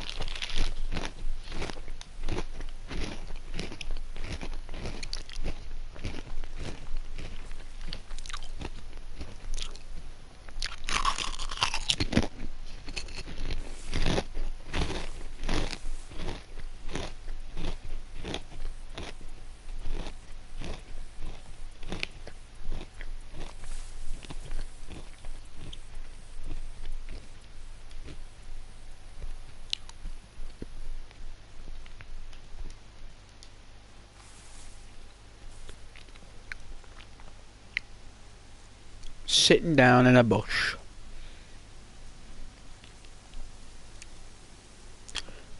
They either got bored, lost the scent when I went into that ditch,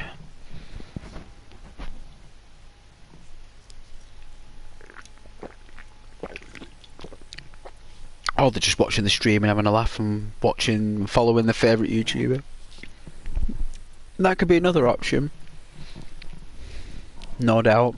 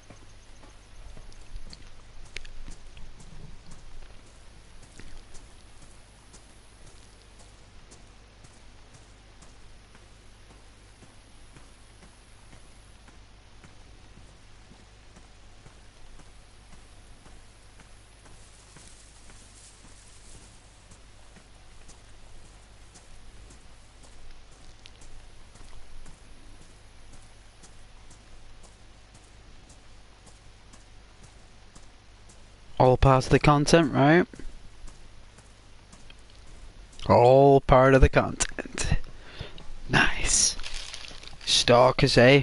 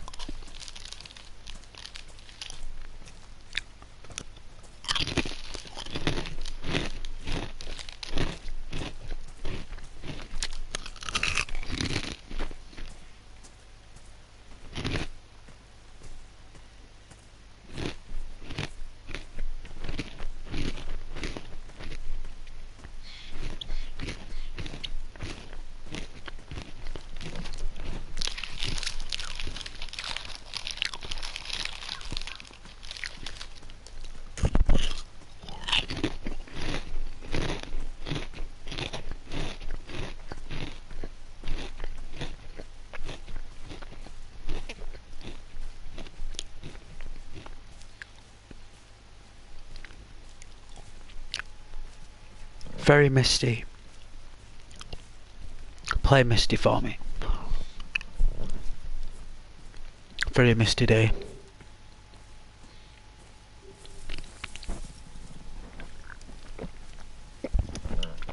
That Dr. Pepper goes flat quick, doesn't it? The cream soda one. You have to drink it all within like 5 minutes.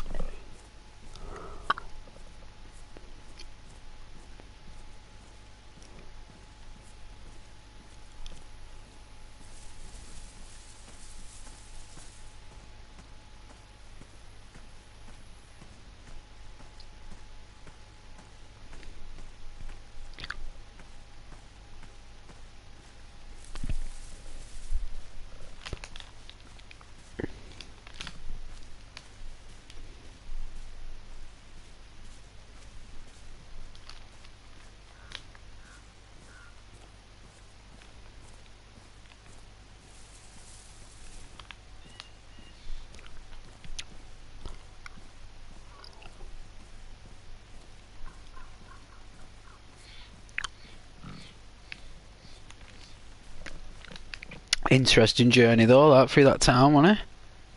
Very interesting.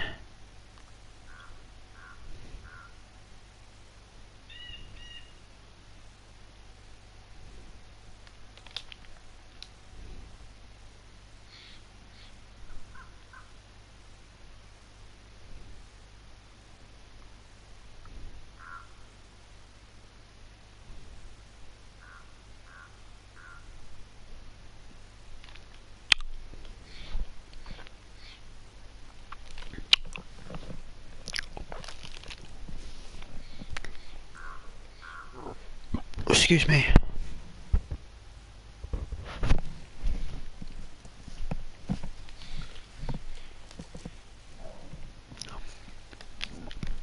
That Elden Ring yesterday was an absolute nightmare. That meadow we went to.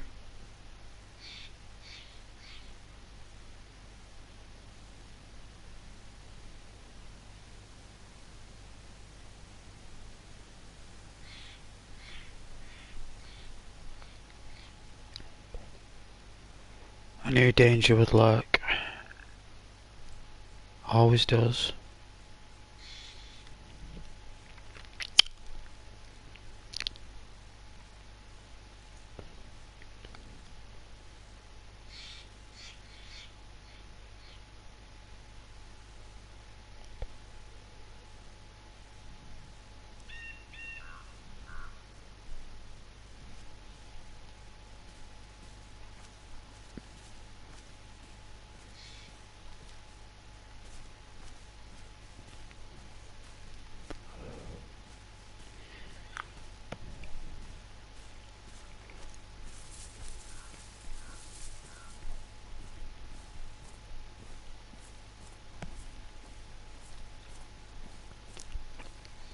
I normally pick a server that has the same name of about 5 other servers.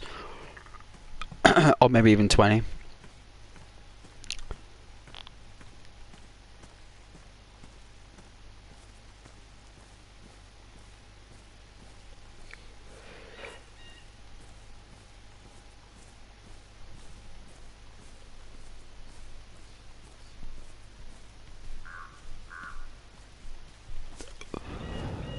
Let's go back a bit. George of the Juggler. Long time ago.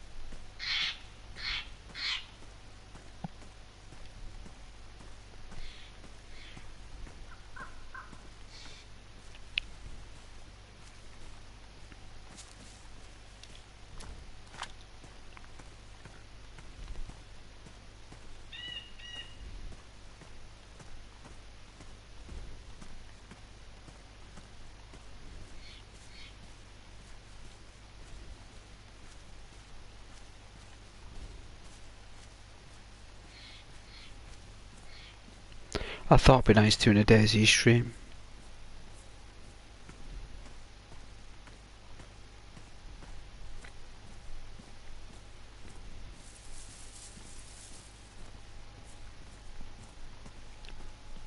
Nice streaming Spider-Man tomorrow though, wouldn't it? Like walking around New York as Spider-Man.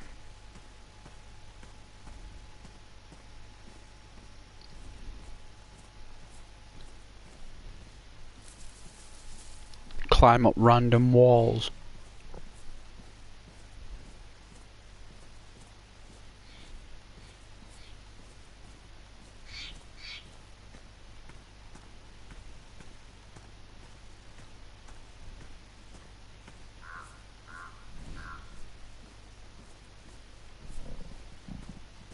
It is the original one.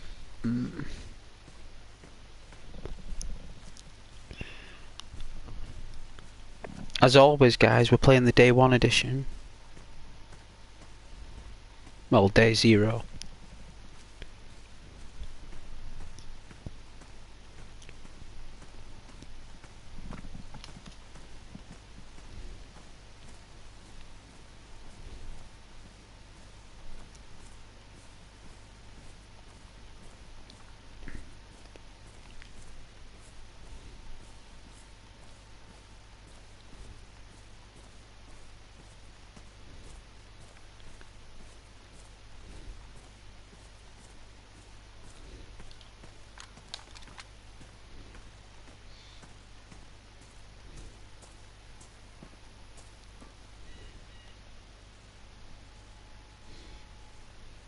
I heard something. Could have been anything.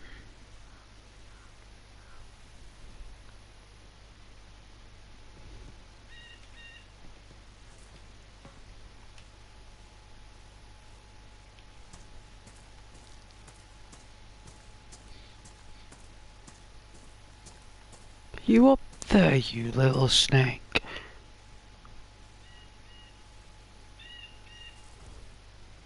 You are up there. That's where you are.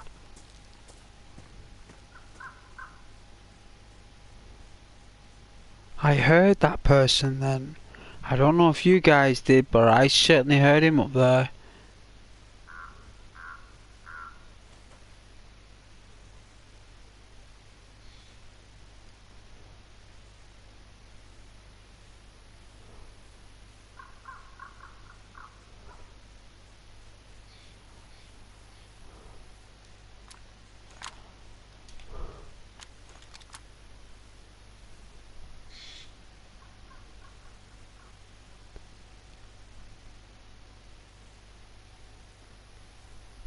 They know that I'm looking.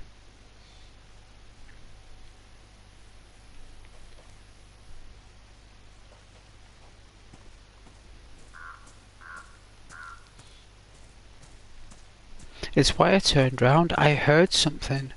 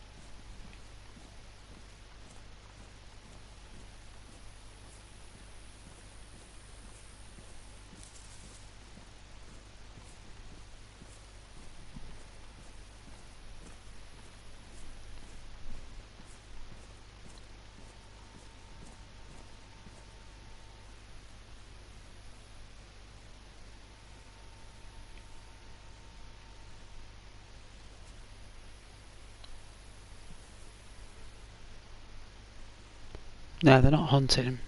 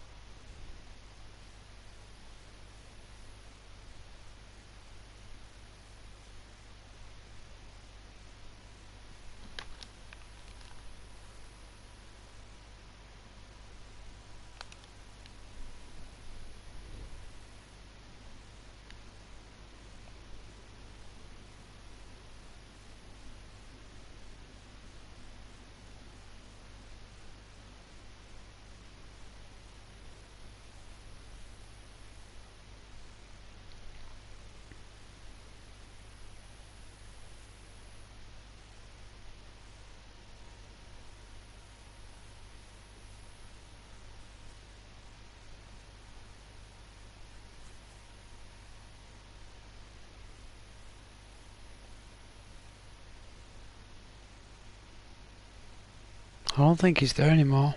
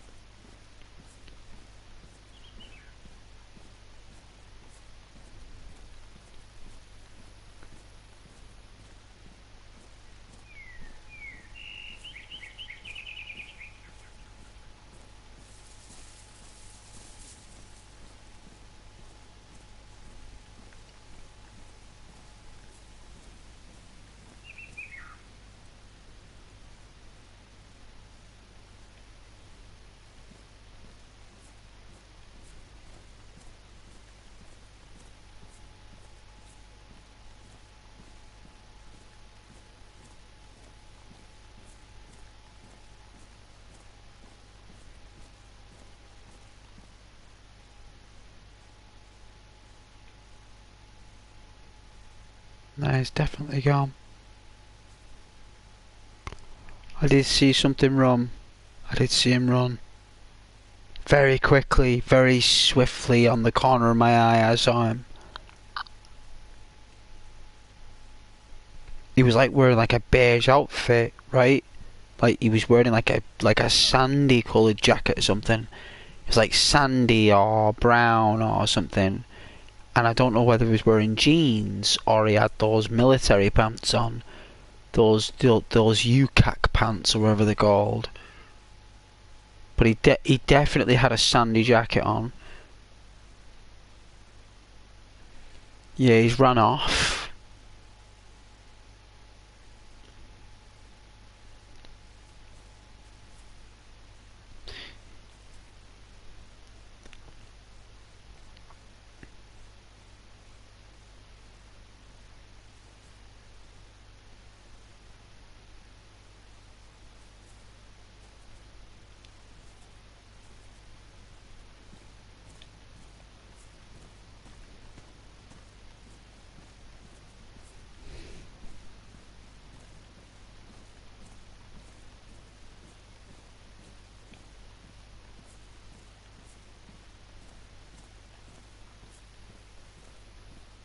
Yeah, he was wearing that.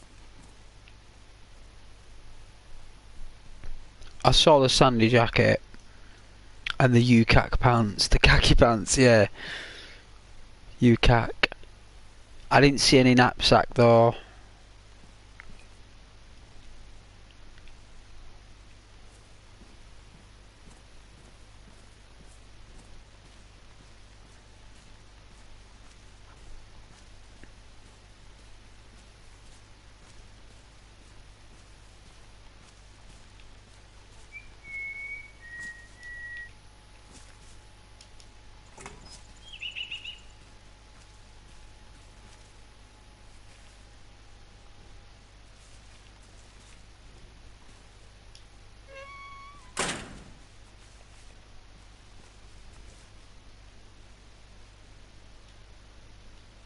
Spawn out, spawn back in again.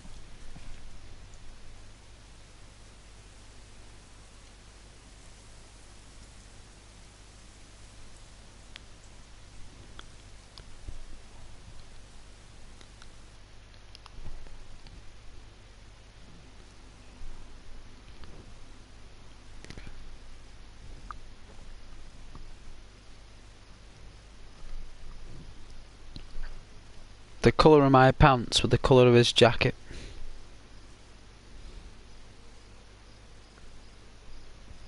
No, I'm spawning out because I want a break. I want a break. Yeah, it was very swift though. So move like whoo. He was like a jackal. Very swift. Somebody wants to join the Ghost Clan. That's what it is. Somebody wants to join.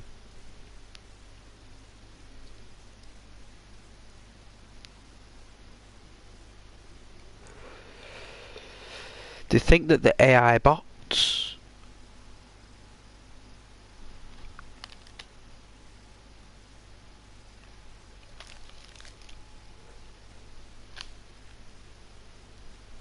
Have you got any timestamps, Mitch?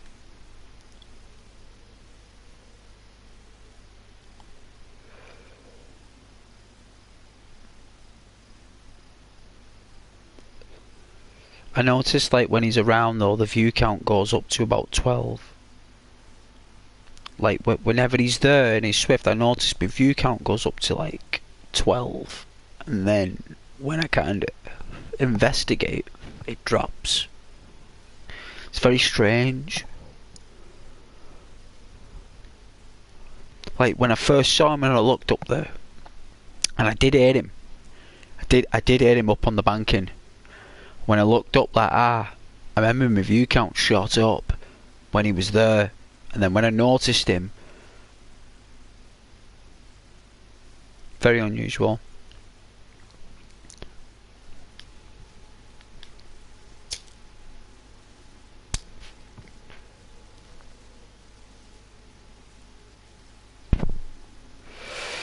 He wants the gun. That's what he wants. He wants the gun.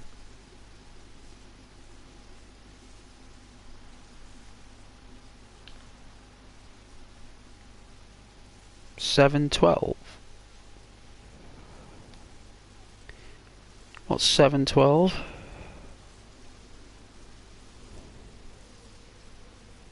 Minus 7.12.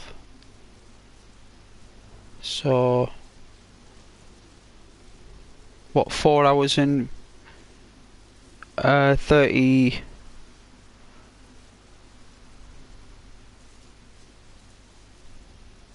4 hours and 34.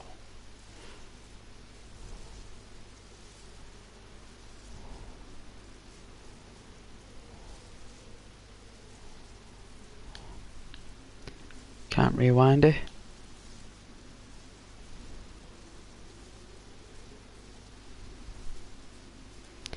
Is it when I'm walking up the banking?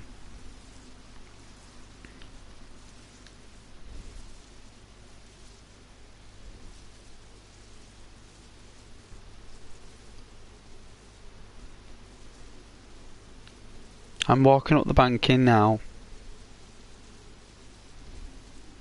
Let's get on the 1080p.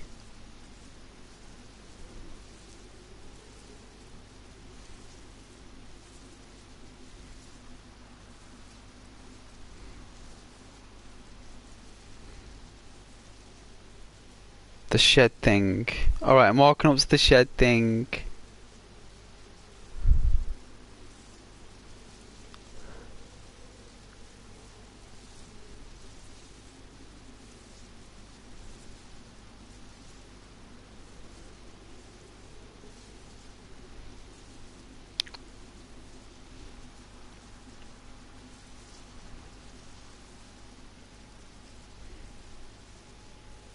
I didn't see anyone.